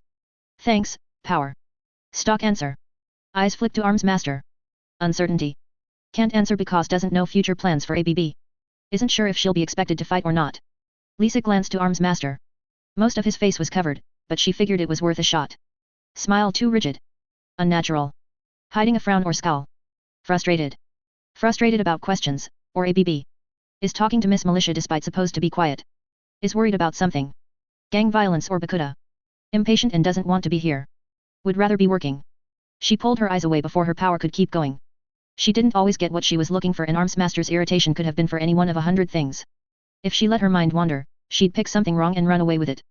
That way led to headaches, and Arms Master wasn't important anyway. Do you feel at all responsible for the deaths, seeing as how they only happened because you took on Lung? That question prompted a response from Lisa, and the crowd. Without really meaning to, she looked to the one who asked it, as plenty of others did. Compared to the other questions, it was downright savage. Pleasant smile is too easy. Muscles in face twitching. Amused, looking for reaction. Question was planned ahead of time. Has recorder in hand but thumb not on record button. Tape not rolling. Isn't recording. Isn't journalist. Right hand on hip, thumb in belt, fingers near pocket. Reaching for gun. Doesn't have a gun. Denial gave an answer against it and the director said something else. Lisa didn't really hear any of it. She noticed two agents pushing through the crowd. Intend to throw man out. She watched as they reached the journalist. He resisted a little, but not over much. Most of it was just him complaining as the two escorted him out of the crowd and toward one of the exits. Body rigid, right hand keeps twitching to waist. Looking for gun. Instinctive movement. Isn't journalist. Member of a gang. Not Asian, no Empire markings. Spoke against denial for challenging Bakuda, Empire would applaud it despite Hook Wolf. Not Empire. Not ABB. Too well dressed and trained for merchants. Reliance on gun suggests no powers. Military training. Mercenary. Coil? Lisa wondered. Her power didn't answer, for which she was grateful. Seeing a chance in the silence that had opened up, Lisa raised her hand and waited to be noticed. When Denial's eyes fell on her, Lisa flinched. Defeated Lung. Powerful. No indications of power, no involuntary movements. Looks nervous, but more nervous of speaking on a stage. Not afraid of me. Not afraid of me at all. Dangerous. Swallowing, Lisa managed her question. She was quite proud she got it out. Luckily, anyone who thought she sounded nervous would probably just write it off as her being such. She was a young girl talking to a new ward, after all. I'm still new to the wards at the moment. I think it will be the PRT and Arms Master's decision on when I'm sent out. Evasive answer, didn't flinch. Eyes moved to Arms Master again, telling the truth. Doesn't know when she'll be deployed. Nervous about patrol? No. Defeated Lung, Rune, and Hook Wolf. Unlikely to be intimidated by patrols. Nervous at public speaking. Skilled and powerful, will be on patrols soon. Will be active within month. Lisa winced but nodded and gave a quick, thank you. A month, huh? Or less than by the looks of it. That was bad. The wards getting any new member was a problem, but one who took down Lung and Hook Wolf, and who had reason to hate the Undersiders. Doubly bad. But what made it worse was Coil's latest orders. Find out everything you can about Denial. Voice clipped, tense. He's angry, frustrated. A plan isn't going his way. Nervous of Denial. Has interacted with Denial. Unable to ascertain powers of Denial. Needs to know more. Thinks she may be threat. Willing to do whatever it takes to get information on her powers. That wasn't good. Lisa grimaced but had little idea what to do with the knowledge. Not all information was useful, especially when you couldn't act on it.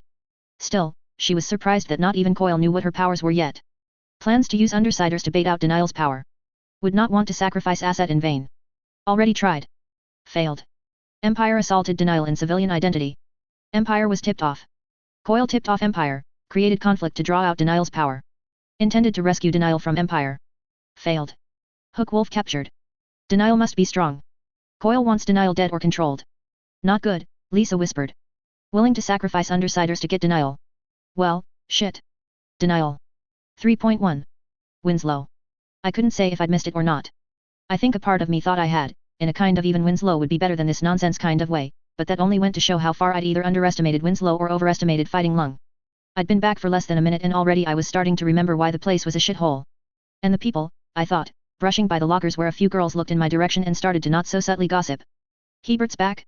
Wow, I guess you can abort a baby fast nowadays. I heard she was getting off an overdose. Probably putting out to the merchants. No. I'd been punching Oni Lee in the face and forcing motherfucking Lung to retreat.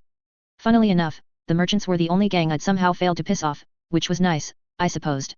It was good to have someone who didn't want to hunt me down. Arms Master had warned me against gang activity in Winslow as if he needed to, but had put my mind at ease with a little anklet I wore under my jeans.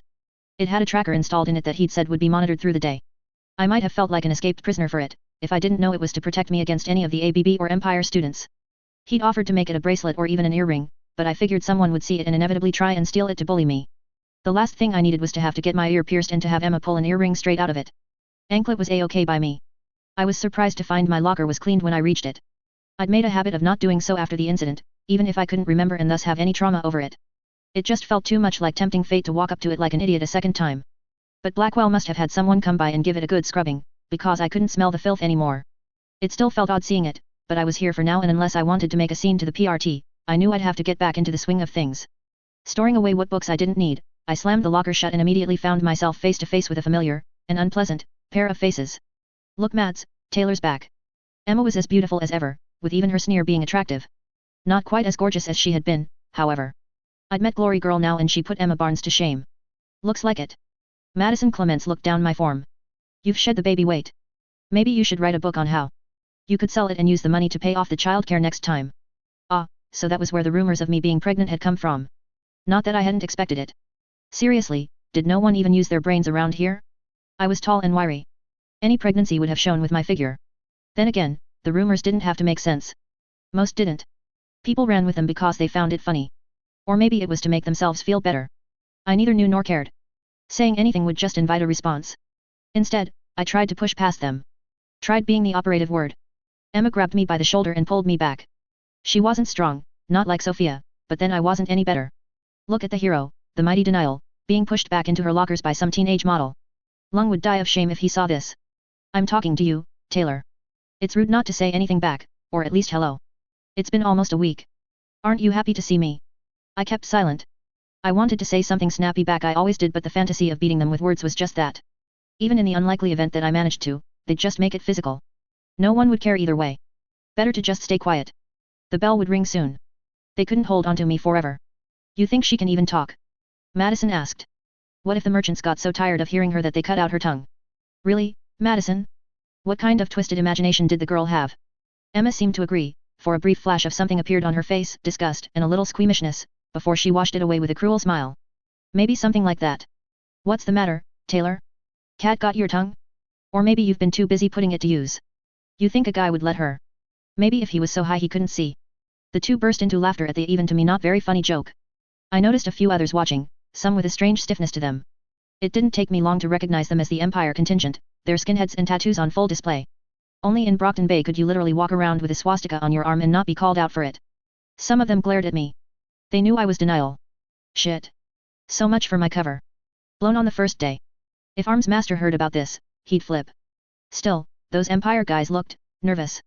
They were staring at us, but one of them was looking at Emma and Madison like he couldn't believe what they were doing. Oh right. They thought Emma was bullying the superpowered cape who could bitch slap Lung. I'd never wished I was said person harder than I did now. Emma. Someone shouted, suddenly rounding the corner. Sophia Hess. We need to talk. She saw me and stumbled. Oh, fuck me running. Sophia sprinted up after recovering. Weirdly, she nodded once at me.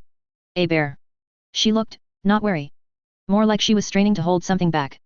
She turned to Emma. We need to talk, Emma. Like, alone. Now. Now. Emma looked to me. Right now. Did I not just say that? Yes. Now. Sophia stressed the word. Can't it wait? Haven't you seen who's back? Emma pushed me into the locker again. Sophia stiffened. I have eyes. Emma, we need to talk. Sophia's eyes flicked to mine and back again. Leave her. She'll still be here later. Just, don't do anything until we talk. I wasn't sure where the fire was, but I wasn't about to look a gift horse in the mouth. If Sophia wanted to save me just this once, I wouldn't forgive her, but I'd let her do it. I kept quiet, knowing we were being watched by a whole lot of people and knowing I couldn't do anything about it. TCH. Emma tugged. Fine. You get off lucky, Taylor. But just this once. Emma smiled, and Sophia relaxed. Foolishly, so did I. It had to be the wards, I decided. Hanging around people who were just so freaking nice had made me sloppy. The second my muscles untensed, Emma's hand slipped. She pushed me into the lockers. Oops. I fell awkwardly, hitting my shoulder. My head cracked into the side of the locker. Not enough to hurt me, but enough to make a metallic noise and earn a quiet, ow. Emma. Sophia yelped. Miss Barnes. Principal Blackwell roared. Silence. Complete silence. I wasn't sure who was more surprised, me, Emma or all the gang students who basically got away with holding their own miniature wars every other day. But Principal Blackwell stalked forward with a face born of fury and her eyes for once were not focused on me. Beside Emma, Sophia Hess swore quietly to herself. Bullying in our school, in our halls? I am shocked and appalled at the very thought. What? I think it was a sign of just how out of character it was that both Emma and I sworn enemies shared a look that seemed to ask if we were both hearing this properly. It was a mutual raised eyebrow moment, before Blackwell grabbed Emma by the shoulder and pulled her off me. And what are the rest of you doing standing here and staring? Winslow has a no-tolerance policy for bullying. It does. Some brave soul asked. Since when? And you, Blackwell said, ignoring the honest question and whirling on the trio. Miss Barnes, Miss Clements, and Miss Hess. I am appalled and disappointed in each of you. To my office, immediately. And expect your parents to be made aware of this. But. No buts, Miss Barnes. I, and the entire school body, watched in shock as Blackwell marched the three away, Sophia glaring at Emma while the other two were lost for words. So, this was what it felt like to actually matter, hey? To matter enough for a teacher to care? I wanted to say I hated it, hated the favoritism as a sign of how corrupt things were, but that would have been a lie. Emma, Sophia, and Madison were about to get torn to pieces for bullying me. And I fucking loved it. As I turned back to my locker to hide my vicious smile, I heard someone nearby mutter, so, hypothetically, if she was being mastered into actually doing her job, would that be a bad thing? Well. Winslow was looking up. Winslow was looking down. Very down. It was a law of the universe, I decided. To be me was to suffer. There was someone out there or several people and they had it in for me. It was the only explanation. It wasn't even the trio causing me trouble for once, since they'd been suspended for the rest of the day and sent home. I'd seen Emma be told off by her father and tried to pretend like that didn't fill me with glee. I don't think I managed it. It wasn't even the teachers suddenly becoming that much more attentive to me. For the most part, I was able to ignore that after the sudden shock, and soon wrote it off. They'd get bored and fall back into old habits soon enough. Blackwell would probably cover her back as much as she could, though. I wasn't sure what to do about that. A part of me wanted to expose and get her out, but another part of me argued that all I'd ever wanted was her to do her job. She was doing it now. For the wrong reasons, sure, but who was to say her replacement would be any better? But it wasn't that which caused me issues, either. It was the gangs. Not just the Empire, but also the ABB. I wasn't sure at first. Little things could be written off and the Asian kids tended to stick together. Why wouldn't you when anyone could be an Empire supporter looking to cave your head in? They didn't mingle, so them avoiding me wasn't an issue. I didn't even notice.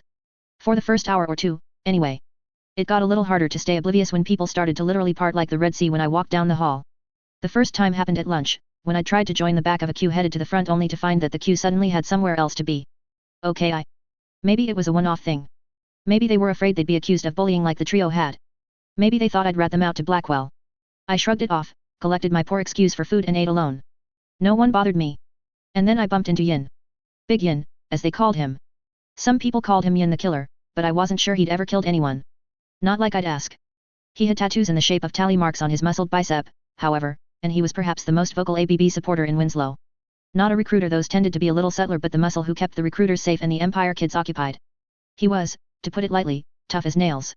He could also reach a high note, apparently, as I found out when he stomped around the corridor corner and nearly walked into me. His arms came up, his body leaning back as if he'd just seen a mouse, and he was deathly afraid of them. He gasped. "Sumi Mason." I blinked at him. "What?" "I am sorry," he said, his accent showing. Sweat beaded on the man's brow. "Forgive me." I blinked at him. "Again." "What?" Yin cursed in Japanese, held both hands up as if to ward my straggly body off, and edged around me. He then hurried away, looking back once before he rounded the corner again. I was fairly sure I didn't mistake the sound of him breaking into a sprint. Calmly, or at least with the image of being so, I walked into a nearby toilet, stepping aside to let the suddenly fretful Asian girls inside pass me by. They watched me warily, whispering to themselves once they were out. Stepping into a stall, I sat on the toilet and leaned forward, head in hands. Okay. Planning time. So, secret identities. I didn't have one. Go figure. That was bad. We hadn't actually gotten to that stage of training in the wards, but only because that was probably so obvious we didn't need to cover it. Capes had secret identities to protect themselves and their families from the villains. My face and name were already in the hands of the Empire, but I'd figured it was just the leadership. Apparently not. That was bad, but Arms Master had been prepared for it. Not quite so much the ABB. Lung must have found out who I am, I whispered. He was the only one who had seen me the first time. The second, I'd been masked. It made sense he'd look into me. But why would he tell everyone? To intimidate me? To attack me? I didn't think so. Not if Yin's reaction was anything to go by. The guy could have bent me in two and snapped me like a twig, and there were plenty of ABB students in school. They wore their colors openly. Besides, if they wanted me dead then they'd sent Oni Lee here. Not unpowered students. They thought I was a cape, after all. The bigger question was, did I tell Arms Master? Conventional logic and even common sense said yes. But if I did, he'd have me out of here in an instant. It wouldn't make much difference, though. Move me to Arcadia and the gangs would still know who I was and where. They could still hit me at home, or target Dad. Immaculata was no different. The only way to keep me safe would be to ship me out of state, out of their reach entirely. I didn't want to leave Brockton Bay. Not for this charade. Maybe Arms Master didn't need to know. It was a bad idea, I knew, but it hadn't blown up in my face yet. I'd be careful, and I still had his tracker, but he didn't need to know the specifics just yet. If it got worse, I'd tell him. If things got bad. The secret was already out, though. No point making it any worse than it already was. Decision made, I stepped out of the cubicle. A pretty brunette I knew was a part of the Empire stepped in, saw me, froze, and stepped out, letting the door swing shut behind her. I sighed and pinched the bridge of my nose. The world really had gone insane. Which was when a girl who was decidedly not someone I recognized as being from Winslow, with blonde hair, freckles and green eyes walked into the bathroom and approached me warily. I didn't respond. Instead, I stared blankly at her, hoping beyond hope that she'd say something normal. Something mundane. Something not absolutely stupid and likely to make me want to tear my hair out. I know who you are. And I need your help. Go figure. Denial. 3.2. The girl standing before me looked nervous. She kept scanning the area around her like she expected to be attacked at any moment. I knew immediately that the help she needed was not of the I appear to be lost in a high school and need directions variety. It looked more like the Dinah kind of help, the help that came with complicated things and lots of sweating, swearing, and danger. As such, I did the only thing I could do. Nope. No, seriously, I need your help. The girl cried, chasing after me as I about turned and walked away. Nope. The last person who'd asked me for help ended up getting me attacked by the Empire and forced into the wards. I wasn't bitter towards Dinah or anything, just bitchy. Okay, maybe I was a little bitter. Either way, once bitten twice shy. Look, the girl looked around. I'm a parahuman. Oh, for the love of. Like you. You're not a parahuman like me, I groaned. No one is a parahuman like me. Okay, that's fair. I'm not on your level. Deep breaths, Taylor, I told myself. Deep breaths. But I'm serious about needing your help, and I think I can help you, too. Why would I need your help? Why would you even approach me out of costume? Aren't there rules against this? There are, and this isn't how things are normally done, but I came out of costume as well. I know it doesn't fix things, but it was supposed to be a peace offering. The girl smiled weakly. As for how I was able to figure you out, I'm pretty smart. It's my power. I can figure things out that no one else can.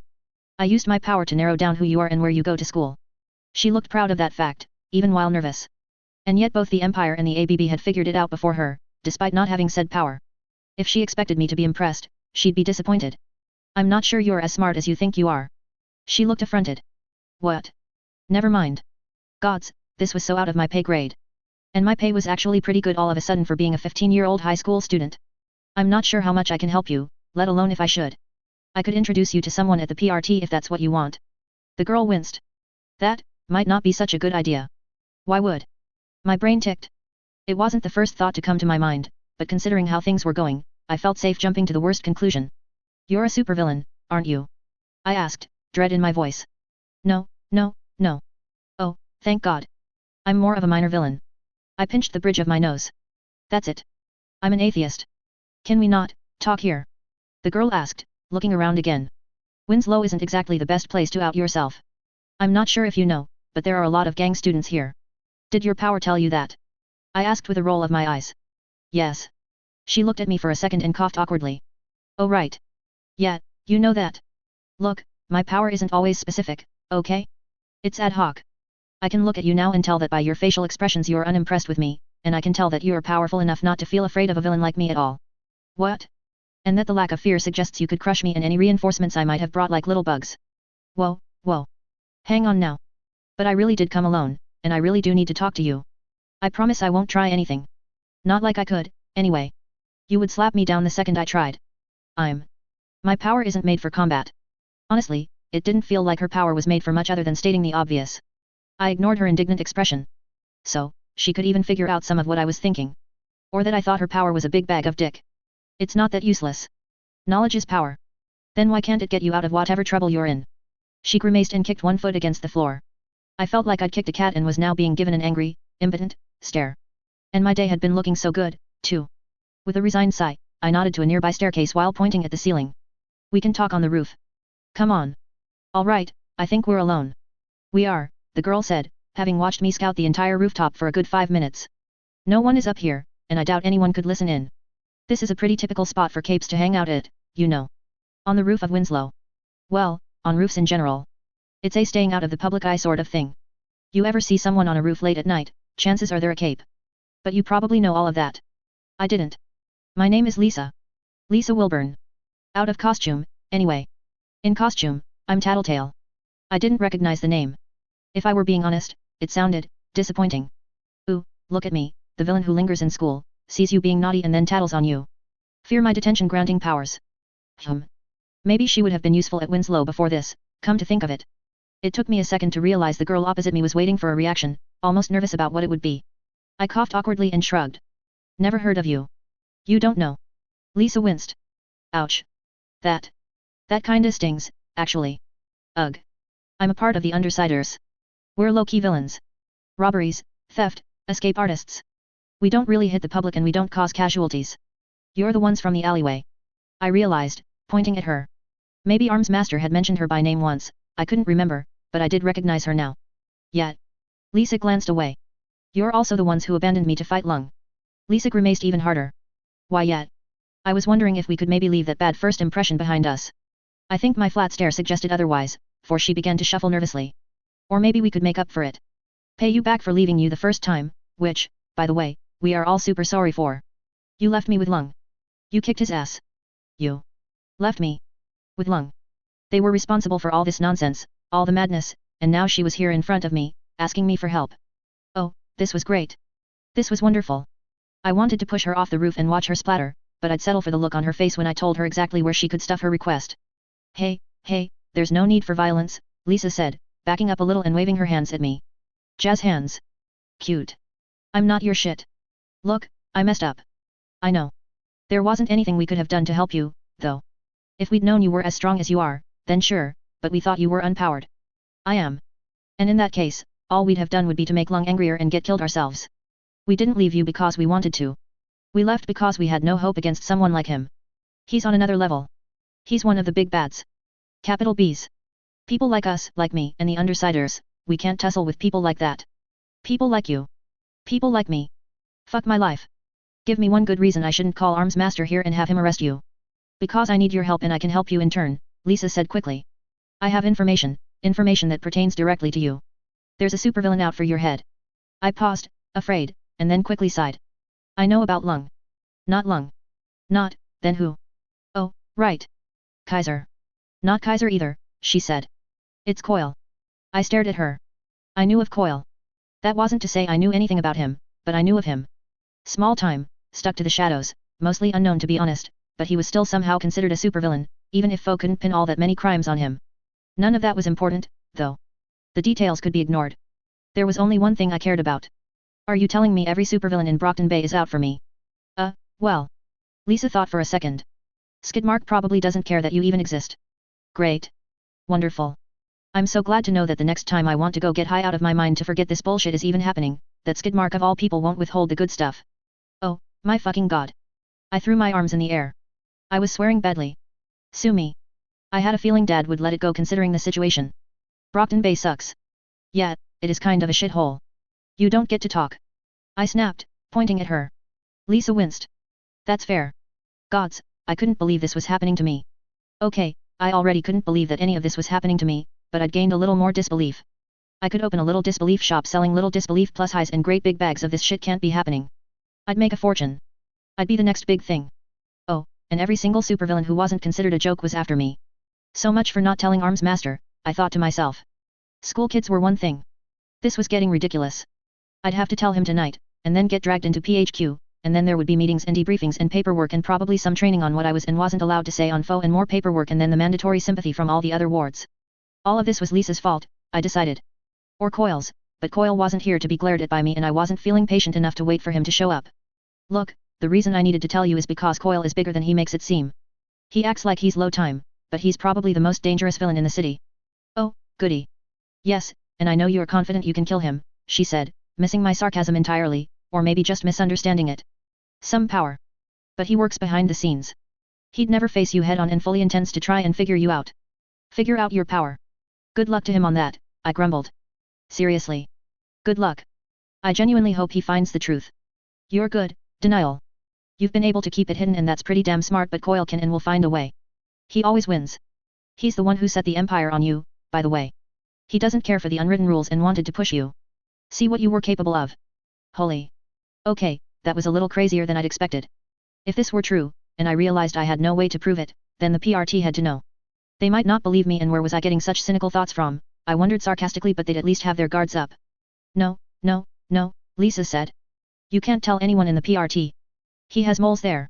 He knows everything that goes on. I'd be killed. I didn't respond. Lisa paled. Oh okay, and you wouldn't lose any sleep over that. That's cool. But I can help you. I can help you take down Coil, just so long as you help keep me alive in turn. He's my boss, but I didn't ask for it. He held a gun to my head. Told me to join or I'd die. Despite my best efforts, I felt a little sympathy for her. No, my brain cried. No sympathy. It was no good, though. I knew what it felt like to not have a choice, even if it wasn't the PRT with the gun to my head, but the gangs themselves. Lisa's power seemed to tell her she was winning me over, damn it. She brightened up and kept speaking. Coil plans to use the Undersiders to try and bait out your power. He won't make a move on you until he knows for certain what you can do, so technically speaking, if you managed to keep it secret forever, he'd never make a move. I can help sell it. At least with the Undersiders. Really? That's surprisingly easy.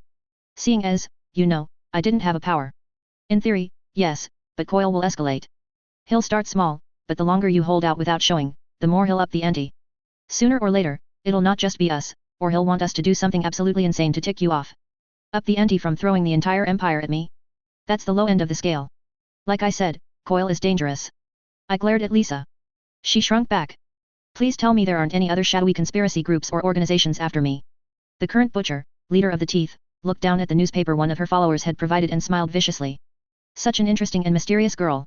Powerful, too, if she could defeat Lung not once but twice and also take out someone as well known as Hook Wolf. Oh, and some girl called Rune. The butcher was not sure she had ever heard of her. Either way, the girl had power. Power in spades. The voices in her head whispered incessantly, reaching a fever pitch of excitement. The butcher heard none of it, the voices merging together to the point where it was impossible to make out the words. Her head twitched violently, but she smiled nonetheless. Yes. She was perhaps one to add to herself. Jack. Bonesaw called happily. Can we go to see her yet? Can we? Jack looked up fondly, sat as he was on a small stone pedestal that housed some rock. The locals of the village they were in considered lucky. It possibly wasn't anymore, or the villagers weren't. Hard to say. The others were busy enjoying themselves. Soon, he said. We'll go soon. But you promised. I promised we would go soon, he replied, rubbing the girl's head. She won't be as fun if she doesn't have time to mature a little. But we will go see her, right? We will. I promise. Rebecca Costa Brown sighed as she leafed through some fresh reports, lifting a mug of coffee to her lips. The new ward reports came through once a month, and the amount she had to go through could differ month by month. Sometimes she had none to work through, other times, if there had been a particularly bad month, she might have more. Today, she had one. A welcome relief seeing as she had a meeting with Cauldron later. Idly, she leafed through the information, humming briefly when she noted it was Brockton Bay, before she got to the girl's stated powers. Rebecca Costa Brown's eyes widened. Her coffee spilled, pooling in her lap and earning a pained hiss. Invulnerable as she may have been, some things still hurt. She wiped it away distractedly, all too focused on the report before her. Involuntary and instinctual movements that seek the best possible outcome in any altercation where Denial's life is in danger. Manages to lead to victorious scenario even in dire or otherwise impossible circumstances. That sounded suspiciously like a certain someone's power. Cauldron had to be told. Lisa thought for a moment, and then shook her head. No, I think that's it. Oh, thank God. Denial. 3.3. As expected, my casual comment that I'd met with a villain resulted in a little concern from Arms Master. A little in the sense that a flash flood a la Leviathan was a little water, or the Slaughterhouse 9 coming around was a little bit troubling. I'd never found myself pushed into a conference room so quickly, though I recognized it as one I'd seen all too many times. Maybe I should ask for it to be my room. I spent enough time here. Talking to a villain, Taylor, Arms Master pressed, hands slamming down on the table. What were you thinking? At the time, or at all? You can't trust a villain. I understand you're strong, but they know that. They won't come and face you head on. They won't use violence when they know it will fail. They'll find other means, subtler means. That relieved me more than Arms Master was probably expecting it to. He must have seen it on my face because he dragged out the seat opposite me and sat down in it. His jaw was fixed into a firm scowl that might have annoyed me normally. But, well, I was already more annoyed at Tattletale and the world in general. How did she approach you? Did she lure you out of school? Why did you speak with her? Did she take hostages? On foot? No, and because I kind of had to. And no hostages. She came right up to me in the middle of Winslow. What was I supposed to do, drop kick her off the roof? I refused to admit I'd considered it. Armsmaster, of course, took my sarcasm with the utmost sincerity. No, you made the right call. While engaging and dealing with her there would have been ideal, it would have exposed you to far too many people. To say nothing of the girl's ability to survive such a fall. He let out a sigh. It speaks well of you that you showed such restraint. Few others do. Right. Yes. Restraint. Totally. Forgive my anger, Taylor. It was born of concern. Tell me what she said. As much as you can recall. Dad did that, too, I thought to myself. Get angry when I did something he saw as dangerous. Maybe it was unfair, but I kind of gave Armsmaster an easier ride with it. Partly because he was a superhero, and so it would have been a little mortifying to yell "You're not my dad" at him, but also because he was concerned about me talking to actual, dangerous villains as opposed to going for a jog around the block or staying out exactly 2 minutes past 7. Okay, to be fair my jog had ended up with me fighting Lung, but still. Principles. Taylor. He prompted. Can you tell me what she said? Oh. Sure. I did so quickly, trying not to leave out any details I could and being sure to press Lisa's fear that there might be moles in the PRT. Armsmaster winced at that and winced doubly hard when I called Lisa by name. He did listen, though, and waited patiently until I was done before he replied. I see. I think we may be able to keep the information suppressed for now. Not from everyone, of course, but it shouldn't be difficult to keep it to myself, Miss Militia and Director Piggott. She will have to inform those above her, but if they are compromised then there isn't much we can do and we'd have much bigger problems anyway. You trust her, then? I asked. Tattletale, I mean. Not Director Piggott. I would never trust a villain, nor their word. What I would trust is their sense of self-preservation, their cowardice. He paused. The Undersiders have long been escape artists. Small, petty criminals at best. They're neither equipped nor prepared to do what Coyle apparently wishes them to. Go against the PRT? I asked. Armsmaster laughed. Not the PRT. You. Oh, right. Yet. Me, the big bad wolf of Brockton Bay. I'd honestly almost forgotten. It was easy to do that, and I flushed at the thought. I'm really not that big of a deal. If I were in their shoes, I don't think I'd want to fight you either, he said. I think you'd be more than enough to beat me. Black and blue, without a single bit of effort on his part. It was honestly embarrassing to think of the different ways he could beat me. But then again, Tattletale probably knew more about fighting than I did. Fighting and winning, that was. I knew loads about losing. I'd mastered lose fu long ago. Hopefully, we'll never have to find out, Armsmaster said. That's something I can get behind. Did anything else happen today? He asked. What? Any incidents? He pressed. Nothing unusual to report. No, roughhousing or altercations. Anything at all that you think I should be made aware of? Anything at all? No. I don't think so. It's just that the principal called and said there had been an incident, Armsmaster said. He sounded casual about it, like he was trying to take the most roundabout route to the point humanly possible. He wasn't so much beating around the brush as mowing the lawn several states over. Something involving a scuffle by the lockers. A scuffle? Oh, Emma. I almost laughed in relief. Oh, that. No, that was nothing. Just someone pushing me. I wasn't ready and bumped my head against a locker. I'm fine. It didn't even hurt. I think the principal overreacted, probably to prove she's willing to look after a PRT asset. Armsmaster looked unconvinced. You're certain? Absolutely. I was there for it. Well, if you say so. He let it go, and I was for once glad that an authority figure was willing to do so. Though naturally, if there is anything bothering you, anything at all, you could come and speak with me. Or Miss Militia. It is our responsibility to look after the well-being of our wards. I had no idea what he was talking about. Okay? I will, I guess, if something happens. What's going to happen about the Undersiders thing? On the surface, not much. I can't say what will happen until I've discussed it with the director and she makes a decision, but we'll likely honor their agreement for now, if only because failing to do so would invite Coyle to try with a different set of tools. Better the enemy you know. In the meantime, I'll have Miss Militia slip you the files for the Undersiders. It wouldn't hurt for you to know who may be coming after you. My face fell. We can't just arrest them. If it were that easy, I'd have arrested them long ago. I'll look into this Lisa Wilburn, but it's almost inevitable the name is an alias. Ugh, I was so stupid. Of course she wouldn't have given me her real name. Shit. There went my hope of Armsmaster swooping down on the Undersiders and raiding them before I had to try and fight them. They may have agreed to throw the fight, but that was because they thought I was stronger than Lung. They'd probably still fight, if only to make it look realistic to this Coyle guy. In their minds, I could probably take a few hits. In reality, I was likely to fold harder than an origami crane. Of the wards, only Vista was in today. Or I should say at the moment. It was a weekday and the rest of them were probably at Arcadia still. I'd left Winslow straight after the meeting with Lisa, with permission from Blackwell. The official story was that I'd fallen sick at lunch. Vista was sick as well, which was to say she'd been nominated to be the one to teach me how to work the console, or console duty as Vista called it. She said she'd volunteered, but I wasn't sure if she was just being polite. And when a call comes through, it's your job to listen, take it in and pass the information on to the right people. Shouldn't we have professional call handlers for that? Oh, this isn't for every parahuman related call. This is just the other heroes out on the job. Patrolling wards, arms master, assault and battery, etc. If someone calls for help or to report a crime, that goes to the front desk. Okay, that's good. I didn't want to imagine being paralyzed with indecision when someone was dying and needed help. Why do we have to do this, though? It just feels like something that would be better with a PRT employee. They'd know it better, there would be more wards out on patrol and you wouldn't need to train every new ward in how to do it. I think everyone asks that at first. Vista giggled. Console duty is, it's not the most fun way of doing things. It's dull is what it is, a voice snapped. My head rose to see a dark figure in the doorway, leaning against the frame. Vista stiffened. Shadow Stalker. Nice to see you, too, the taller girl garbed in black drawled, having easily spotted the lack of enthusiasm in Vista's tone. Shadow Stalker's mask then turned to me, and her shoulders tensed. I could see it through the costume. She looked rigid. I wondered why for a second, before common sense provided the answer. Oh, I'm the new ward. Denial. I held out a hand. We haven't met yet. Nice to meet you. Sure. Shadow Stalker reached out with a gloved hand. Her entire body was obscured. Shadow Stalker. Nice to have you on the team. Her voice was, a little off. Hope you'll be less of a puss. She trailed off, almost bit her words off actually.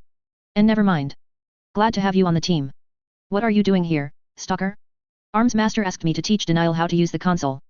Vista sounded incredibly proud of that fact, pressing a fist to her chest. Yet? That's because you're too. Shadow Stalker cut herself off. Never mind, she said gruffly, looked away from us. Forget it. Console duty is shit, that's all you need to know. I've got a meeting with Arms Master. She nodded stiffly toward me. Nice to meet you, Denial. I watched her leave. Vista whistled, wow. That was almost, and I still say almost, friendly. She tapped her chin. I wonder if I should call M/S on that. What do you mean? I asked. She didn't seem that bad. That's not whatever Vista was going to say, she thought better of it. Maybe I shouldn't say anything. You're going to be her partner, so it's best you get on with her. Shadow Stalker and I argue. Vista shrugged. Anyway, console isn't fun, but the reason we do it, at least according to Arms Master and Miss Militia, is so that we get to see the operational and strategic side of engagements between the PRT, Protectorate heroes, and villains. Arms Master says that if we're only ever out there, then we won't learn why a decision we don't like is sometimes made. Here, we get to see the bigger picture and the reasoning. What kinds of decisions? I asked curiously. Well, sometimes you hear a crime going on and you report it in. Say a window being smashed. And you really want to go in there and stop it, but console says just to report it and keep moving. Ignore it. That's happened once or twice. Makes you angry. Vista bit her lip for a second, and then let it go. But if you're here, then sometimes you realize that they're not saying no because they don't care, but because they have a bigger view of the city and there's a lot more going on. Maybe they need more presence around a certain area, or there might be some Empire or ABB stuff going on and the PRT needs more forces in a different part of the city.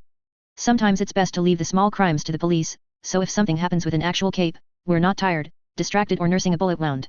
I winced. Yeah, that sounds bad. Do you get shot at often? No, not even nearly. Vista laughed. Most of the time, they try to keep us out of the action. Aegis has been shot a few times, but only because he literally puts himself in front of them. It was just an example. I doubt a bullet would even hurt you. She smiled at me with something akin to hero worship. I smiled weakly back. Let's not test that. Sure. But that's why you need to learn console. And it's good for new wards because it lets you see how we do things, how we organize and what kind of response is good or bad, long before you have to actually do any of it.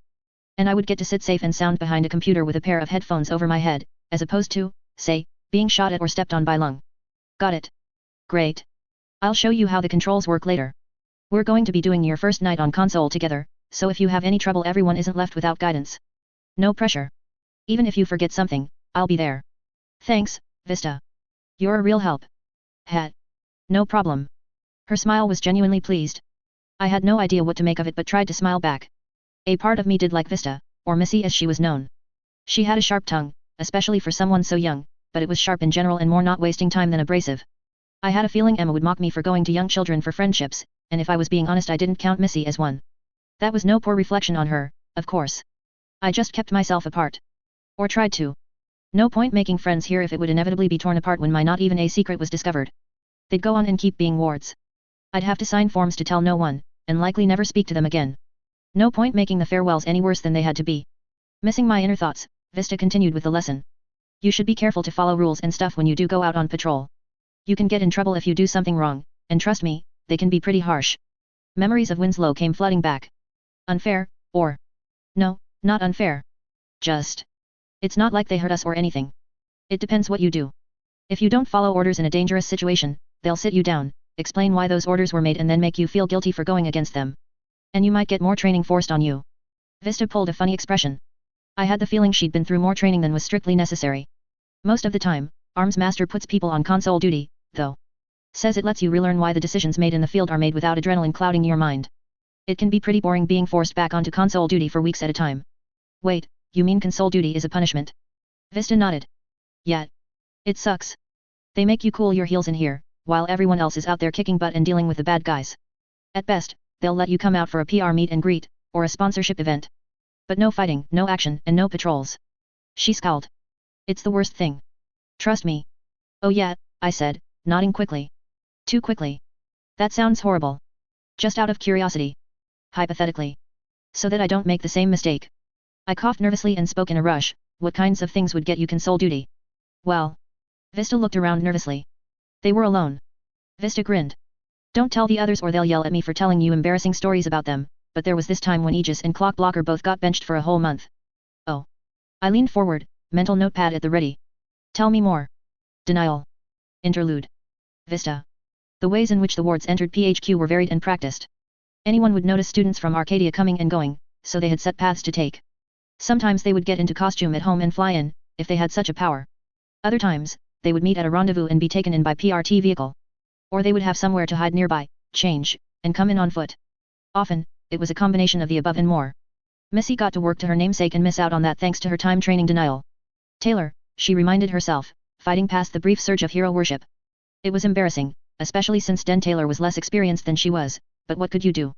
It wasn't every day someone awards age slapped down both Lung and Hook Wolf. And Rune, Missy supposed, but met. Even she could probably do that. Just stretch the distance between them when Rune attacked, leaving the Nazi looking like she was limply tossing stones. Then, pick one up, toss it back, pinch the distance and bam, take Rune out just like that. It would be wonderfully ironic to see Rune essentially taken out with her own signature move, too. But Hook Wolf and Lung? Yeah, that was a different story.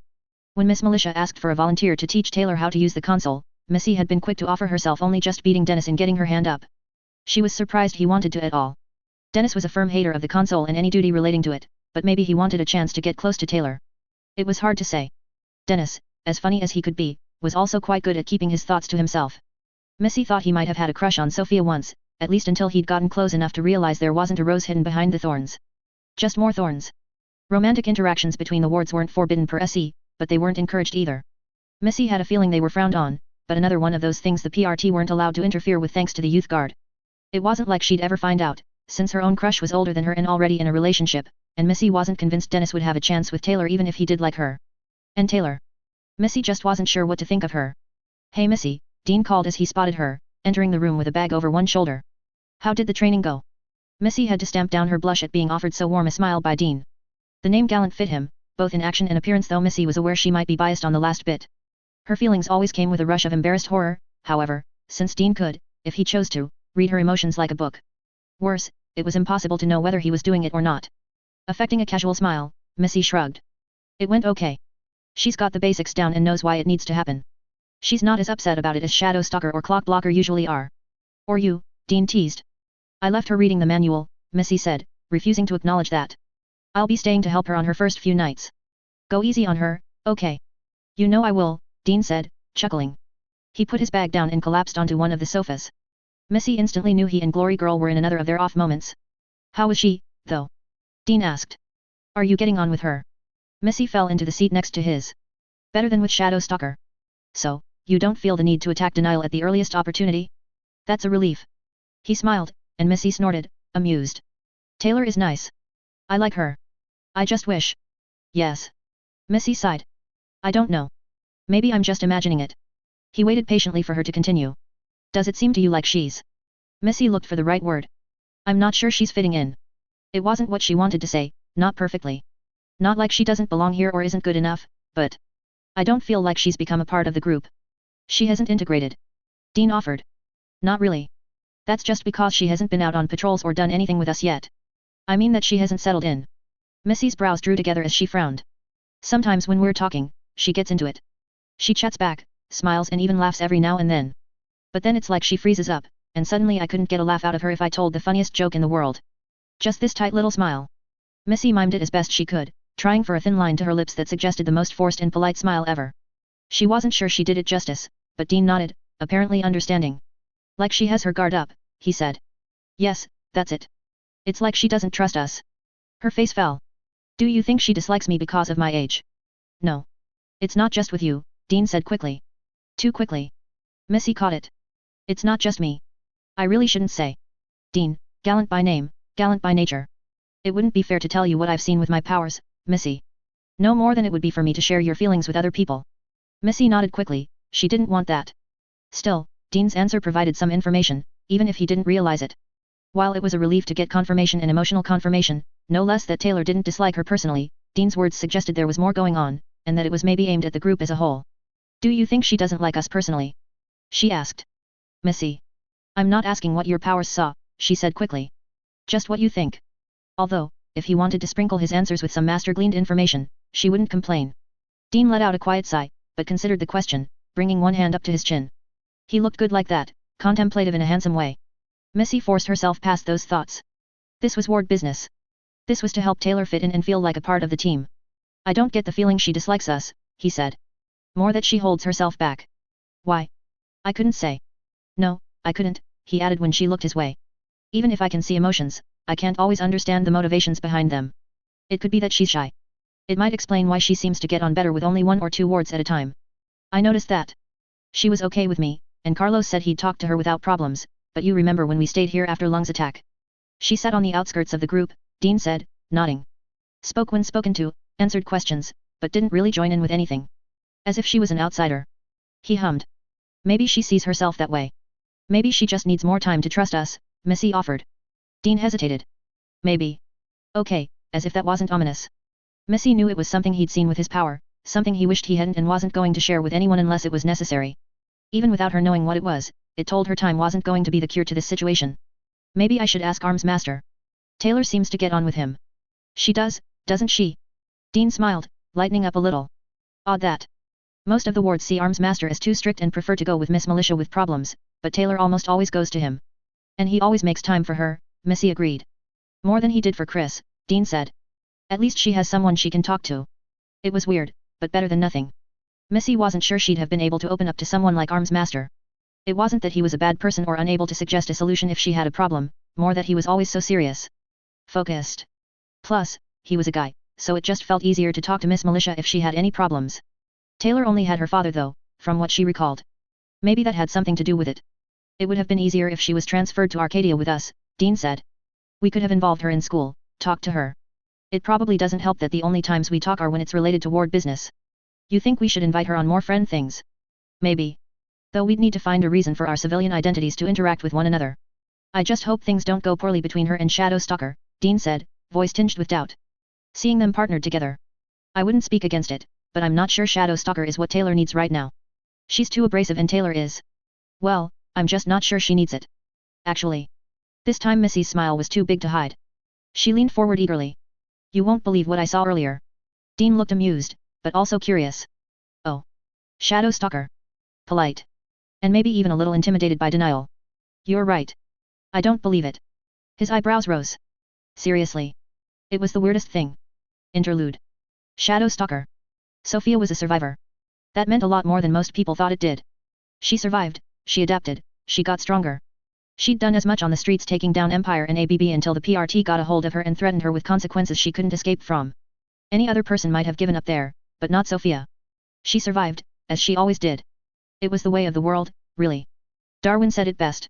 Survival of the fittest. The strong survived and the weak died. Or became prey for the strong. It was a hierarchy that existed in the animal kingdom since time began, and it sure as hell existed on the Cape scene too, seeing as a fair share of capes were no better than animals. Sophia had been happy with her worldview. Content with it. And then Taylor fucking Hebert. God, what a clusterfuck. Taylor. Weak-ass Taylor. Pray Taylor. Emma's ex-best friend. The absolute runt of Winslow, the runt other runts would look down on, had apparently gone and triggered. That was bad enough. Bad, but kind of understandable, given that triggers happened in bad situations and Taylor, like most prey, was fucking adept at putting herself in rough spots. If Taylor triggered and got some shitty power, Sophia could have accepted it. She'd be pissed still, as she was now, but she'd get over it. Except that Taylor was denial. Taylor weak-ass Hebert had upgraded into Taylor eats lung for breakfast Hebert. That was bad.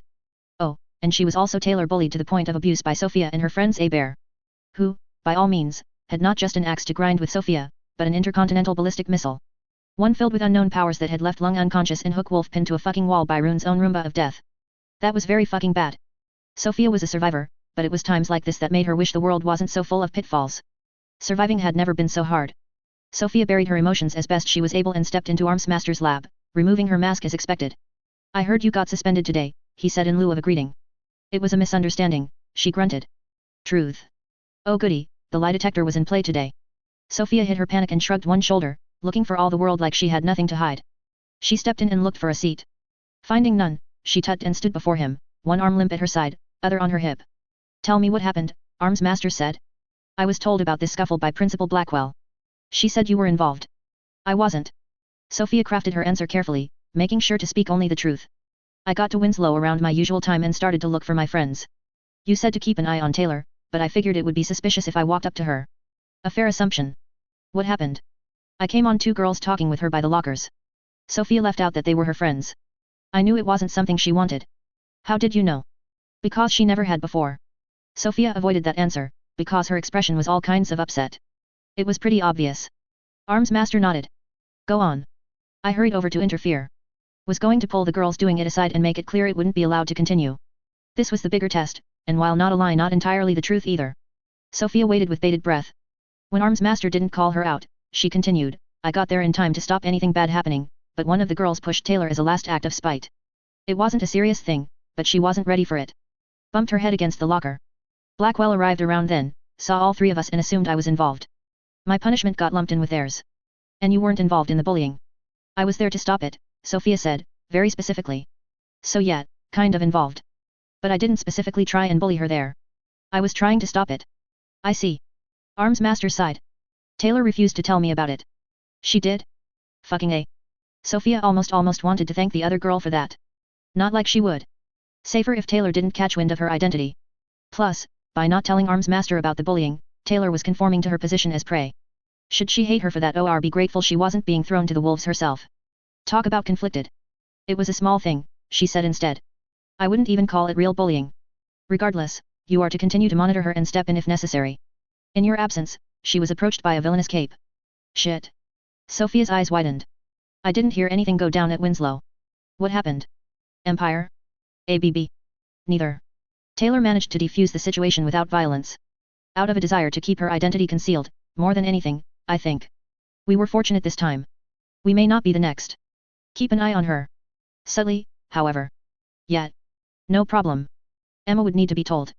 She still didn't know why Sophia had tried to stop her or why Blackwell came down on them like a ton of bricks. Sophia hadn't had a chance to tell her and sure as hell wasn't going to make a fucking paper trail to follow by texting her about this. Not with Armsmaster already paranoid and looking for answers. Even a simple text explaining would be literal evidence of Sophia betraying not only the other wards, but also the PRT in outing one of their capes. A cape who, by all news, had negative attention from both the ABB and the Empire. If something happened to Taylor as a result and she got killed, Sophia could quite possibly face the birdcage. I'll inform Director Piggott as to your suspension. It should save you any disciplinary action since it seems it was ill-deserved. Sophia shrugged and hid her relief. It's cool. I can use the time to train. Not a bad idea. In fact, Taylor needs formal training, and the two of you should learn to interact and work with one another. We've already decided to take Taylor out of Winslow for the rest of the week, at least until you're allowed back to watch over her. Sophia's dreams shattered around her. No, no, no. Please no. I'll book one of the training rooms for you tomorrow. Spend some time with her. She could learn from your experience, and the two of you are to be formally partnered anyway. Why yet? Sure thing. Armsmaster paused. Is something wrong? And no. Nothing. His lips tugged down. He'd found the lie. I'm just nervous, Sophia said quickly. Honestly. Because fuck, she was nervous. What if Taylor found out the truth? What if she freaked? What if she told them all? She was more nervous than she had been in years, and for once, this was nerves she couldn't solve with a crossbow bolt. Sophia laughed and rubbed her arm. Can you blame me? She asked. Never had a partner before. Always been more of a lone wolf. I suppose that's true. Armsmaster's frown softened. Such a change is drastic. I'll see what I can do to help you along with it. I'm sure there are some initiatives we can use. Wait, what did that mean? In the meantime, while I can understand you being nervous, you shouldn't be. He placed a hand on her shoulder. Sophia flinched and, without meaning to, looked up into the visor of his helmet. Even if Taylor is so much stronger than you can ever hope to be, you are still more experienced. A partnership will inevitably have a weaker and a stronger member. Don't let that bother you. Focus instead on what you can offer. Sophia's eye twitched. Armsmaster was trying to be nice, she realized. Trying and failing so fucking hard. Had it been anyone else, she might have decked him. As it was, Sophia wasn't that stupid and forced herself to offer what she hoped looked like a nervous schoolgirl smile. It may have made her look constipated, but he luckily decided it must have been her nerves at being partnered with someone as awesome and magical as Denial. Why yet? Thanks. I'll keep that in mind. Fucking. Taylor. Hebert. Denial. Interlude. The Number Man. The Number Man did not normally allow himself to be distracted, less so for matters such as this. His refuge was one in numbers. Numbers were immutable, structured and easy to understand and manipulate. At least for him. Capes could be less so, always changing, always erratic. Perhaps it was the nature of the entities themselves or the influence of them on their hosts. Such was not for him to decipher. Alas, Alexandria had called an urgent meeting and demanded that all attend. This was unusual, unexpected and, if the Number Man cared to admit it, unwelcome. The Number Man sighed as he sat down around the table in just one of Cauldron's many meeting rooms. It was a Spartan and simplistic thing of steel make in a room with white walls, a grey floor and a grey door. The lack of color didn't bother him, and even if it had, the motley array of colors around the table would have solved that. We're all here, Eidolon said. Are we going to get started? The Number Man showed no outward reaction to Eidolon's impatience. He'd gotten used to it. If any of the others were bothered, they hid it well. Dr. Mother sat calmly while Contessa, as always, wore an expression which gave nothing away. I was just waiting for everyone to be seated, Alexandria said. Now that we are, I'll begin. I've come into possession of evidence that a powerful parahuman may have triggered in Brockton Bay. What's your point? Eidolon asked. Parahumans trigger all the time, and we expected more to trigger in Brockton. Have they gone rogue? Dr. Mother asked. No. They've joined the wards, actually. So, if there's such a threat, deal with them. Eidolon waved a hand. But if they're loyal, what's the problem? Isn't this what the plan was for? It's not so much the fact she exists than the nature of the power. It's one I felt we should all be aware of. Perhaps even one we might look to make use of. That got a reaction, particularly from Dr. Mother, whose eyes landed on Alexandria almost immediately. What is the power? Is she one of ours? No. I checked. Her powers are mostly unknown, even by the PRT. The Cape in question has denied having powers on multiple occasions. Not unusual, Eidolon said. We all wear masks for that purpose. Yes, but she denies it even when in mask and uniform. She denies it even as she stood over the body of a defeated lung. And later, a defeated Hook Wolf. Another bout of surprised silence. Oh, and Rune. Who? Some small-time crook, I think, Alexandria dismissed. The important thing is that this girl's power has let her, as a fresh trigger, defeat two of the most powerful capes in Brockton Bay. It has also earned her the enmity of all three of the major powers there, including Coil. That's to be expected, the Number Man said. Coil was a snake, as he liked to portray himself. He would respond to anyone who might prove a threat. What is less expected is you deciding this important enough to bring to our attention. If anything, this would suggest to me that our plans for the Bay are showing signs of success. Left unsaid was that he trusted Alexandria would not waste their time just to tell them of a new cape. There was something more here, but the Number Man did not quite feel up to their posturing and posing. Let me read what one facet of her powers is currently listed as, Alexandria said. Involuntary and instinctual movements that seek the best possible outcome in any altercation where Denial's life is in danger. Manages to lead to victorious scenario even in dire or otherwise impossible circumstances. She handed out a datasheet to each of them with the girl's details. Does that sound familiar to any of you? The Number Man was no fool, nor was he deaf. Manages to lead to victorious scenario. A curious way of putting it, but I would say your alarm stems from the wording. You believe she has a similar power to Contessa? Eidolon snorted. He had never been fond of Contessa, whether that be for her power, demeanor, or something else, the Number Man was not sure. He might have said Eidolon was annoyed at the thought of someone having a power stronger than his, particularly with how his own were waning, but then Contessa could not path Eidolon either way. In the end, he decided to stay out of it. The Number Man took the brief moment to inspect the girl's image in the documentation provided. Not a remarkable individual by any degree, at least from her identification. Young, underachieving and from a poor background. She was not the kind of person he would ever have dealt with, and had she not powers like these, she might never have crossed his mind. Denial, What an interesting name. You think she has the path to victory, or a similar power, but from Sion's side. Dr. Mother hummed, looking down on the girl. Would Sion have such a tool at his disposal? It doesn't seem to fit what we know of him. Altered, perhaps, but it's possible. Contessa's power manifests as a thinker and allows for specific planning and awareness. Denial's power suggests nothing of the same. The girl instinctively achieves victory but does so without conscious planning or even awareness of her own actions. A stranger variant of the path to victory, to accompany the thinker. The focus on physical action over planning would suit Sion more than Eden, especially with how odd he acts. It fits. At least in theory. It did, the number man considered, if one took a very open-minded approach to the situation. Then again, what else could they do?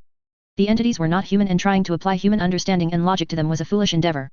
Theory was all they had with Sion, even if, by definition, any theory was inevitably flawed in the first place. What do you say, Contessa? Alexandria asked. Can you path the girl? Contessa did not hesitate to answer, yes. Could you kill her? Eidolon asked. David. It's a hypothetical question. I'm not suggesting we enforce it. I'm just asking the question. Still. Yes, Contessa answered, heedless of their little argument. A bullet to the back of the head. A knife in the back. Walking up and snapping her neck in the street. Pushing her down some stairs. Smothering her in her sleep. It would not be difficult. Well, she doesn't seem all that impressive. That is what Lung no doubt thought, the number man said. His words brought silence. Alexandria nodded and gestured for the number man to continue. He sighed but did so, knowing he would get no rest otherwise. The nature of this power, if it is the path to victory at all or perhaps here it would be better termed flail to victory, he said it without a hint of humor, is that it manifests as a reaction to danger and does so unconsciously, without intent from the user or any form of planning. While it is entirely possible Contessa's power might show her 1,000 ways to kill the girl, and that each would be successful, the moment she tries, the moment the girl is put into danger, her power would activate. The girl would, for lack of a better term, begin to flail her way to victory. Dr. Mother frowned. Contessa's power would take that into account when it happened. It would be instantaneous. She would see the correct path to victory despite the girl's flailing. And the girl's power would react to whatever Contessa does, he countered, allowing her to flail her way to victory. She would evade by the barest margins, or perhaps she would counterattack without ever meaning to. Dr. Mother remained silent. She nodded, conceding the point. The number man knew he had them now. The scenario he painted was neither a pleasant nor a complete one, but the danger, the risk, was there. He continued before anyone could speak out and steal the moment away. Contessa sees no reaction from the girl because there is none. There is no path that will force her to react because until such a path is put in place, there is no need for her to react. Her power will be dormant. Create one, however, and her power might spring to life. This would force a reaction from Contessa, which would force a reaction from the girl, which would force another reaction from Contessa. Over and over, two paths trying to outwit the other, Eidolon said with a grimace. It raises the question of what might happen if two with the path were to meet and fight. Would the battle be waged forever? Nothing lasts forever, Alexandria said. Something has to give. Yes. And logic says Contessa would prove too much for the girl, the number man agreed. Even Contessa has limits, physical limits. She avoids these because her power works in advance and allows her to see if those limits would be tested. The girls may not grant her the same safety net. She cannot react until the last second, which means a far superior opponent might just brute force her to death. It is my absolute belief that Contessa would win, if only because she would have advance warning of the confrontation and could prepare the battlefield accordingly. Contessa is also stronger, fitter, and faster than this girl's records indicate, to speak nothing of our own resources. But? Eidolon asked, sensing it coming. One did not have to be a precog to do so. But can we afford to take the risk that something might go wrong regardless of these facts? Can we afford to accept the possibility, no matter how slight, that denial might outflail Contessa's path to victory? No, Dr. Mother said immediately. We cannot. She cannot kill me, Contessa said. It is a sure conclusion. That's a risk we can't take. This is why I felt it so important to let you know, Alexandria said, stepping in. If this report is true, and that has yet to be established, then we may have gained another powerful weapon against Sion. Or a useless one, Eidolon said. Contessa can't path Sion. If this girl can't, she'll be less than useless. Literally flicked out of existence because she relies on her power to fight. She wouldn't even see the attack coming. Unless, by having a power born from Sion, it can work on him. That's a big if, Eidolon said.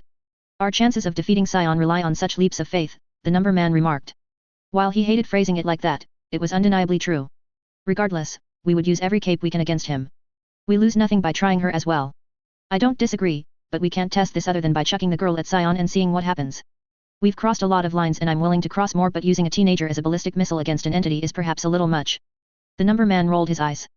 Eidolon had a flair for the dramatic sometimes, even if he knew the statement was meant more as a jest than a serious proposal.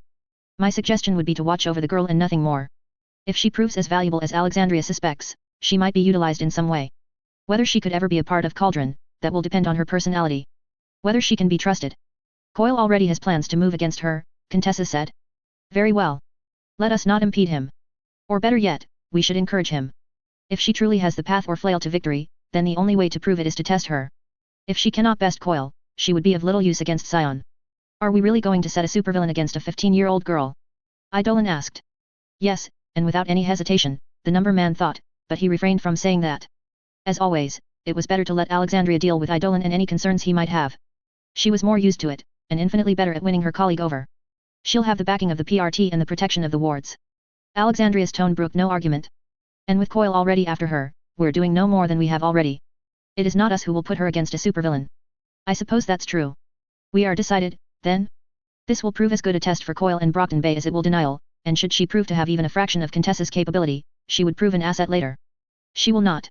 Contessa said simply. She is a normal girl. Who defeated Lung one-on-one? Eidolon asked. Yes. He snorted. Do you think this is her stranger rating at work? Alexandria asked Dr. Mother. Contessa has rarely been wrong before, but her powers are still affected by others. Tests on power nullifiers have shown she cannot use the path to victory with them nearby.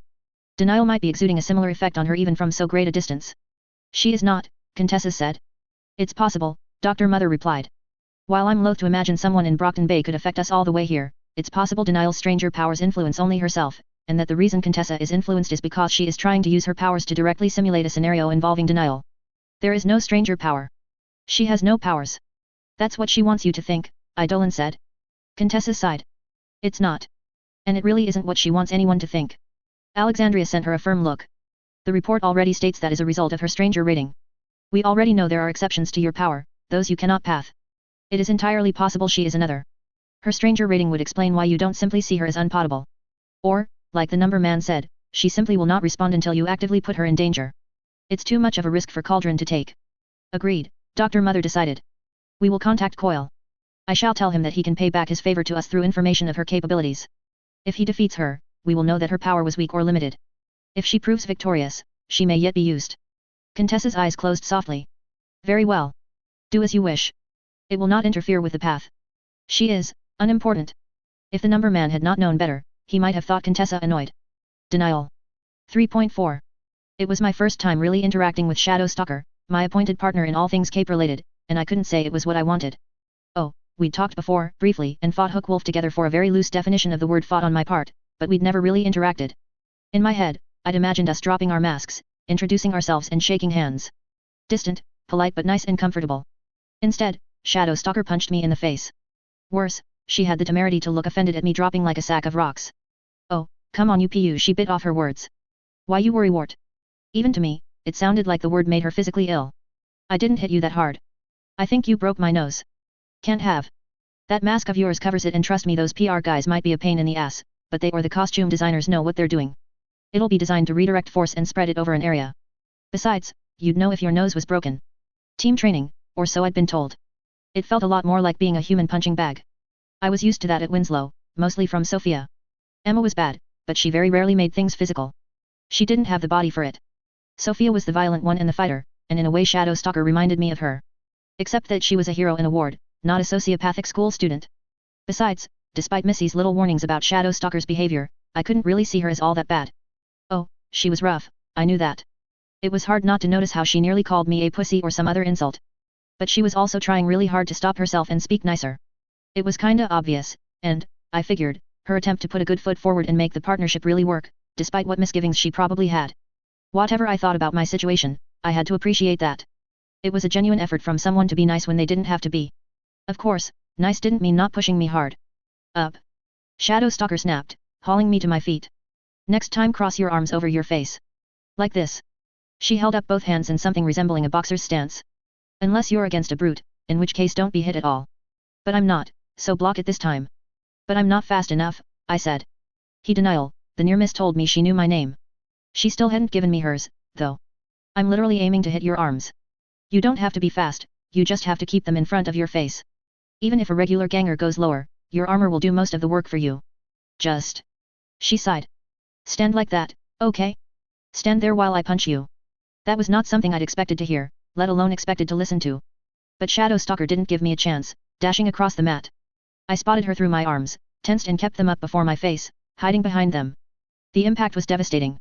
Shadow Stalker's fist struck my left forearm but followed the contour down to the junction between my arms, threatening to break through and hit my face again.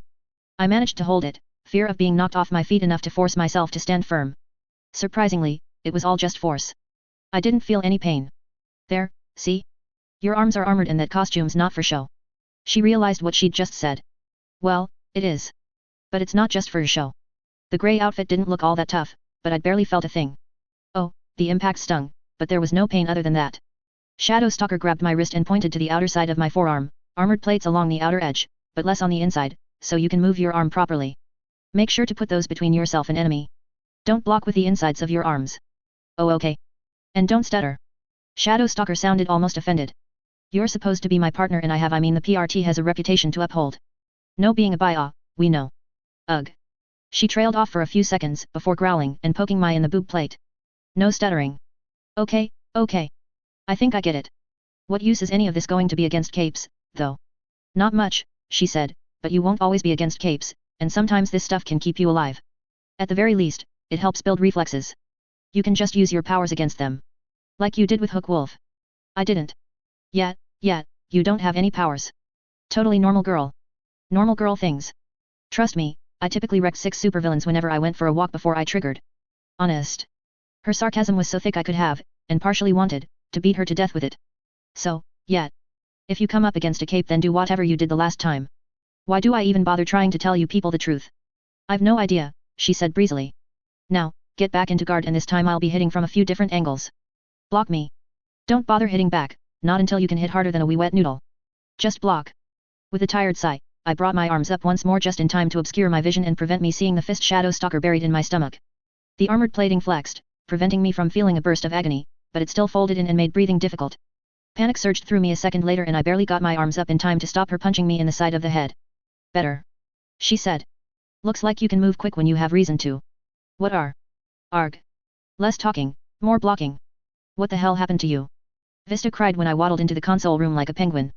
Did you fight Lung again? Is he back in containment? Or did I somehow miss the Slaughterhouse 9 coming to Brockton Bay?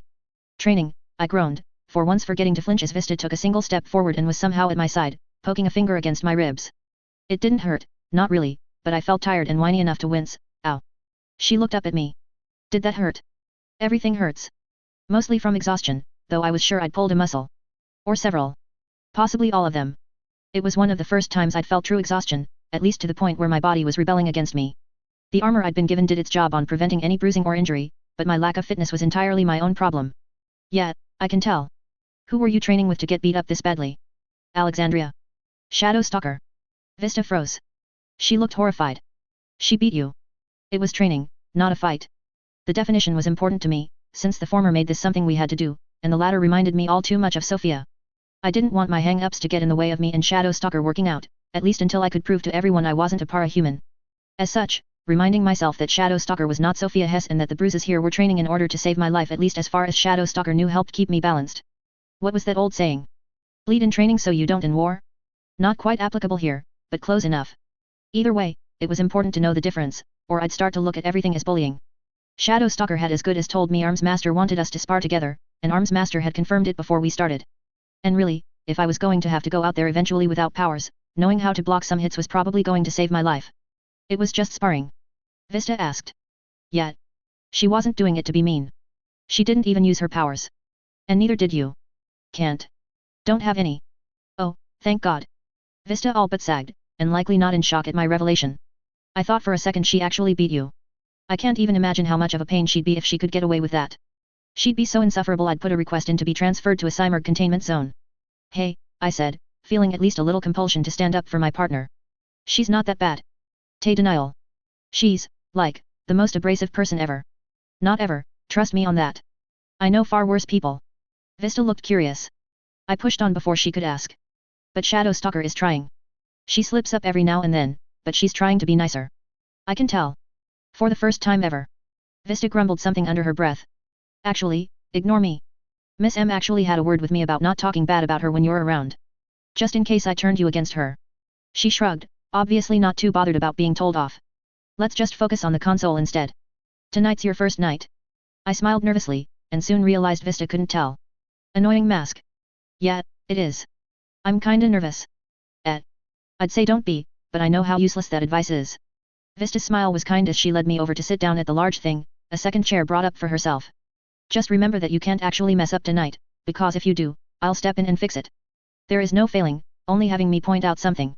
And I'll do it without leaving bruises. My body would definitely appreciate that. Okay, so, Vista rubbed her hands together and shunted her seat closer. Console duty is technically all day, but when we're at school or busy, a staffer handles it. Console duty for us today starts at 6. That's in 5 minutes. The other wards and protectorate heroes will already be out there patrolling, or about to start them. First, you need to turn it on and put on the headphones. I did that quickly, following through what Vista showed me the day before, and what I'd read in the manual. Great, great. Now, you remember how to use the channels. These switches. Yep. Up for activated, down for not, and you can switch someone onto a channel by hitting the transfer button here first. It was all stuff Vista had shown me before, but I had the feeling she was just trying to keep me busy and not stressing out about what was to happen. In truth, I didn't really know what I felt. There was some fear, of course, some anxiety, but as Vista said, I couldn't actually fail tonight, so the consequences of my failure was just an explanation from her on where I'd gone wrong. I had a reputation outside the wards, but not one within, and not one related to console. Even the strongest person in the world could fumble on something they didn't know how to use. The bigger fear, if I were honest, was that something would happen out there. Something big would take place and I'd be too weak, too nervous, or too slow to respond. And someone, ward, hero or just an innocent bystander, might die for it. But the first 90 minutes of console duty really didn't live up to the hype or fear. Gallant here, reporting in with Kid Win. We're on the corner of 8th and moving on to next patrol route. Roger that, Gallant, I said, not even stammering. I'd repeated this message with different names around 15 times now. Route change noted. Vista gave me a thumbs up, and then watched as I pushed a button on the overlay showing a map of the city, moving Gallant and Kid Win's markets from their previous route to the new one. Most of it was done automatically, but I had to tell the system they'd reported in and were on the new route, and that couldn't happen until they confirmed it. Nice work, Vista said. This is surprisingly easy, I replied. Vista groaned. Try mind-numbingly boring. Most of it is 90% this, just listening to people report in and answering the odd question. They had me on this for months because of my age, and it was totally my age because wards who joined after didn't do it for half as long. She huffed. Can you imagine how annoying that was? I don't know. A smile found its way to my face, not that she could see it through the mask. I kind of like the mundaneness of it. Ugh. You've got to be the weirdest cape ever. You don't know the half of it. Or she did, she just refused to believe it. Clock blocker here, we've got a problem. My heart leapt into my throat. I froze, but only long enough for Vista to nudge my arm. See console here. I stammered. What's the issue? Looks like a disturbance down on the docks. Some people chucking rocks and bricks at something. The docks? A person? No. Some warehouse. They're messing the place up, but it looks abandoned. Abandoned, or just not in use because of how late it was. I bit my lip. Something about it being the docks made it personal, an affront against both me, Dad and Brockton Bay. But I couldn't miss Vista shaking her head, telling me what I had to do. Noted, clock blocker, I said heavily. Any parahuman presence? None that I can see. We'll alert police. Carry on your patrol. All right. The communication ended, I reached up and flicked onto channel 2, and then pushed a button with the symbol of the police on it. The line must have been a secure one, because instead of going through to someone who would ask me what I needed, the call was answered immediately. BBPD dispatch. We have an incident on the docks, I said. Position 619 by 431. Report of numerous people throwing rocks at a disused building. No parahuman presence detected. Roger that, PRT. Unit will be diverted to attend, ETA 3 minutes. 3 minutes. It was such a short amount of time, but my mind still whispered that clock blocker and Aegis could have handled it so much quicker. With a sigh, I continued as the manual told me to, BBPD, you will be diverted to channel 3. If you detect any parahuman, fall back in contact and PRT forces will be sent. Roger that, PRT. I flipped the switch and the woman's voice left my ears. If they needed me, the red light above the button labeled 3 would blink aggressively. Nice, Vista said. You are doing good. Better than I did when I started. Most of it's in the manual, I said, deflecting the praise. Wait, you actually read that thing? Was I not supposed to? You gave me it. Yeah, but no one actually reads it. That seemed both unrealistic and a little weird, and I said so. Vista laughed it off, saying something about overly serious people and my liking reading too much. I couldn't argue with that. There was silence for a few minutes, or relative silence. Actual quiet in front of a machine that clicked, whirred, and occasionally beeped away was all but impossible. The light above the switch for 3 flickered. PRT here. I gasped, snapping it on. What's the problem? The woman sounded shocked for a second. No problem, PRT, she recovered, BBPD at scene, disturbance averted and 3 suspects in custody. Merchant markings and some merchandise but no sign of parahuman activity. Oh, Right. I breathed a sigh of relief. Thanks for letting me know. No problem, PRT. BBPD out. See. Vista nudged my side again. That's the kind of thing you learn working the console. A lot of people think the BBPD are useless, but that's only because you only ever hear about Cape crimes. Someone robbing a shop the old-fashioned way never makes the front pages when there's a bank robbery by the undersiders. The BBPD are actually pretty good at what they do, just under-equipped when Storm Tiger or Squealer are doing their thing. All humans were, I thought. What could the average person do against someone who could turn into a giant, six-legged dragon, or a person who could fly, shoot laser beams or create a giant robot that walked on 2 feet? What could any normal person do? Normal person other than me, of course, since my alleged response was just to beat aforementioned parahumans up. God, my life was complicated. Console, this is PRT hotline, someone suddenly spoke. We have reported bombings across the city, 6 in total. Numerous casualties on site and ABB reported on the scene. And it looked like it was about to become a whole lot worse. Denial. 3.5. The lights on the console were going wild. Calls came in thick and fast, too many for Vista to handle as she tried to take control. She had a headset on and was rattling off instructions to someone when another light flashed, demanding attention. Swallowing my panic, which had been mounting ever since the initial announcement, I flicked the switch. Console. Console, this is Arms Master. I need. Closest blast is 2 streets north of you, I said, eyes fixed on the map on the screen before me. I didn't have my glasses, but it was close and bright enough for me to see. Sector 46B. ABB detected, and reports of ONI Lee on scene. If Arms Master was surprised to hear my voice, he didn't show it. Reinforcements. We've directed 2 PRT teams in that direction. If you need more, let us know. Roger that, Console. Arms Master out. One disaster averted, but another popped up a second later. A PRT convoy cut off by wreckage and traffic filling a road. Cursing, I followed the instructions I'd read before and panned through the camera footage of Brockton Bay, checking which roads had been cut off and which had been sectioned for emergency response. Take 6th northbound and then turn onto Park Street. Then, okay, a left onto Main. Understood, Console. PRT 1-1-7, out. Onto 2nd and toward 3rd, Vista practically shouted next to me. No, they're engaged. Velocity is on. Vista hesitated and looked to the map. Boardwalk, I said. Boardwalk, Vista echoed back into the receiver. He's helping people evac. Once he's done, I can reroute him to you, Miss Militia. A pause. Okay, understood. Console out. Vista ended the call and then looked to me with a relieved smile. Thanks for that. No problem. My hands were shaking, my feet tapping a staccato rhythm on the floor. I bit my lip and looked to Vista, who could see none of my fear thanks to the mask I wore. To her, I must have looked calm and composed. Does this happen often? Vista stared at me, mouth open. Are you kidding? No, no way. Sure, Lung maybe has a fight with the Empire every now and then, but that's usually in an abandoned area and it's just one thing. This is insane. What is the ABB even thinking? I don't know. This kind of carnage was too much. Not even the Empire would go so far. They were all criminals, but you kind of needed buildings and businesses to be in one piece if you wanted to profit from them, surely. Are the other wards out there? I asked, suddenly afraid for them. Not on the front lines.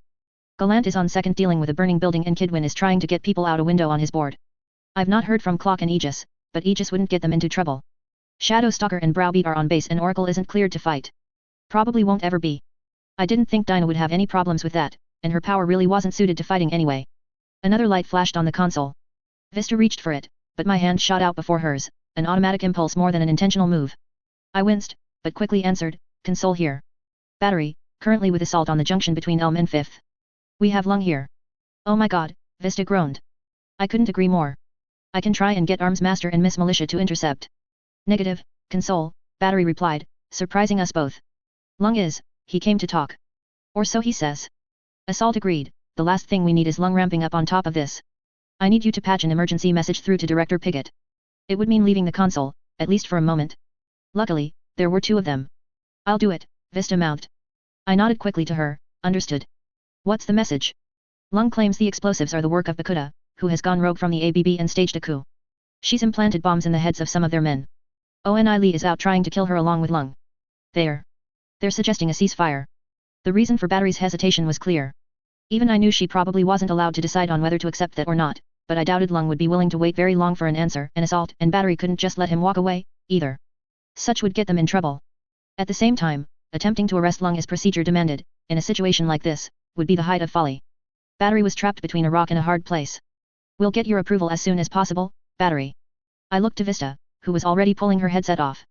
Freed from the wire, she took a single step which carried her across the whole room and to the door within the blink of an eye. Thank you, console. Battery out. I was on my own now. Wonderful. Vista was way faster than I was, though, and I didn't actually know the way to the director's office, if she would even be there. Everything might be different in an emergency.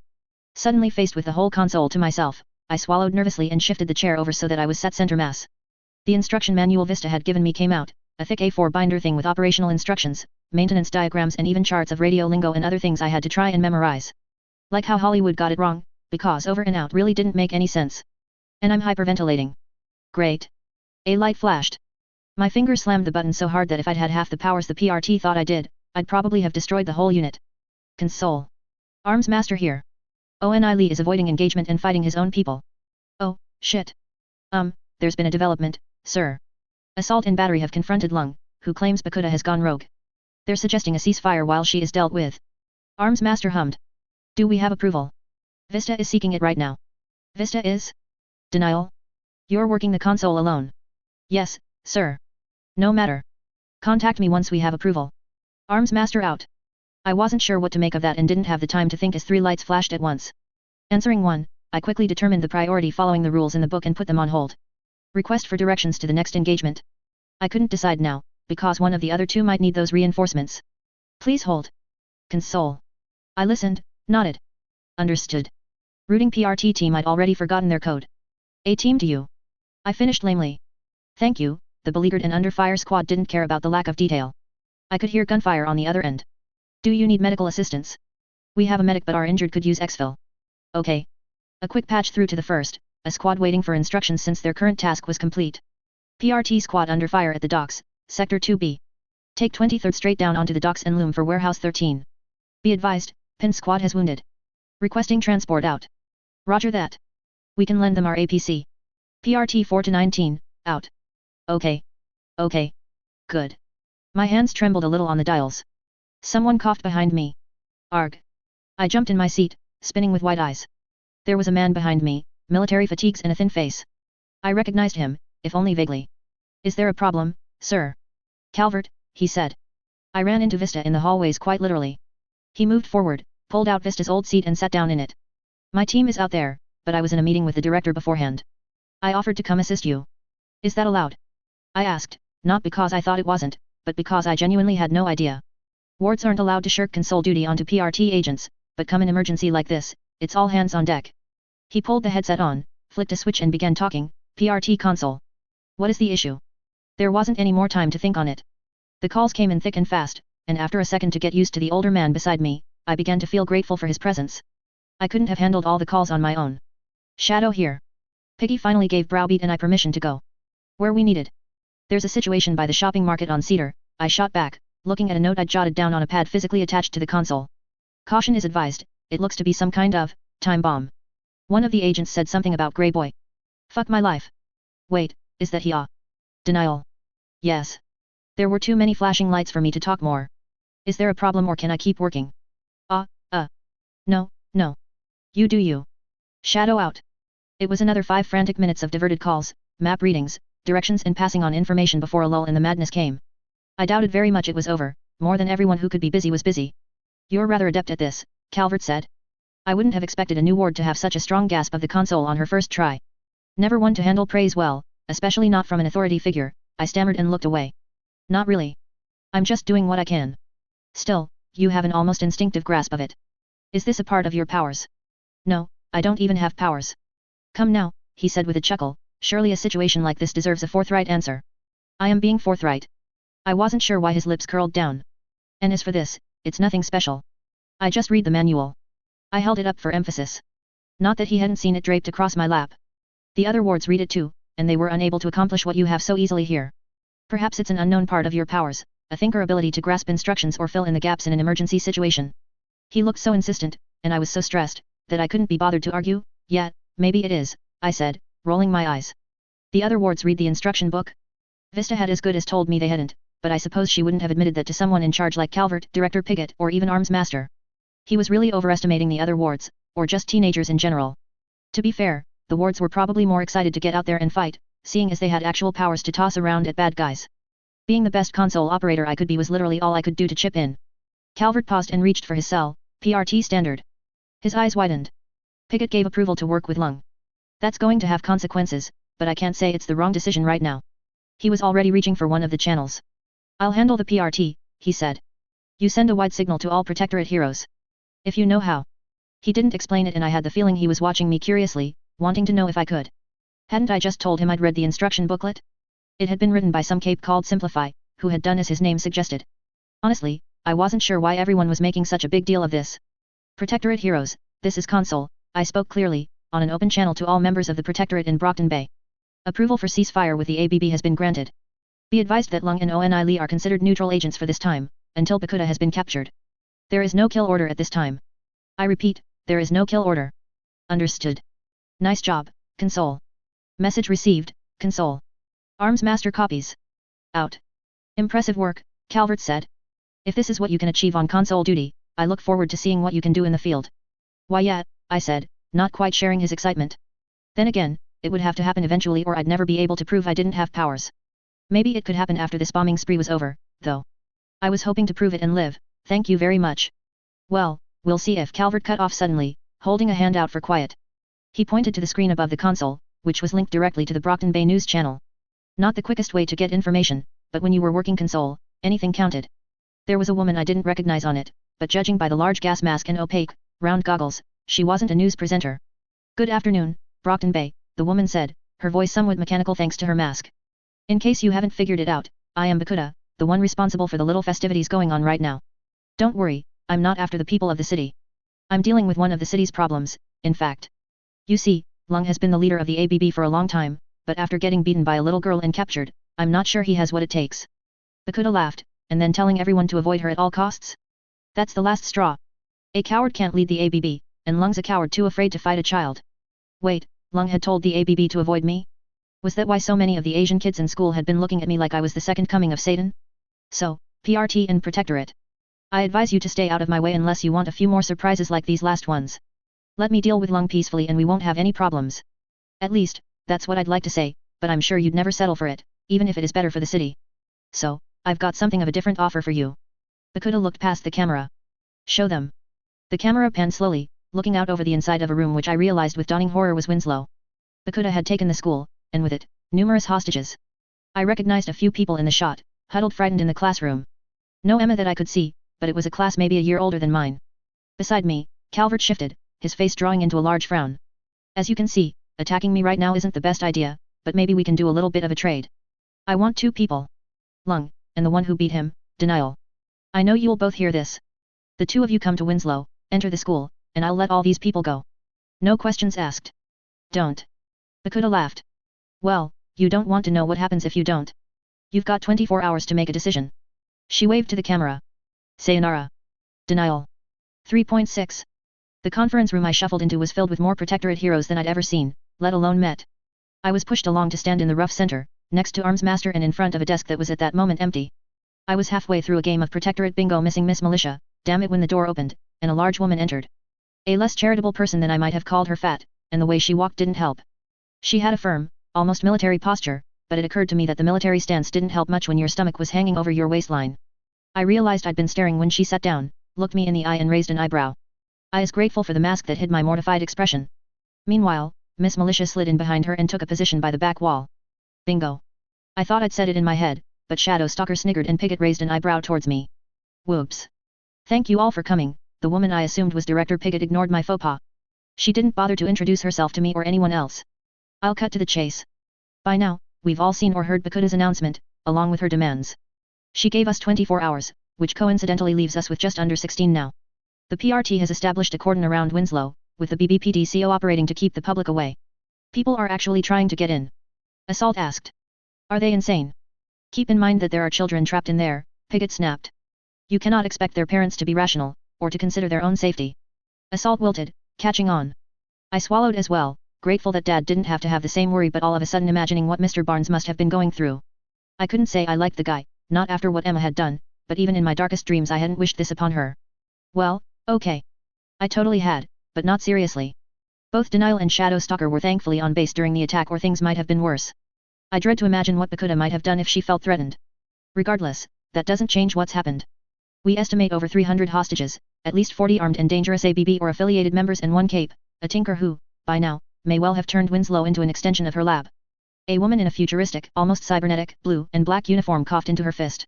Ma'am, Lung informed us that the ABB who are with Bakuda are for the most part there under duress. Apparently, she's implanted explosives in their heads. There was a shudder across the room at that which I joined in with. They were gang members already, so criminals, but I couldn't say I liked the idea of someone opening up their heads and planting bombs inside. It doesn't change anything, Battery. Whatever their motives, they're still allied with her by force or otherwise. The safety of the hostages is paramount. Arms Master. Arms Master took that as his cue to speak. An assault on the school is, at the moment, considered a last resort. As a tinker specializing in explosives, Bakuda does not need to be in close proximity to her tinker tech, nor even conscious. It's almost inevitable that the school has been rigged to blow at this point. I doubt she would feel comfortable challenging Lung or Denial otherwise. We can't send in Denial. Aegis cried. She's a ward. All eyes switched to him and he cringed. Ma'am. Thank you for your input, Aegis. Piggott rolled her eyes, as if it were the most obvious comment in the world. It goes without saying that we don't want to send a ward into such a situation. But at the same time, we can't refuse Bakuda's demands or we shall be consigning 300 innocent children to death. 100 at most. Even ignoring Emma, Sophia, and Madison, a lot of the other kids there were gang members or gang members in training. Although, I supposed that wasn't enough to justify them being murdered. Maybe my brain was just trying to justify it to alleviate the panic I was feeling. The room felt all too claustrophobic, especially with the imposing figures of heroes, actual heroes, that was all around me. And here I was, just a regular girl. Ugh. Why did it have to be Winslow? What are the chances Lung will show? Dauntless asked. I know we have a ceasefire with him, but the man's always been a law unto himself. We expect that he will show if only to avoid suggestions of cowardice, Piggott said. But we do have other safeguards in this regard. She raised her voice. Oracle. There was a shuffle from behind Director Piggott until Dinah came forth. Her mask still featured Aristotle's face, but she looked far too small compared to everyone else in the room. Vista was young, but she carried herself well. Dinah had none of that and looked every part the small child she was. Thankfully, her role was definitely not combat-related. Can you answer a few questions, Oracle? Dinah didn't answer for a moment, no doubt waiting for Arms Master's tech to decipher Piggott's comments as to avoid triggering her power. Eventually, she nodded. Yes. 2, maybe 3. We'll aim for 2. Remember the rules, Oracle. If you feel pain, you are to tell us immediately. I will not have you working yourself into agony because you didn't think it important to report a migraine. Piggott's gaze was firm. Am I understood? Yes, ma'am. Good. Piggott looked to us for a moment, clearly gesturing for silence. When Dinah reached up and pushed a button on her mask, a small slit by her ears opened, allowing unfiltered questions to reach her. Oracle, what are the odds Lung answers Bakuda's call and attends Winslow High within the 24-hour limit established? 84.76221%. 84. Velocity whispered. I thought the answer would be a little more certain, one way or the other. Oracle's power takes all eventualities into account, Arms Master explained. From Lung being hit by a meteorite to Bakuda's bombs malfunctioning, destroying the school and removing the need for him to be there, all the way to the Cymurg attacking. Considering the hundreds of thousands of variables that could impede Lung's ability to attend, intent or not, 84% is good odds. Thank you, Oracle. Piggott motioned to her ear and Dinah closed the mask once more.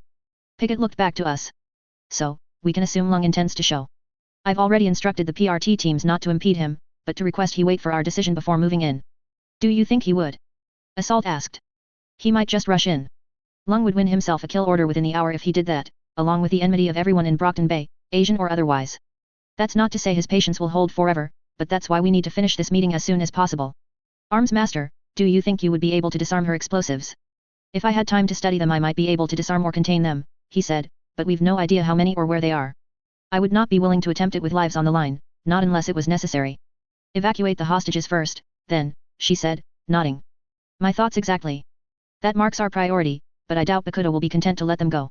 If she was distracted, she might not have a choice, Miss Militia pointed out. Yes, Piggott agreed, and I'm sure we're all considering just how valid a distraction Lung might be, however, that does not change the fact that Bakuda has demanded both Lung and Denial, or that if we send in Lung alone to rescue the hostages, the people of not just Brockton Bay, but all of the US, will have questions for us. And with good reason. I didn't really see the problem. If it worked, right? Apparently not. Arms Master had told me a little about how important public opinion was, but I'd never imagined it could hold things back this much. Working with Lung would make things better for everyone, yet we couldn't be seen to do it too eagerly or some sanctimonious idiots would complain that we weren't dealing with the big threats. Because, you know, a school full of hostages wasn't a big threat. If we're there first and Lung comes second, we retain our dignity. From there, allowing Lung to enter with Denial becomes a matter of common sense, not working with criminals. Ma'am, Miss Militia complained, you can't actually be suggesting that Denial should enter. She's a minor, a ward. Why yes, All of those things. I wanted to swallow but my throat was too busy choking, not to mention my head was swimming and I couldn't think straight. They wouldn't actually send me in there, right? Of course not. That would be even worse for the PR. If we do not, 300 children die. There has to be another way. I wholeheartedly agree, Piggott said calmly. Did you think I was suggesting we fold to her demands? She snorted. I think not. Denial will not enter Winslow. I sagged where I stood, catching myself on the table. Armsmaster looked my way for a second and placed a hand on my shoulder. Normally, I wouldn't have cared for it, but right then and there I leaned against him, grateful for the support now that my legs weren't co-operating. Accommodating the requests of a madwoman is hardly my first choice, nor my second. We are going to exhaust every conceivable alternative to try and rescue those hostages, but we cannot ignore the reality of the situation.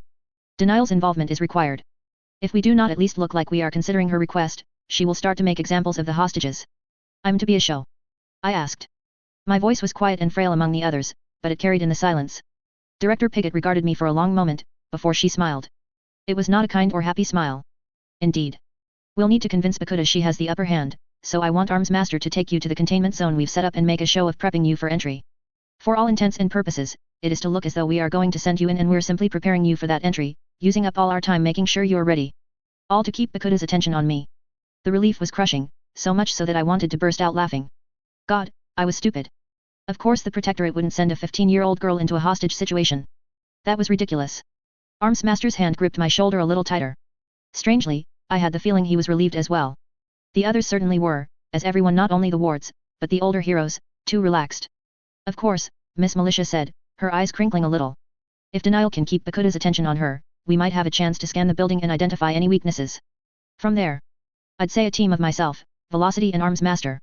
I can deal with any ABB, Armsmaster with the explosives and Velocity to work as an in-between the any PRT teams sent in to escort hostages out. Do we know if New Wave will be on site? No news as of yet, but I've made it clear they are not to interfere, Piggott said. The last thing we need is Glory Girl getting in over her head. If Panacea is available, we will accept her aid, while Shielder might be useful if the worst comes to happen. For now, we will plan without assuming their presence. Do you think we'll be able to? Assault asked. Bakuta's position is pretty much unassailable. We have time. Bakuta gave us 20 hours, and so long as we're seen to be complying, she won't complain or harm the hostages. That will give us time, if nothing else, and Bakuta will expect us to wait until the last second before sending Denial in. Still, let's see what our chances are. Piggott turned in her seat. Oracle. Are you fit for a question? A pause, a nod, and then the mask clicking open. What are the odds that the operation to subdue Bakuta and rescue the hostages in Winslow is successful, where success is dictated by Bakuta being dead or in custody and the hostages all survive? Dinah considered the question. I waited, bated breath. I wasn't the only one as Triumph and Dauntless leaned forward, the latter gripping the back of a chair so hard it started to fracture. 71.268944%. That was frail. I felt my stomach drop a little. I'd be hoping for something in the 90s, maybe even right up there near 100%. Keep in mind that entails all variables, Armsmaster was quick to point out. Chances of a single hostage dying, even from an asthma attack, or Bakuta escaping capture even with all the hostages being rescued. Even a stray bullet or someone tripping can impact that. A 70% chance of a perfect operation with no casualties at all makes for exceptional odds. All right, it was Battery who replied, smiling weakly. Most people wouldn't assume odds like that in a situation like ours. I don't suppose there is a way to use Oracle's ability to divine what plan we eventually come up with. Not without exhausting her, Piggott said. I'd rather keep her in one piece, especially if a situation comes up where we have to choose a wire on a bomb to cut, for instance. Hey, Dinah's power would actually be useful there. As in, an absolute guide to a successful defusal. Assuming it was an arbitrary cut one wire or the other scenario. Piggott was right, though, and trying to use her power to find the plan would mean listing maybe 100 different scenarios and having Dinah give odds. She wouldn't make it past 3 or 4. Armsmaster, I want you to get Denial into position. Everyone else, you are to keep all capes away from the scene until it's time to act. Other PRT departments have offered their thinkers to assist with devising a plan, but we can't allow the Empire to try and swing in to save the school. Understood. Yes, ma'am. Yes, Director. Understood. Denial, Armsmaster, stay behind, Piggott instructed. Oracle also. The rest of the Protectorate heroes began to file out of the room, each looking a little brighter, a little more relieved than they had on entry. I could admit to feeling the same, especially at the knowledge that I wouldn't be expected to go in and save 300 of my tormentors single-handedly. Once we were alone, Piggott placed her elbows on the table, leaning her chin atop her hands. Armsmaster, Denial, you've heard everything there is to say, but for Denial's sake I thought it prudent to mention again, you are to act as though you are about to send Denial into this situation. That means that from those watching to the media, to even other PRT agents, she is being prepped. Piggott's eyes pierced into mine. From you, Denial, that means the relief you're currently showing can't be present. My shoulders stiffened. Right. I stammered. Damn it. I shook my head. Sorry, I'll try and look more, nervous. Piggott accepted it. If it helps, think as though you are being prepped for entry. Or imagine a situation in which you are. I've no doubt that the moment you arrive, Bakuda will focus all attention on you. From what we know so far, she's egotistical in the extreme. Denial is a big up-and-coming name, so she likely feels threatened by your fame. If you look nervous, you will feed her ego. She won't be able to take her eyes off you. And off the rest of the protectorate as they got into position. My job was just to act the part and play the distraction, something I could do without any powers. I understand, ma'am. Good. Any questions? Only one, Arms Master said, hand still on my shoulder. Forgive me, Director, but is there any chance that Denial would be sent into this situation? When Piggott's eyes hardened, he quickly explained, I am not saying by you, but perhaps by some higher up the chain, if the situation were to become desperate. Piggott didn't answer for a moment, and I had to wonder what was going on in her mind.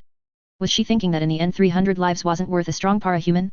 Was she thinking of the best way to tell me that I might be sent in to fight Bakuda on my own? Her eyes gave nothing away, nor did Arms Master's chin.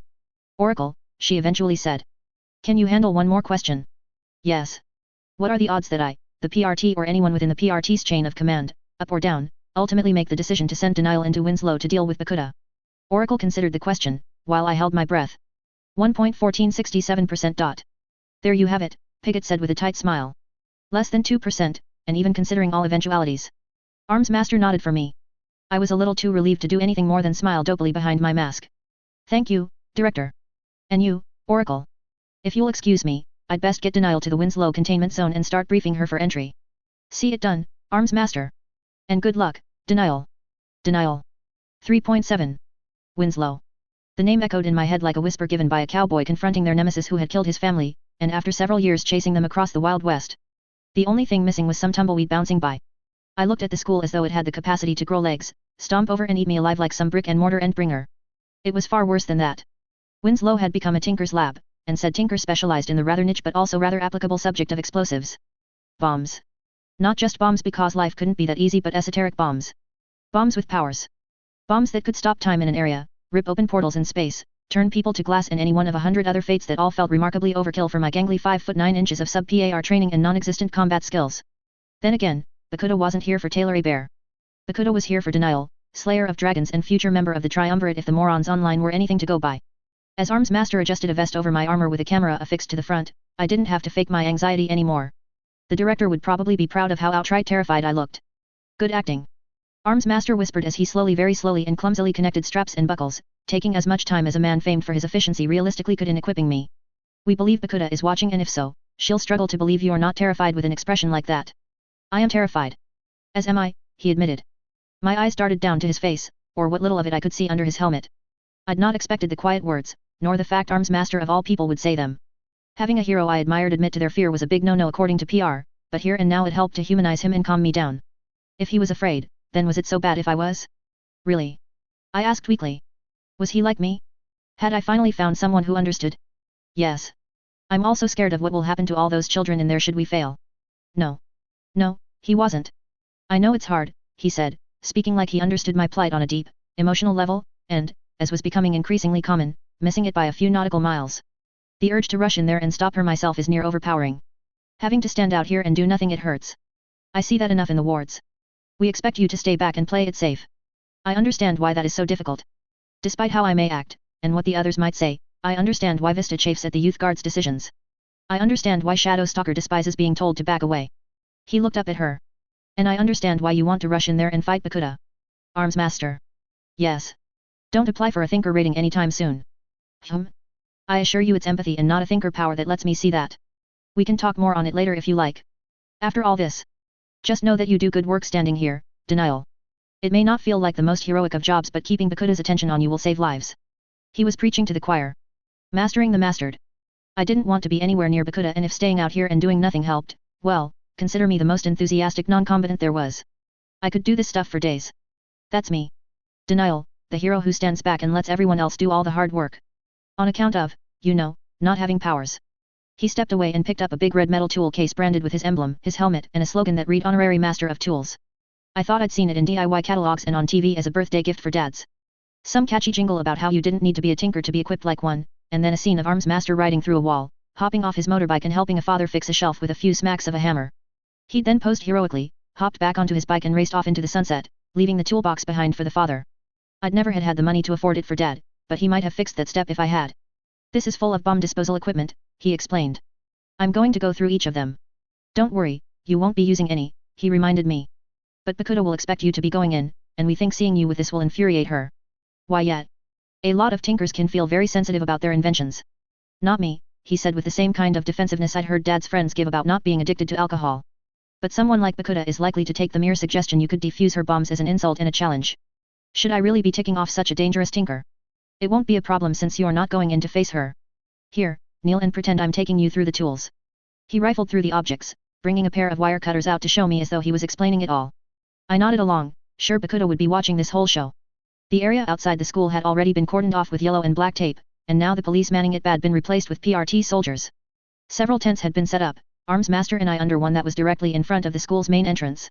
By now, the Protectorate heroes, the real heroes, I thought would be running their own checks on the back of the school, preparing to disarm the bombs, get in and stop Pakuta. Is this real bomb defusal stuff? I asked. All the equipment here is real, including that camera harness transmitting back to HQ. Though that's more to prove to the youth guard later that we weren't ever sending you in than because we expect it to be useful. Don't worry about the tools, we have enough to go around. We can't afford to risk fake props in front of a tinker either. If she is as good as she thinks she is, she'll be able to tell. We went through the motions for a few more minutes, with Arms Master sometimes talking to me and sometimes talking to Director Piggott, Miss Miltia, or Velocity on a device in his helmet. As the one facing the school and who had the attention of Pakuta, I made sure to nod and speak out some questions here and there that Arms Master knew he didn't have to answer. I even picked up some tools out the box in his hands as if I were testing them out. As I did, I wondered how absolutely terrified the students looking out the windows inside Winslow must have been to see a ward being prepped to go in and try to save their lives. Knowing my luck, they were probably relieved it was the great and almighty Denial being sent in. Arms Master, sir, a PRT officer interrupted quickly. We have Lung on the scene. Arms Master wasn't the only one to stiffen unnaturally at that. Lung was the man who had tried to kill me, and who had started all this nonsense about me being mistaken as a parahuman. He approached with long strides that made his powerful muscles ripple. I could see that because, like the last time, he'd chosen to come without a shirt. Tattoos covered him from the neck down, and a steel mask hid his face from view. It was shaped like a dragon, much like his tattoos, and much like him. Presumably in case someone somehow forgot who this was. She'd gotten the same lecture from PR about staying on brand, but this was a little ridiculous. Lung. Arms Master grated out. Arms Master. The dragon replied. He looked away quickly, and I tensed as the eyes behind the mask settled on me. His breath sucked in sharply, and I knew it was in anger and not fear like Arms Master probably thought. Denial. The school has been cordoned off and Pakuta is inside with 300 hostages. Arms Master said, trying to appeal to the dangerous villain with irrefutable fact and logical reasoning. We demand. I heard the buzz of static in his helmet. We request that you do not do anything to endanger them.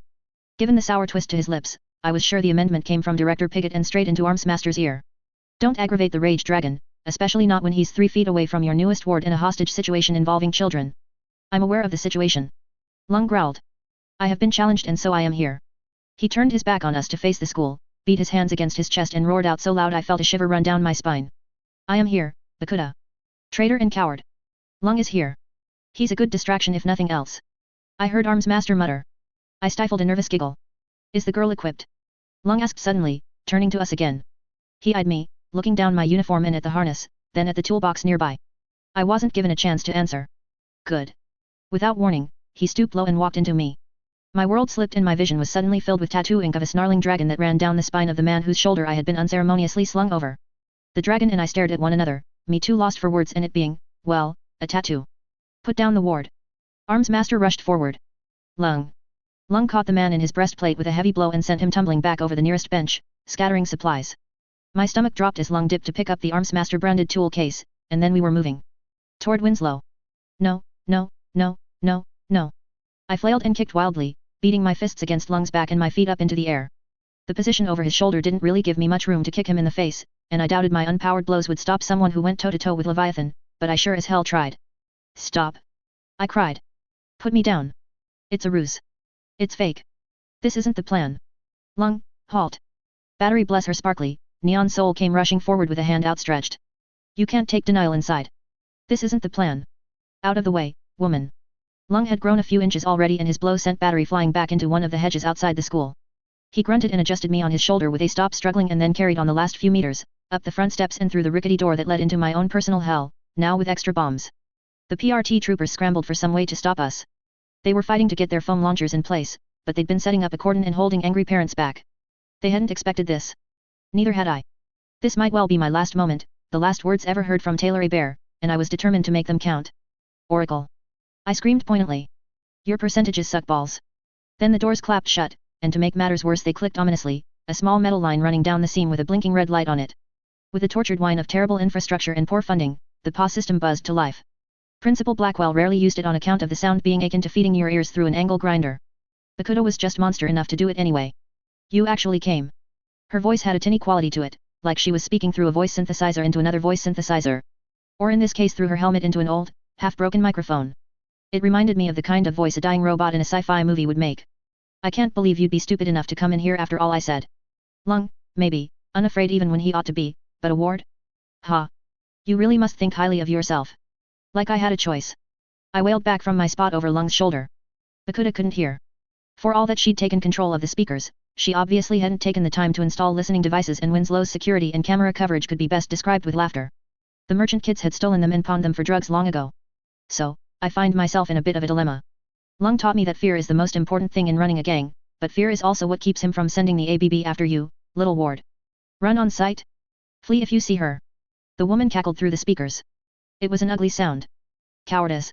How can you run a gang through fear if you're afraid of a child? Why had he, the real question ought to be.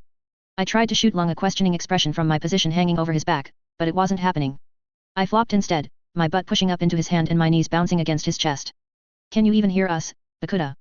Lung asked. So, we're going to play a little game. He huffed. You cannot. I have, 300 or so hostages in here. I lose count. I also have 6 big, exciting bombs spread through different classrooms. Find them all, defuse them, and you win. Easy, right? But there's a time limit.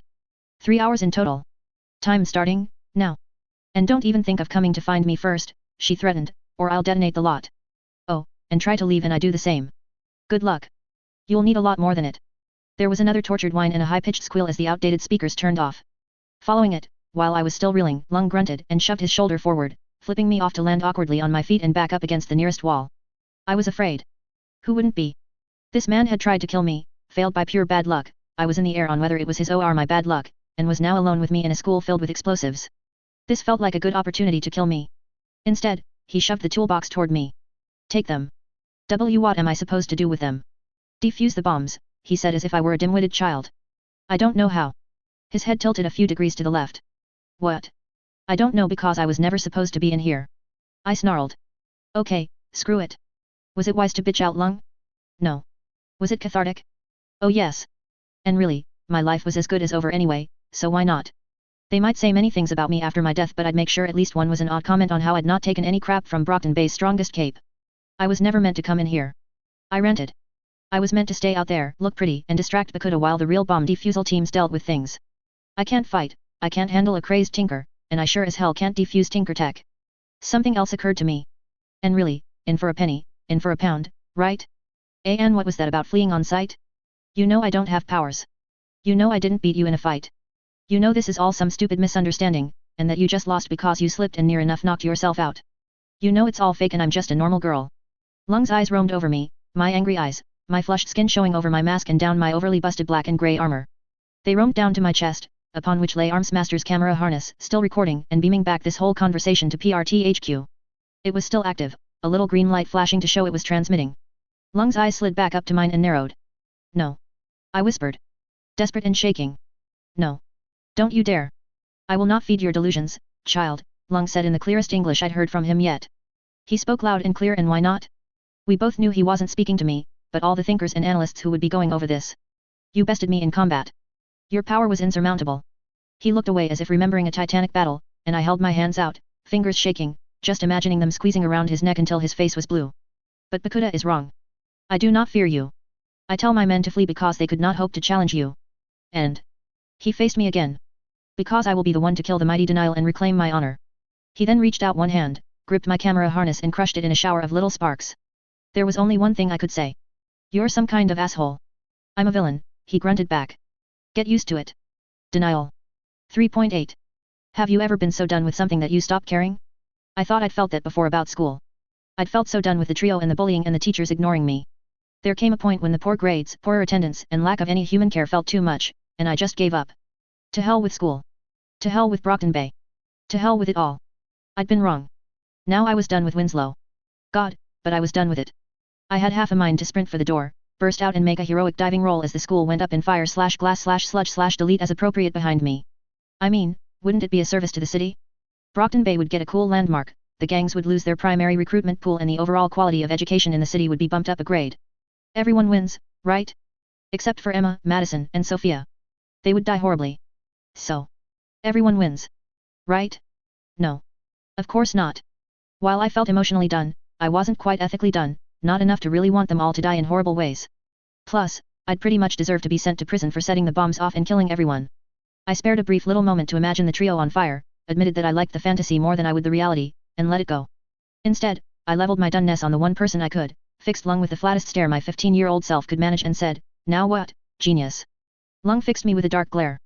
A wise person would have taken the hint and backed down.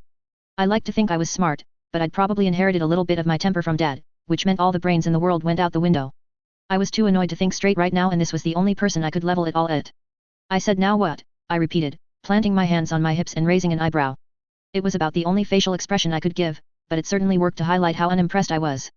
The fact I had to crane my neck to meet his eyes hardly helped, nor did my age, but I stared the most dangerous cape in Brockton Bay down regardless. We're stuck in a school run by a bomb tinker with a 3-hour time limit. What is your great plan, oh Grand Dragon of Kyushu? You would mock me. I would, as a matter of fact, mock you. And I am. He turned to face me fully. That is unwise. Funnily enough, I didn't feel all that threatened. Or I did, but the degree of threat from Lung was no better or worse than my chances of surviving Bakuda. Heck, death by him might be preferable. I didn't think he would, though. Not after that little show he put on for the PRT. Windows are right there, I said, jerking my thumb. And everyone is watching. Go on. Kill me.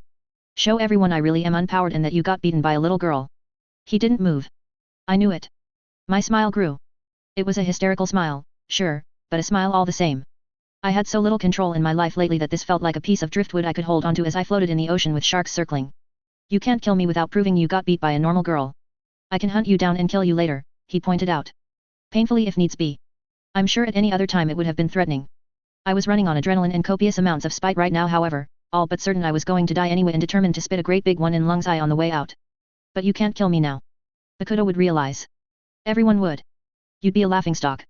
His angry growl all but confirmed it. He was stuck between a rock and a hot place, and my death controlled what people saw. He could absolutely kill me in private if we ever crossed paths when I was in costume because he could argue it had been a huge battle he won through strength and skill but killing me now with people watching would only prove his earlier weakness. Better yet, since he'd lied to the ABB and told them how strong I was, it would make him an unworthy leader. Or something like that. The same must have gone for if a random ganger of his off me, which was why he'd told them to run away. What happens if Bakuda kills me? Wouldn't that mean she has a better claim to rule the ABB than you? Bakuda will die here today. You. His eyes narrowed. You will die later. Slowly, if you keep talking, girl. But I can't die today. I said, rocking back on my heels. Which means you're harmless. I could break the bones in your hand quite easily. Do it. I held my hand out and channeled my best impression of Sophia bitch Hess. Or are you a pussy? It was not a good impression. I sounded weird, as if I were fumbling over another language. It just didn't have the oomph I'd been hoping for and left me instead looking like I was asking for a fist bump after giving the world's weakest burn. Lung stared at me. I stared back. Denial. A voice barked under my face mask. Can you hear me? It forced me to break eye contact. Director Piggott. It works. Good. Pull your hood up so you can hear me. The PRT were still in contact with me thanks to my uniform. I could have fainted in relief and fumbled my hood into place. There was an earpiece inside, and a microphone in my mask, which meant even without the harness they could at least hear what was going on. Then I realized what that meant, and I almost wanted to faint in embarrassment. How much of that did you hear? Only the part where you called Lung a pussy to his face and got away with it. There was a hint of tension to her voice that told me I'd be in for a long discussion later. Joke's on her, I'd be dead by then. If you can refrain from antagonizing a dangerous and volatile cape for one moment, we need to talk. My face was bright red. Yes ma'am. Lung grunted and crossed his arms to lean back against the wall opposite me. It didn't seem like he had a problem with the PRT being involved now that the camera was destroyed, and thus any chance for them to recognize I had no powers. I shot him a glare which he easily ignored. Focusing on the director was more important. I'll be frank, Denial, we're in a bad place. You being dragged inside by Lung didn't cross our minds. I won't waste what time we have telling you how many calls I'm fielding right now. What matters to you is that the plan has not changed. The Protectorate are right now scrambling to intercept Bakuda's signal, trace it back to the bombs and deactivate them. You're still our primary distraction and we're not abandoning you to her. Okay. Good. I felt a little better knowing Arms Master and the others would be working outside to save me. Bakuda said if we went outside, she would detonate the bombs. I explained. She spoke to you? Relay her message to me. Word for word. I did so as best as I could manage and heard Director Pigott cursing in the background. When I was done, she spoke again. Right. That's not good. We're going to need you to play along with her game for now. But I don't know how to defuse a bomb. No, but we do, and we can relay the information to you. Also, while she's given you 3 hours, I wouldn't put it past her to detonate them unless if she thinks you are refusing to take part. She strikes me as an egotist. You'll need to look active, search for the bombs and try to disarm them. They can't be large bombs or they'd take the whole school down, and if Bakuda is inside then they would kill her as well. That was a good point. She spoke through the principal's PA system. I know where that office is. We could go straight there. Do not approach it. Pigott all but shrieked at me. I flinched. Drawing a deep breath, she spoke in a calmer and quieter voice. This is a bomb tinker, denial. I guarantee the most obvious place you think she will be is rigged to blow if the door opens, and it wouldn't be difficult setting up a laptop close to the microphone to speak into. Not difficult for a normal person, let alone a tinker. Since she's also placing herself in direct threat of Lung and the person who took out Lung, I would wager she has a final surprise for if you try to arrest her as well, and certainly one for if Lung manages to kill her. Bakuda may well be determined to go out with you all if she's pressured and could easily become a living bomb, if she isn't already hooked up to a kill switch. Okay. Wow. I was suddenly very glad I had Director Pigott and all her experience on the line and wasn't doing this myself. Opening a door to a tripwire and a face full of shrapnel was not my idea of a good time. What should I do, ma'am? Thinker support from New York believes that Bakuda wishes to prove her superiority over you and Lung both. Simply killing you won't really do that as anyone with a grenade could emulate that. Instead, she's going to want to make a show of it. I gulped. You should be free to wander about the school. Check the classrooms, try to find where some hostages are kept and see if there are any devices there. You trying and failing to defuse a bomb would serve her purposes better than you dying to a landmine. That said, Pigott's voice dipped to a whisper, have Lung enter any rooms first. Across the hallway, Lung snorted. He heard that, ma'am. Enhanced hearing. We had suspected. Will he comply, denial? Or will he be an issue? I stared at the man who had killed many people before, and who could kill me very easily right now or at any time in the future. I should have been scared, and I was, but it was more of Bakuda than him. He won't be a problem, ma'am. Director Pigott paused. Perhaps you should ask him. He is a very dangerous man who could kill you. Nah. He can't. I looked at him challengingly, and while I heard him growl under his breath, we both knew he wouldn't do it. Nor would he let me walk into a room alone and die an inglorious death to Bakuda. Again, it was unwise, but while I had my brief window of immunity from Lung, I was going to milk it. It was his bloody fault I was in this situation. I bet he wishes he could, but he can't. Isn't that right, Lung? Nothing to say? Don't want to chip into the conversation. I snorted at his silence, far too annoyed to care how angry it would make him, and far too done with the situation to think of the future. I thought not. There was a heavy silence on the line broken by a startled cough. Jesus Christ, denial, you're going to give me a heart attack. Do not provoke the deadly cape. I shouldn't need to tell you that. Deadly? He's harmless.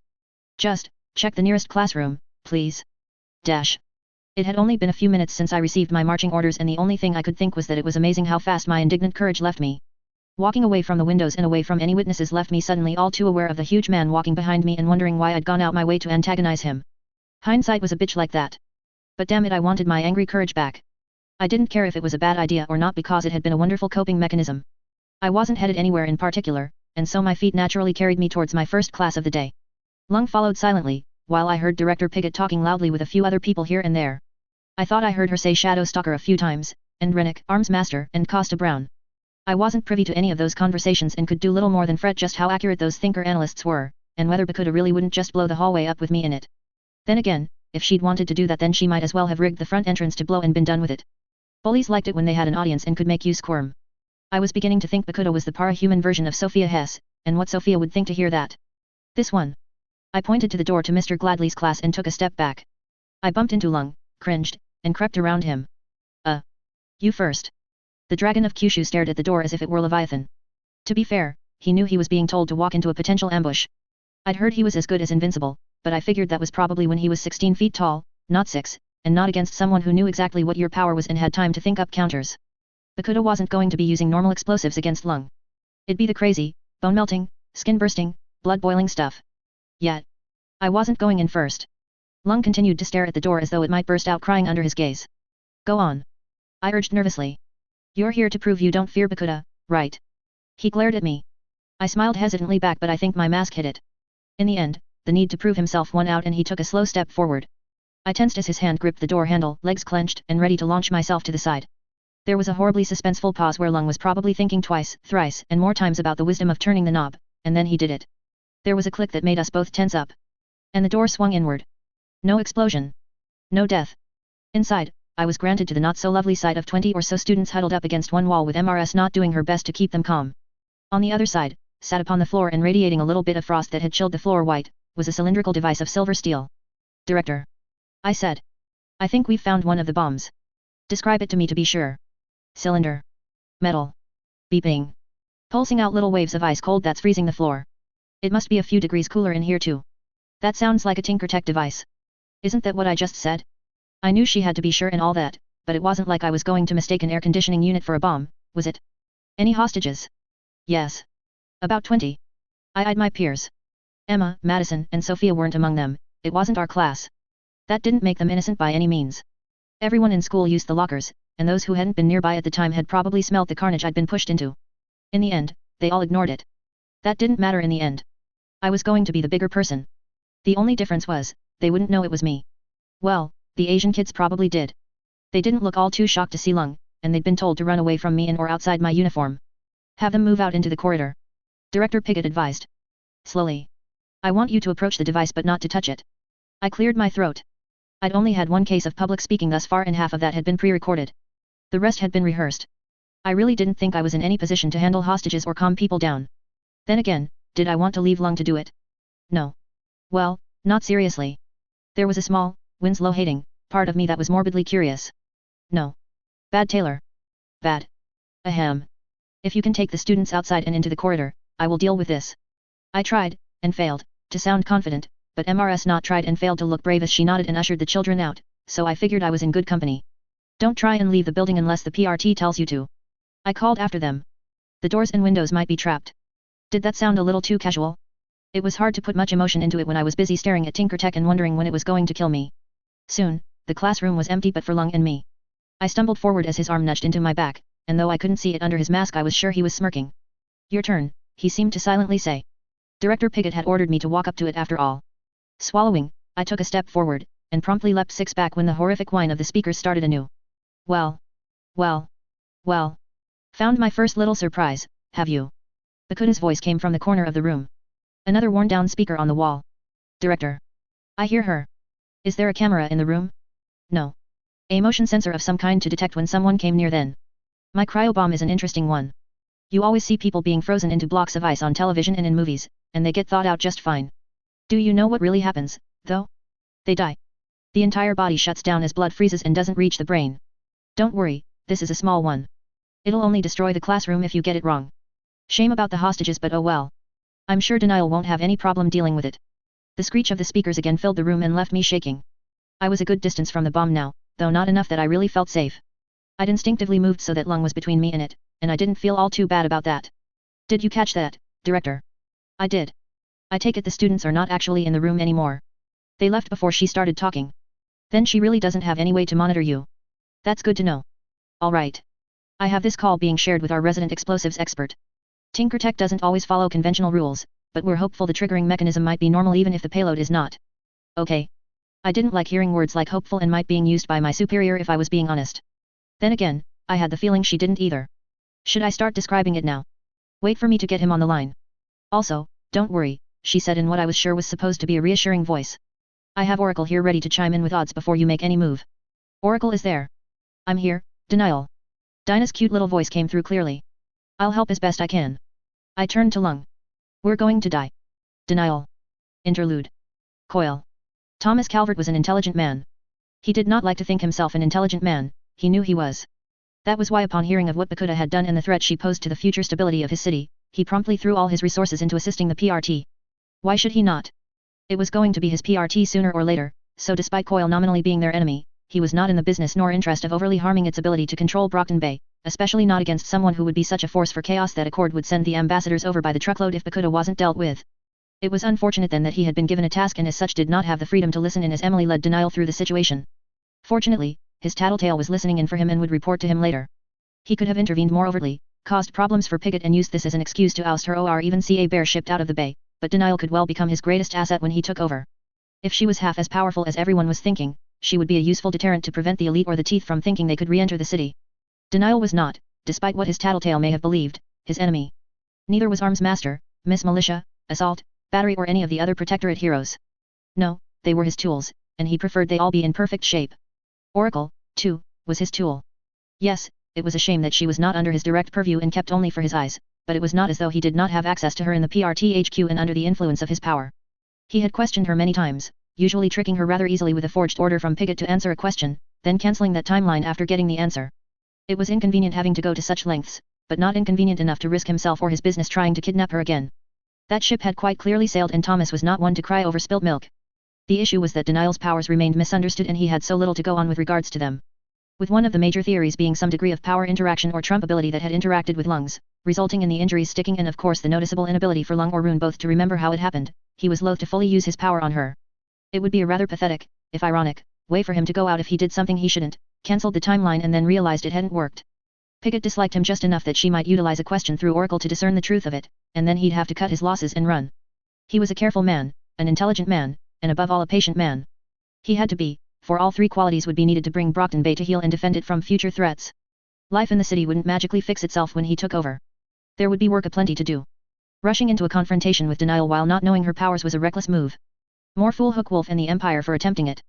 Then again, he thought with no small amount of pleasure, I was the one to leak the information to them.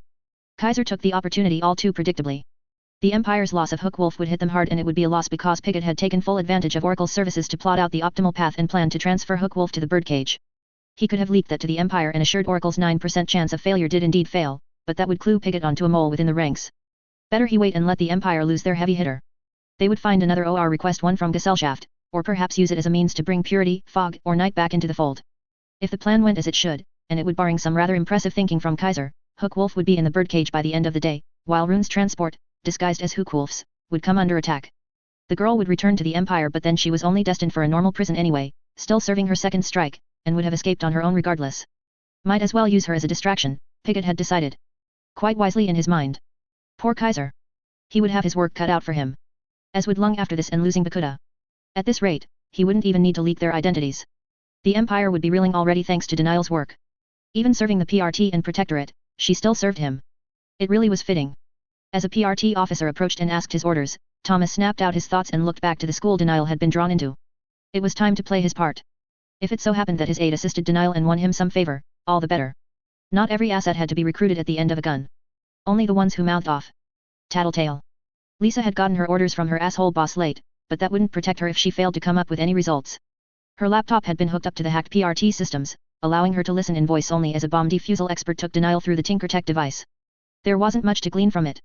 Her power did so anyway, helplessly pointing out that the expert was, in fact, experienced in bomb defusal, and that Director Piggott was, in fact, very stressed, likely from the fact a ward had been taken into a disaster zone, and her power then went off on a tangent about all the pressures weighing on a director from the various organizations who would want a piece of her for this. It was like that sometimes. Lisa had to drag it forcibly away before she started reading into two people she really didn't need to and didn't care about. The boss had been clear that it was Denial she was to look over and listen to, and while reading information from verbal transcripts wasn't as easy as seeing the tells, tics and mannerisms of a person themselves, it was still doable. To a degree. Muting the bomb defusal talk, since that was just trying to make her understand TinkerTech and therein laid a migraine, she brought up the recording prior when Piggott first contacted Denial. She couldn't say she liked poking into the business of someone so powerful, but the more she could give her boss on Denial's powers and abilities, the less he'd ask her and the undersides to try and bait out with their fleshy, mortal bodies. Sorry Denial, she said, not feeling very sorry at all. It's a dog-eat-dog world. Closing her eyes to block out any optical information, she listened to the tinny recording as it played out. It began, of course, with Piggott swearing blind and scrambling for action, demanding a call to Arms Master and barking out orders to her numerous officers. Is furious. Plans aren't going as she wanted them to and she knows the buck falls on her. Then the conversation with Arms Master, wherein he revealed that despite the harness camera being destroyed, Denial still had her uniform standard microphone and headset in her outfit. It felt, to Lisa, like something that ought to have been obvious to them. Her power disagreed. Denial not noted on any patrols. Not intended to enter school. Did not expect to need her fully equipped. Fair enough. This marked the first words from Denial, however, and Lisa leaned into the laptop, eyes closed, waiting to hear them. And boy did she hear them. You a pussy. Lisa choked. Mid-conversation. Cannot be to director or superiors. Likely to Lung. Insulting Lung. Calling Lung's courage into question. For once, she didn't despair on her power being too obvious.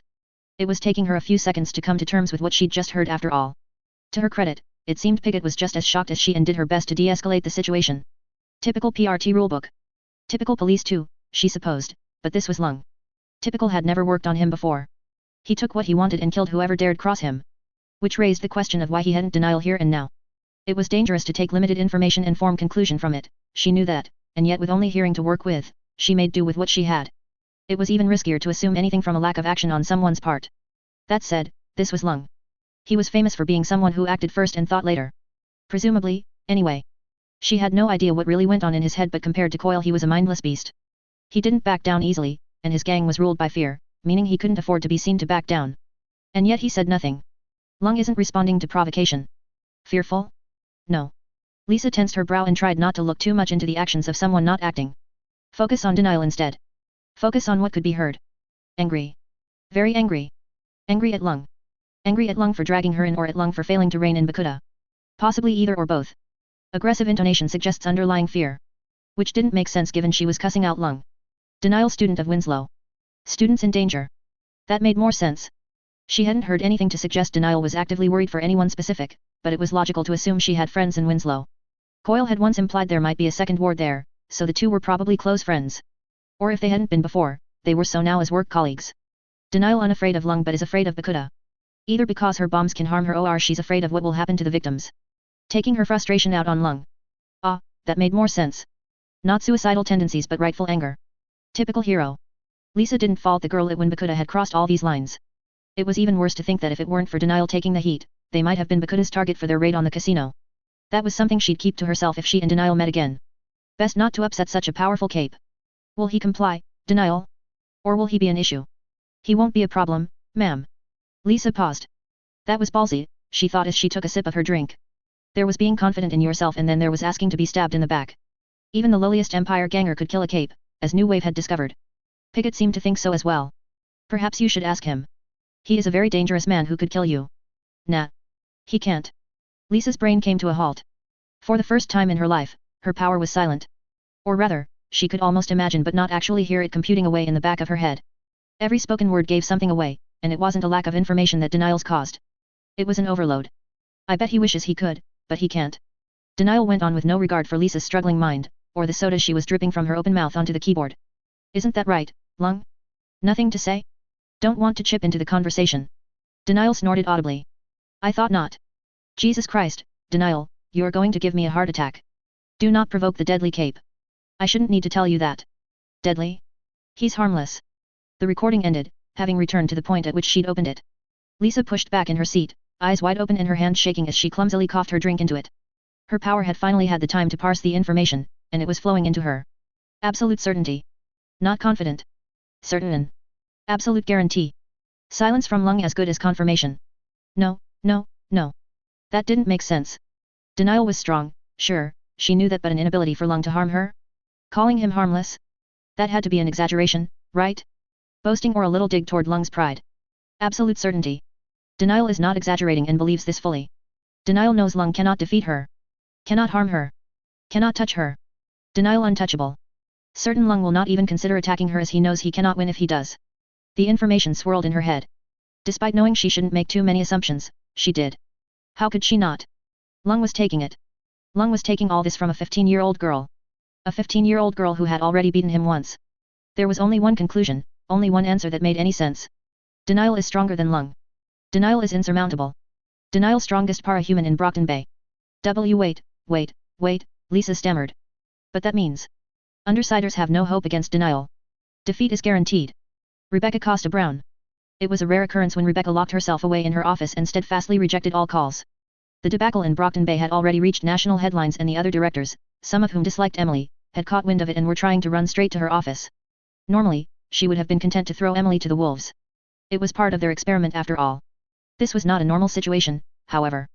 Denial had thrown a spanner in the works, and for once a welcome one. If she really did have some minor potential against Sion, her growth should be nurtured. Director Piggott had brought her in and was thus far building some trust in her. A sudden change in leadership might be an unwelcome upset to the girl's life at an already difficult time. If Emily could get the girl out of this in one piece, Rebecca would fend off the wolves. It wouldn't be too difficult to use the camera footage to prove they hadn't intended to send a ward in, then frame Lung as the instigator and let the blame fall rightly his way. The fact Lung worked to nominally protect lives in the school even if they all knew it wasn't his main purpose there would help deflect calls for a kill order for him. Everything could return to normal. Or to whatever counted as normal over there. Until then, Rebecca found herself listening in silently as the bomb expert, a Hamilton according to her files, led Denial through understanding the device. The detailed back and forth was nothing she had not heard or dealt with before, and not a mark against Denial's strength either. Few capes understood Tinkertech and it was only smart to listen to experts when dealing with it. Rebecca couldn't help but think the whole thing could be avoided with the use of the path to victory, but that was not an option. Contessa refused to have any part in this. She had actually used the words "this nonsense" when referring to it, which was an unusual and perhaps even out-of-character reaction from an otherwise quiet woman. Eidolon had whispered in her ear later that perhaps Contessa felt threatened by the idea of another power that could counter hers, and though she had originally dismissed that as nonsensical, she wondered now if David didn't have a point. Contessa had never truly had an opponent who could theoretically counter her, so they didn't have any basis by which to judge her actions.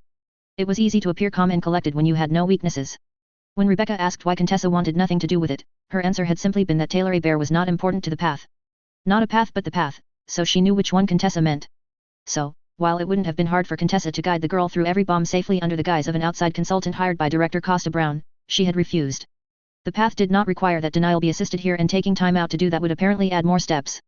If I assist her here, you'll have me assisting her in everything else, she had said in the crossest voice Rebecca had ever heard from her. I can see the added steps just for that. Keeping her safe full-time would distract me in my ability to perform critical tasks. It was all very logical and sensible reasoning and Rebecca agreed if Denial was going to stand against Sion, she had to be able to stand on her own feet and yet it still left her wondering. Of course what Contessa said would sound reasonable, she could path the right thing to say, in the right tone of voice, with just the right amount of feigned emotion. If Contessa wanted to lie to her and hide her feelings, she could. There was little she or David could do about that. I've already had to deal with David being grumpy over his weakening powers. I suppose it won't be too hard to handle Contessa being the same. From what she understood, the girl had been recruited early by Dr. Mother and had sacrificed much of her childhood and natural growth to be where she was now. If anything, I should try and go easy on her. Contessa may simply not know how to handle the idea of not being the strongest thinker in the world anymore. Other than David and power nullifiers, it's not like she's ever had to deal with competition before. Alexandria had felt the same way until the Siberian, so she knew what it felt like to suddenly feel weak and vulnerable. Perhaps a few calming words later, in private, would help Contessa come to terms with any feelings of inadequacy or the fear of being replaced. Rune. Tammy felt sick to her stomach and it was not because of the bumpy ride of her prisoner transport, nor was it because of the promise of a detention facility or the cuffs binding her wrists together. In truth, she knew she would never make it to the prison, or that if she did, her stay would be short indeed. The Empire wouldn't leave a combat-capable cape locked away when they could still be of use, so she would be out and about in short order. That was what frightened her. And it didn't get any better when she felt the transport rumble to a stop or the sounds of combat outside. Tammy pressed her masked face into her hands and stifled a whine into her hands. The Empire were here for her already, her allies and family, here to spring her out. Her and only her. It meant they'd fallen for the PRT's trap. It meant that Hookwolf had been caged. Caged because of me. Tammy wouldn't say she and Hookwolf were best friends but he was important to the Empire, certainly more important than she was, and the priority to rescue instead of her, since he was being sent to the birdcage. The fact they were here meant they thought he was here, which meant they'd failed to find the secret transport being sent off with him inside. It also meant that she and she alone was solely responsible for the Empire's loss. After all, she was the one who fucked up and sent her rock flying into Hookwolf, just like she was the one who got cocky and tried to knock the bitch out with a rock and clocked herself instead. There hadn't been any fancy shit, no powers taking over her own, just a dumbass mistake on her part that cost her and Hookwolf their freedom. And now which cost the Empire their hardest hitter. My fault, she thought as the PRT officers outside surrendered. It's my fault, she thought as metal spikes dug into the vehicle and slowly pried it open. They'll kill me if they find out, she thought as Kaiser's helmet came into view, and as Krieg looked in and swore loudly in German on seeing her and not Hookwolf. They realized at last what had happened, and though Kaiser would probably send others out, it was much too late to get Hookwolf back. Rune. Kaiser managed to sound like he wasn't disappointed to see her. He offered a gauntlet, which she knew better than to not take, and hauled her out without too much difficulty. I assume then that Hookwolf is not with you. They sent him on another transport. She blurted out. I'm sorry. He held up his hand. That is not your fault, he said magnanimously. Despite that, she could sense the simmering fury beneath the civil words. Our companion will be freed. Or, failing that, he shall be avenged. But how did this come to happen? The two of you went in alone against a girl who by all accounts should have been inexperienced and helpless. What went wrong? What went wrong was that Tammy underestimated the bitch and fucked it all up. Fucked it up so bad that she'd taken Hookwolf out the fight and pinned him to a wall. The whole thing, his bird caging included, was her fault. As if she could ever say that. Denial was too strong. She lied. It was bullshit, so much bullshit, but Tammy bullshitted like her life depended on it. Because it did. It was too much. Hookwolf and I. We never stood a chance. Not one. It was like fighting back the tide or like fighting an Endbringer. Tammy didn't have to fake the panic in her voice. Just the thought of what Kaiser would do if he found out she was lying to him was reason enough to fear. The crack in her voice was very, very real. There was nothing I could have done. Kaiser and the assembled Empire capes looked between one another nervously. Piggott. It was amazing how much sweat the human body could produce without movement, Emily thought dully to herself as she, Oracle and Hamilton, their resident explosives expert, copiously added to the room's humidity. No better in the middle of Winslow, she imagined, where a ward was describing a bomb in front of her while ignoring Lung behind her. Okay. Hamilton had a calm, smooth voice perfect for leading nervous people throwing harrowing experiences. He was a big man with broad shoulders and was hunched forward over an open booklet as he spoke through the device. I have some good news, Denial. It sounds like the device mostly works on conventional technology, at least when it comes to the outer casing.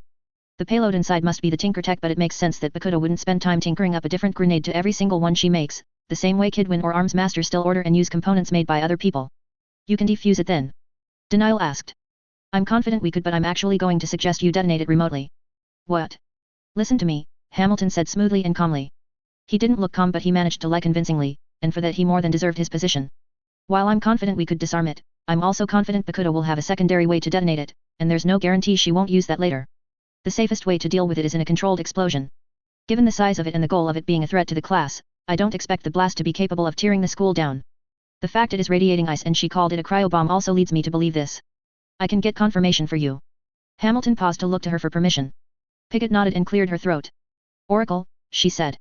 What are the odds that the Tinker Tech device, if detonated from the safety of the classroom door, will explode with enough force as to catch Denial in its radius? There was a telling pause before Oracle answered. 2.3871%. Hamilton smiled brightly. As did Piggott. Did you hear that, Denial? He asked into the microphone. Only a little over 2% chance of it reaching you if you detonate it from the doorway. I'm sure Lung would be capable of that. Yes. Can I get a second opinion? Hamilton looked floored. Piggott cleared her throat. Denial, you've just received a 97% chance of safely dealing with the bomb. I also got a 3% chance of saving Oracle from being kidnapped before and I managed it. Yes, and they were all rightly impressed with how incredible she was. Piggott sighed and pinched the bridge of her nose. It was hard dealing with teenagers sometimes. No, it was hard all the time. Denial, Office Hamilton is your second opinion. He is a bomb defusal expert. The best in the state. 3 strikes. No. Get out the room and detonate that device. Can I at least have Lung do it while I hide in the bathroom? Knock yourself out. Tiny Omake. Off in some war-torn country, Contessa put her handgun away and assessed the dead body before her. The man would have ended the war currently taking place, which would have then ended in aid packages being requested from the US. Such a loss could not happen at so critical a time, and so the path had demanded his removal. Contessa felt no joy in it, nor sadness, only a reassurance that she had continued on the next step of the... Wait. The path had gained another step. Not unusual. Things happened, other people changed the world, and she had to adapt. With practiced ease, Contessa navigated mentally through the plan to the next step. Put up with patronizing attempt to comfort you from Alexandria. Contessa frowned. HNGH. Denial. 3.9. It hadn't even been 15 minutes and I was already feeling both physically and emotionally drained. While Lung found a vantage point from which to detonate the explosive Tinker Tech, I walked across the hallway, past rows of students huddled at the far end watching me, and into one of the public restrooms. I didn't run despite how panicky I felt, because even though I wasn't trying to be a hero, there was an instinctive part of me that knew better than to show weakness in Winslow. Those that looked afraid got cornered. Part of that bled through even now, forcing me to walk slowly away from the bomb instead of sprint.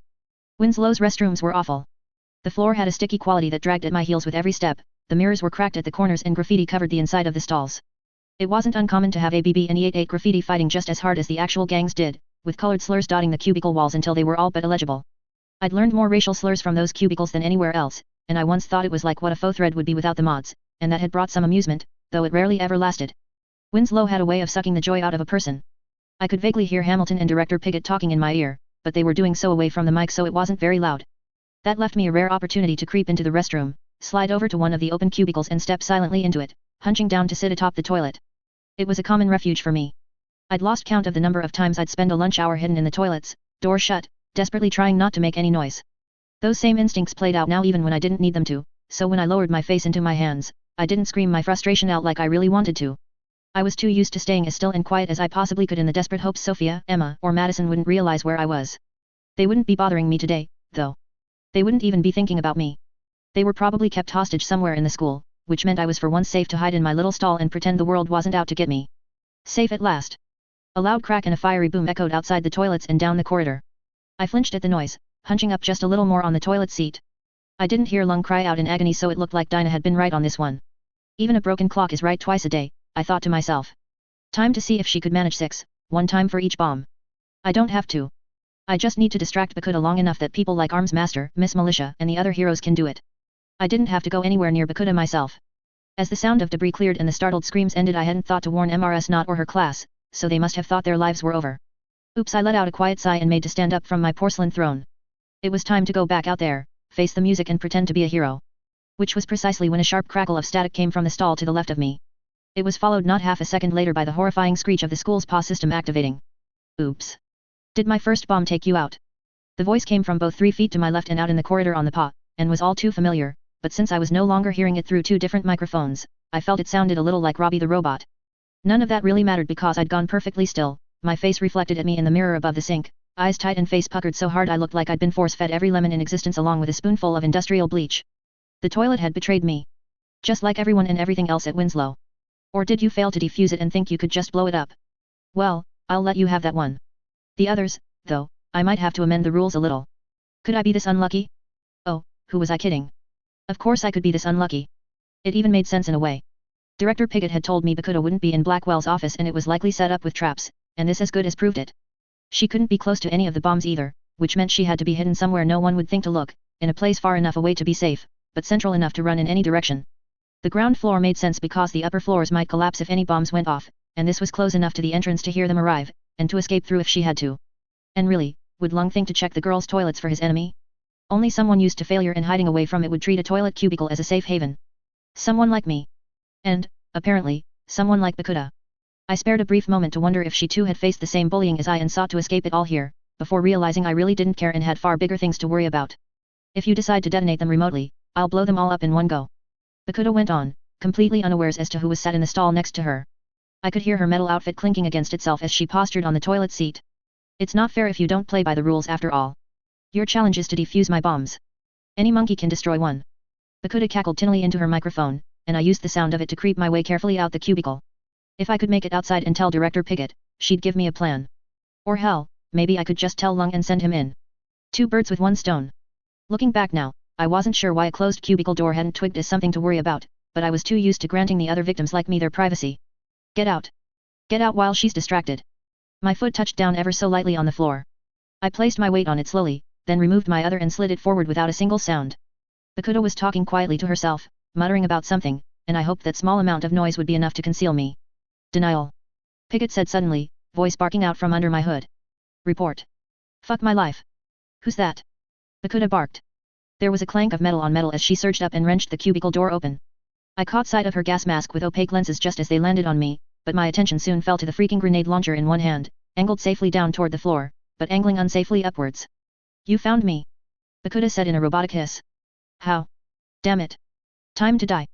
A tinker. A villain. An honest-to-goodness tinker villain right in front of me, and for once I didn't have someone like Shadow Stalker to help me out, or Rune to do the heavy lifting for me. She'd come ready to fight off Lung, which meant whatever she was about to fire out of that grenade launcher sure as hell wasn't going to have much difficulty with me. I was going to die. I'd like to say an epiphany came to me in that moment or that I found a reservoir of courage I never knew existed and attacked her, but the reality of it was that I panicked and screamed. Bakuda screamed, too, though it might have been insults she screamed at me. Despite that, she didn't fire a grenade at me. Not immediately.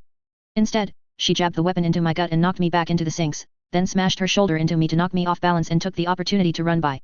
Why hadn't she shot the bombs? Piggott had said herself that Bakuda couldn't afford to be near any of her explosions, not with an anti-lung ordnance. She'd be killed herself. Which meant she didn't want to open fire in the toilet because it was too close, which also meant the safest place in Winslow was to be exactly where Bakuda was. On the same spot. I leapt for her. My tackle was aimed for her neck and shoulders, the plan being to drag her down with my body weight, but she was moving, I was untrained and this was the first time I'd really had to try, so I ended up missing her torso by a good margin and catching her around her legs instead. Not even both, just her left leg, which I wrapped both my hands around and clung onto like it was a lifeline. It very much was. If I'd been Aegis, I could have flown up and tripped her. If I'd been Kidwin, I could have used a Taser or a laser pistol. If I were Vista, I could have messed with space and sent her running into the wall. Clock Blocker, I could have frozen her solid. Shadow Stalker, I could have shot her with my crossbow. Gallant. I don't know. Charmed her to death? The point was, I wished I was anyone else in that moment because I'd have been able to take Bakuda down on the spot. But I was not anyone else. I was Denial. And so, I held on for dear life. Get off. Bakuda hissed and kicked at me as she hopped awkwardly out the restroom, dragging me along the floor with her. Get oh. Bakuda. Lung had noticed us. Good. No, wait. Lung had noticed us. Bad. I saw him down the hallway, ice having blasted out the classroom to coat the floor and ceiling for about 3 feet in either direction. He was pushing away from it, just beginning to lumber into a sprint towards us with fire twisting about in between his fingers. It occurred to me just then that if I died in the very heroic and very chaotic midst of combat, Lung could claim I'd chosen to go out to protect the school and its students. A heroic martyr death might not fully clear the stain on his honor, but it'd get rid of the chance of anyone else killing me and outing him as having lost to a normal girl. Son of a bitch. Bakuda shrieked, echoing my thoughts exactly. She went from kicking me to bracing her other leg back and whipping her grenade launcher up. A grenade thunked out of it and toward Lung, exploding in a whirring mass of silvery light that tore into the man and splattered blood all over the walls. The wounds were so deep they made me feel ill, and they certainly did slow Lung down a bit, drawing an agonized roar from his mouth. It also made him surge up about 2 or 3 inches taller than he had been. Before I could get up onto all fours, Bakuda was running, her heel kicking up into my jaw and knocking me back onto my stomach.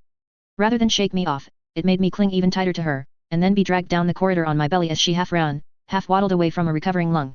We rounded the corner and she fired a grenade back, earning another furious roar, then turned to me, leaning on the closest wall and bringing her other boot up to stamp on my back. Let go of me. Her boot crashed down once, twice, 3 times on my spine. I wasn't what one would call a hardy girl, but to my surprise it didn't hurt too much. The uniform I'd been given took the worst of it, spreading the impact out over my armor and dampening it in my undermesh. I still felt the weight of it, but it was like being punched in the arm instead of being stamped on the spine. As if that wasn't enough, Director Piggott kept going on in my ear. Denial. Report.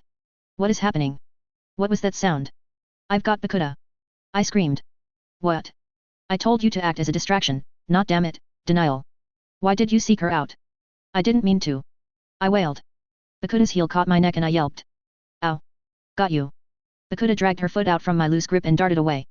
Gasping, I shoved myself up and gave chase, sprinting with everything I had after the fleeing villain. I had to catch her, had to get close. Not to bring her to justice, but to stop her bringing me to my constituent atoms. Get back here. I shouted. Stop. Denial. Don't give chase. I have to. I gasped out. Or the bombs will. I know the threat they present to the students, but your award, Denial. It's too risky. I ignored her.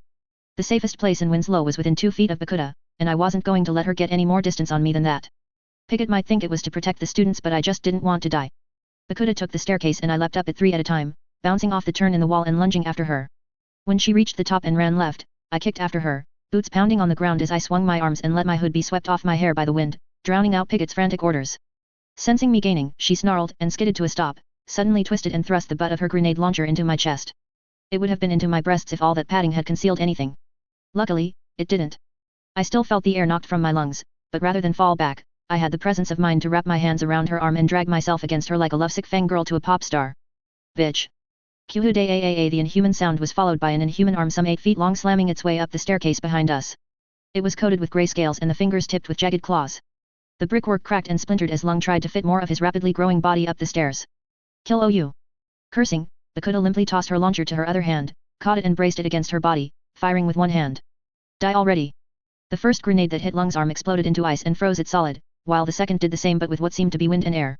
The result was that the flash-frozen limb shattered at what would have been his elbow, shards of his skin and bone pinging across the corridor. He screamed in equal parts agony and fury, then continued pushing himself up the staircase, fire so hot the smoke was already melting the floor, bursting out and superheating the air in the corridor. Fuck. Fuck. Fuck. Bakuda tried to shake me off and then took a turn to slam her mask into my face. My eyes crossed as stars exploded before me, but I wasn't dumb enough to let go of her. Fucking let go, you stupid bitch. I'm not letting go. I'll kill you. You can't. I smiled dizzily and painfully. It hurt, God it hurt, but I wasn't about to let go anytime soon. Not like this. Denial. Piggott all but screamed. Denial, are you okay? Bakuda looked back to Lung dragging his body, still one-armed, down the corridor and then to me. Swearing, she dragged us both sideways and slammed her shoulder into a closed door. We were quickly sent spinning into a classroom filled with people. Mr. Gladly and there were the people I recognized. My own class. There was another bomb in the room as well, but it wasn't that which Bakuda dragged us both to. Instead, she dragged us one step at a time over to the terrified students, several of whom shied away, and snatched the only one who was frozen in place and didn't move. Bakuda dragged the girl aside and flung her toward the Tinker Tech bomb. She staggered and tripped over it, then froze still on her rear as Bakuda aimed her grenade launcher at her. I may not be able to kill you, but I can sure as hell kill her. She hissed in her robotic voice. Let go of me or the bitch gets turned to glass. My childhood friend stared down the grenade launcher barrel at us, at me, with abject terror in her eyes. Emma Barnes. Why did it have to be Emma? I'd never been less tempted to let go of Bakuda than I was right now. I'll shoot. She shouted hysterically. I'll kill her. Oh no. Not Emma. Whatever would I do? Yawn. Bakuda stared into my flat and unimpressed gaze. The door slammed open. Then the wall for 3 or 4 feet on either side of it slammed open as well, peeling back as Lung shoved a draconic snout through it and breathed out, Byahuda. It sounded closer to Barracuda than Bakuda, but it wasn't likely he was inviting her on an impromptu fishing trip. Bakuda screamed and twisted to open fire on Lung's head. She probably knew he wouldn't give a shit about hostages, especially not here, and so she resorted to her Tinker Tech to hold him back instead. She'd picked it to deal with him, and regeneration or not, enough firepower would, or should, put him down. The blasts that ripped into Lung were so powerful that aside from their violent effects, they also drove him back through sheer force. The shockwaves did the same to me, wind battering against my eyes as I struggled to hold on. I considered grappling with her weapon for a second, then thought better of it since I might make her hit us instead. I had to do something though. This couldn't continue. Sooner or later, Lung would be so big and so angry that he'd throw caution to the wind and incinerate us all. I didn't want to die. I was attached to my life, as shitty as it was, and Dad would flat out implode without me. The blasts were so powerful that her voice was lost in the roar of sound, and the air was so hot and crackling with energy that Bakuda didn't register me letting go of her. In all fairness, all I'd done was cling on from the start. It wasn't like I'd ever registered as a real threat when Lung was breathing down on her. Besides, I couldn't throw a proper punch, I couldn't use any powers, and I didn't know any fancy jujitsu or PRT-sanctioned martial arts. If they even had any of those. I didn't know much, and I certainly didn't know how to safely take down an active shooter. But I did know that Winslow's school chairs had sturdy metal legs and backs. They were cheap, industrial things mass-produced to take the worst punishment a gangbanger's kid could dish out and not have to be replaced. Bakuda found that out when I brought one sailing into the side of her head with all my might. Now, I'd never hit someone with a chair before, but I'd seen Western movies where they'd explode into splinters, and I'd also watched wrestling on TV where they had those folding chairs. I figured I knew how it'd work. I was wrong. The impact of the solid-backed chair on her metal helmet sent vibrations twanging down my hands painfully. I imagined it was worse for Bakuda, who tumbled sideways and fell onto one knee with a choked gasp. That was it. I thought she'd be knocked out in one go. It must have been the helmet. Oh well. If at first you don't succeed. Clang. Clang. Clang. Clang. Clang. My hands were twitching by the time Bakuda went from one knee to two, and then they were really smarting when she toppled forward onto her front, the grenade launcher tumbling out her hands. That made things awkward, because it meant I had to step over her body and adjust my grip to keep hitting her. Or, well, I could have stopped, I suppose, but the thought really didn't occur to me. Besides, better safe than sorry. Sweat poured down over my eyes as I kept swinging and swinging, Bakuda's legs twitching and kicking limply with every blow. Clang. Clan tinkle, tinkle. The chair broke in my hands, or on Bakuda's head, one or the other, and the ruined remains fell apart between my fingers, clinking down over her very still body. Hey. I guess even Winslow's chairs could only take so much of a beating. Cheapskates. Just another reason for me to curse Blackwell's name. As if I needed more. The sound of my own panting reached my ears, making me realize just how spent I was, and just how much I was shaking. I stepped back and off Bakuda, let the last of the bits of chair fall from my hands and took in the scene. Mr. Gladley was staring at me. The students were staring at me. Lung was staring at me. Emma hit me with the force of a dump truck and threw her arms around my waist, pressed her face into my chest and started sobbing frantically. My hero. She cried. My hero. I immediately wished I had another chair to hand. Denial. Director Piggott sounded like she was frothing at the mouth. Or suffering a stroke. Or both. Report. Now. I'm here. I shoved a hand down into her face to try and pry her off, but she accepted it and held onto that as well, pinning my arm to my chest with her body and leaving me desperately waving my other. I thought about trying again but was too afraid she'd grab onto that as well. I even looked to Lung, as if asking whether he couldn't bite the girl off me and eat her. Thank God. Report. I looked down past Emma's sobbing face to Bakuda's unconscious body. Right. I said, suddenly nervous. Now, I know how this is going to sound and how it's going to look, but I need you to hear me out on this one. All right. I do not have superpowers. What did you do? I just want to make that clear. I do not. What did you do, Denial? I may have captured Bakuda. Damn it, Denial. It's not my fault. 100% chance it's Denial's fault. You can shut the hell up, Oracle. Denial. 4.0. It had been 36 hours since I'd taken down Bakuda and I'd yet to be summoned into a meeting with Director Piggott or Arms Master. In my head I imagined I would have been dragged before them the nanosecond I was out of Winslow, but they had Bakuda to arrest, bombs to dispose of and a whole host of freed hostages to check for injuries, interview and return to their parents. Then there were calls to make, the media to handle and several meetings between Director Piggott and what a PRT officer delivering me food had jokingly called high command to deal with. Those took priority over me since I wasn't injured, dying, or in a huge heap of trouble, which was a relief since it meant I got to catch some rest and spend time with Dad. I hadn't been allowed to leave the HQ and go home because of risks to my health, but Dad had been allowed in to see me as long as he didn't stray from set areas. To say he was displeased was an understatement. What were you thinking, Taylor? Before I was dragged in or after? At any point. He raged, shouting in a loud voice that echoed off the walls, and which I felt was both unfair and unwarranted. You told me you weren't a parahuman. I'm not. And yet you went up against one. Okay, first of all I didn't go up against anyone, I was dragged in and forced into her against my will. Secondly, she was a tinker, which is basically a completely normal person underneath their armor. It's not like I clotheslined Alexandria. Don't make light of this. You told me you wouldn't be going up against capes. I wasn't supposed to. I didn't think I would. You told me you'd just be playing along until you could prove you're not a parahuman. I'm trying my best. I replied crossly. God, but I was tiring my damned hardest. It wasn't my fault no one was believing me, and then a crazy bitch went and took a whole school hostage. You can't tell me off for being pulled into a fight against my will. I can when it's becoming a recurring theme. He crossed his arms in that this conversation is over way he did, and then said, once is an accident, twice is a pattern. I'm pulling you out the wards. I almost laughed until I realized he was being serious. Dad, you're being unreasonable. I'm not. This was a bad idea from the start. As soon as I talk to someone in charge, I'm withdrawing you. And if they stop me, I'll get a lawyer. Alan would help. I didn't know whether I wanted to point out he was a divorce lawyer or tell him everything Emma did. In the end I didn't. He was angry enough already that adding more would be like throwing a lit match on him. It was tiring dealing with him. Maybe that was unfair, but I was still coming down from nearly dying out there, and when Miss Militia told me he was coming, I'd been hoping for a happier visit.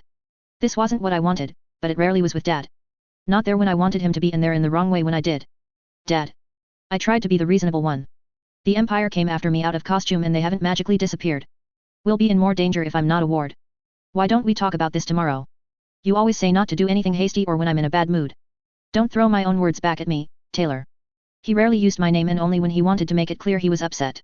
Why at me, though? I hadn't asked for this. I know what's best for you. Do you? It slipped out without my meaning to, full of every ill thought I had. I wished I could take it back. Yes.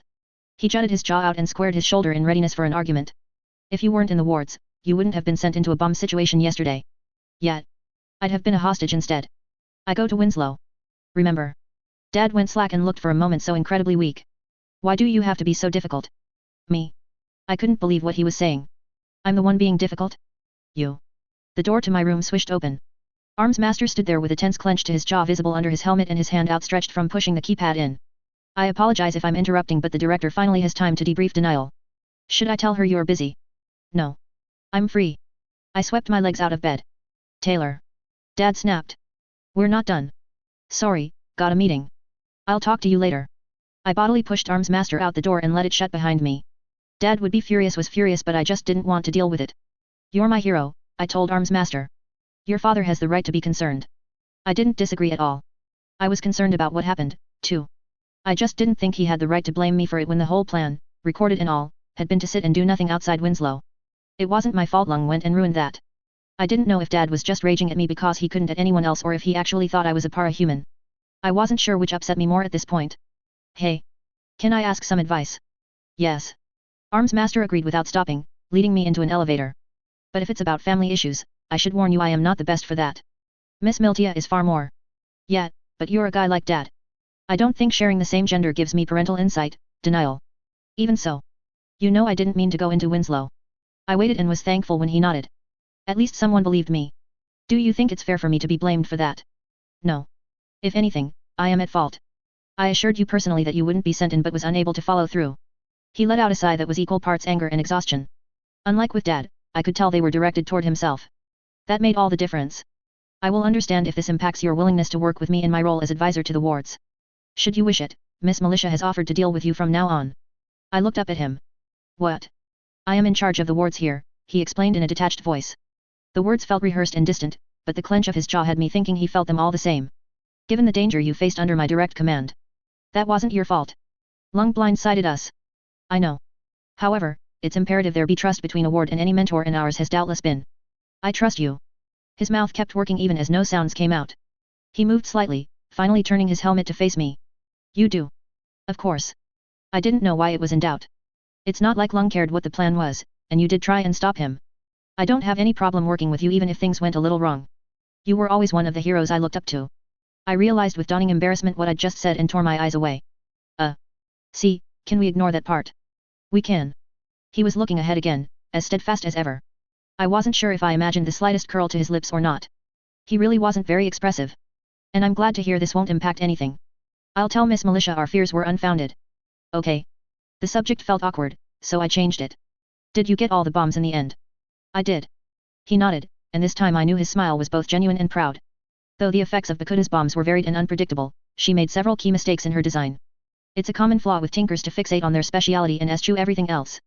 A flaw of undisciplined tinkers, he said, clearly excluding himself from the party. I had no reason to doubt him since Arms Master was one of the best tinkers, easily one of the more famous alongside names like Dragon and Hero. No one was hurt, then. A few minor scrapes and bruises among the students. Mostly self-inflicted. Director Piggott will tell you the rest. Dash. Director Piggott looked like a woman who had been dragged through a meat grinder but who had, through sheer force of spite, come out the other end in one piece. Mostly, anyway. I didn't think I was imagining the dark rings to her eyes nor the thick stench of coffee permeating through the small room. She was similarly a little more slouched than the last time I'd seen her, certainly not enough to look unprofessional, but enough to go from a 10 to an 8 out of 10 on the intimidating scale. Denial, she said, and even her voice sounded tired. You've put me in an awkward position. Arms Master and Miss Militia stood behind me and against the walls. It felt uncomfortably like they were there to keep me in check, which was as embarrassing as it was annoying. Piggott could probably stop me herself if I was the kind of person to get violent. While we are obviously pleased to have a dangerous tinker like Bakuta off the streets, a school full of hostages safe and yourself unharmed, your behavior still has some of us concerned. Ma'am. I tried. I didn't mean to go in there. Her hand rose. I bit my tongue. That's without question, denial. You're under no reprisal for being dragged in against your will. The full weight of that is on Lung. I breathed a sigh of relief. I'd thought for a second I was going to get the usual authority treatment Blackwell dished out. The kind where cause and effect were just words in a dictionary. What I am referring to are your actions during the events afterwards. Firstly, seeking out Bakuta. I was trying to hide from the explosion. Then in tackling and attempting to fight her yourself. Safest place from the bombs was near her. And then in beating her to a point where she still has not woken up with a steel chair. At that one, I winced. I wanted to be thorough. You certainly managed that. Doctors aren't sure when or if she'll wake up, or what she'll be able to remember when she does. I'd be surprised if she doesn't have at least a little brain damage. Her mask was so dented that it had to be cut off her face. A video of the scene has made its way around Fo, and long before we could stop it. The angle only shows your back, so no facial expressions thankfully, but it has been turned into a repeating gif of you slamming a chair into her over and over. I didn't know how much was too much or how little was too little. I said. I was worried she'd still be conscious and detonate the bomb. And I don't have powers to deal with her otherwise. I needed an unpowered solution. Yes. Yes. I know of your lack of powers. Piggott looked heavenward before continuing. But I also know I gave you several clear instructions during the mission that you ignored. I wanted to stay close to her so she couldn't use her explosives. I know. On its own that was not a bad plan, but let me ask you something.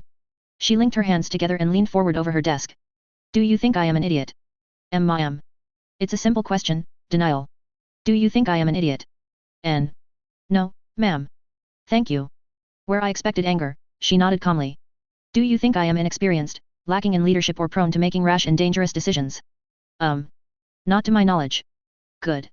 I am, in fact, an experienced soldier. I'm aware I don't look it, but I cannot exercise since my kidneys were lost to Nilbogue. Before that, I was at peak physical health. I blanched.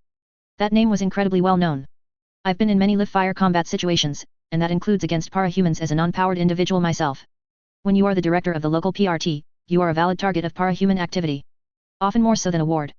I didn't like the way this was going. Anger, I think I could have dealt with. I could rise back up to it, throw it back and use my own temper as a defense. It was something I'd learned from Dad. Blackwell's cold favoritism often got the same reaction. Director Piggott kept her voice level, however, leaving me in a position where an angry response would feel childish. So, denial, when I give you an order I need you to understand that it is not given hastily or without good reason. I am aware that being close to the bomb tinker would mean you were safe from direct explosives. However, she could have had a gun, a knife, or any other weapon capable of harming you. Even if she did not, I would not have given you orders that would have placed you in a worse situation. If they would have, then I would not deserve my position. Do you understand that? Why, yes, ma'am. Then why did you ignore them? I wasn't sure. It wasn't powers if that was what she was getting at, nor was it a lack of respect. I could mistrust authority sometimes, but I'd never ignore instructions from a police officer or fireman, and certainly not the PRT. At the time I'd just gone for what would keep me alive. I hadn't even given Piggott the time to give her own. I don't know. I said lamely. I'm sorry. I think I was just scared. Panicking. To my surprise, the woman nodded. I will accept that. Ah, really? Is it the truth? Yes. I nodded quickly. I respect you. Ma'am. Then I have little else I can do. The alternative is to believe you intentionally went against my orders and are in contempt of my leadership, which I will give you the benefit of the doubt over. Your record thus far has given me little reason to believe otherwise, and the short time frame of it works in your favor as well. You've not even been a ward for 1 month, so panicking on your first real mission, in an admittedly tense situation, is fair. Her eyes sharpened suddenly. The first day on the job excuse won't last forever, though. Keep that in mind. I saluted. Yes, ma'am.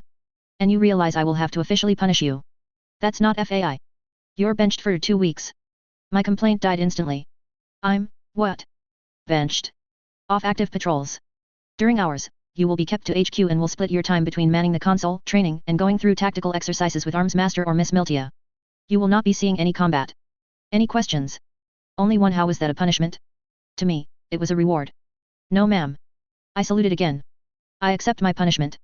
Good. I've requested Panacea come to look you over. She will be arriving within the hour. Are there any other questions before I dismiss you? Was Lung arrested? No. I was about to ask why, but she continued. While there was no official truce offered or asked, Lung quite clearly followed the spirit of one. If we took advantage of his state to arrest him, that would send a clear message to any and every villain not only in Brockton Bay, but all the way to Boston, that they shouldn't bother working with us again. While I am no happier to let him go free than you are, it is better to think of the bigger picture. Also, Miss Militia stepped in. Lung was partially grown and had 300 children nearby, not to mention their parents. Fighting him there would have placed them all in danger, to say nothing of the fact we still had to dispose of all those Tinker Tech explosives. The decision was made to let him retreat in peace. Put like that, I couldn't blame them. They'd had so many other things to focus on. That's all I had. Good. Arms Master, stay. I need to talk to you about locating Bakuta's lab. Captured or not, I don't want spare ordnance of hers falling into the wrong hands. Denial. Miss Militia placed a hand on my shoulder and crinkled her eyes. I'll take you to the ward common room. You can rest there with the others while we wait for new wave to arrive. Unless you'd rather rest. No. The common room is fine. I wanted to give Dad a chance to cool down. Dash. I should have suspected the wards would try something. I didn't, but I should have. All hail. Dennis was on his knees. So was Missy, Dean, and even Carlos. They had assumed the position of worshippers, waving their arms up and down as they chanted. All hail, Denial, destroyer of worlds. All hail. I hate you all. You're all stupid. Shadow Stalker grouched from her position leaning against the wall. I mean, there are chairs in this very room. They're within arm's reach of the Chai Master here. You'll become just another notch on her belt. ET2, Stalker. I groaned. Don't talk fancy crap to me. She pushed off the wall and approached me, then, with almost clear reluctance, extended her gloved hand in a fist. But you did good shit out there. Showed em how it's done. Don't expect to hear this often, but, you kicked ass. I have friends in Winslow. Admitting it seemed to pain her. Thanks for taking that bitch down before they got hurt. I stared at her hand for a moment before clumsily bumping my fist into hers. It felt good. Stalker is being nice. Missy whispered. I'll call for an M/S lockdown. Dennis said. Fuck off. Shadow Stalker wrenched her hand away, flipped them the bird and stormed off. This is what I get for tiring to be a team player. Fuck the lot of you. I'm off to the gym. I didn't. Don't worry. Dean grinned at me and stood up, pulling Dennis up with him. She's more embarrassed than angry, and not at you. I actually think it's a good sign. Normally, she's a tense ball of barely restrained anger. She's been different since you joined us. In a good way. Did you get punished? Missy interrupted. Did you get rewarded? I've been benched for 2 weeks. You kick butt and get put on console? That's so unfair. It's fine. I cleared my throat. It's really not a punishment. Only you would like console duty, Dennis said. Denying expectations as usual. Well. I shrugged. I don't have powers, so. Oh, we know, he said. I beat her with a chair. I knew it wouldn't amount to anything, but I had to try. I beat a tinker, essentially an unpowered person in some armor, with a steel chair. Nothing that a normal person couldn't have done. Hell, any of the students there could have done the same if they had the nerve. Any of them. Oh, we know. Dennis repeated. It was a perfectly normal takedown. Dean agreed. I didn't see any evidence of brute or striker powers. Carlos added. Wait, were they listening? Were they actually listening to what I said and using their brains for a change? I dared to hope. Though, in hindsight, I shouldn't have. I, too, regularly beat dangerous capes over the head with random pieces of furniture. Missy said with a snigger. You know, totally normal teenage girl things. You're lucky those chairs are bolted down.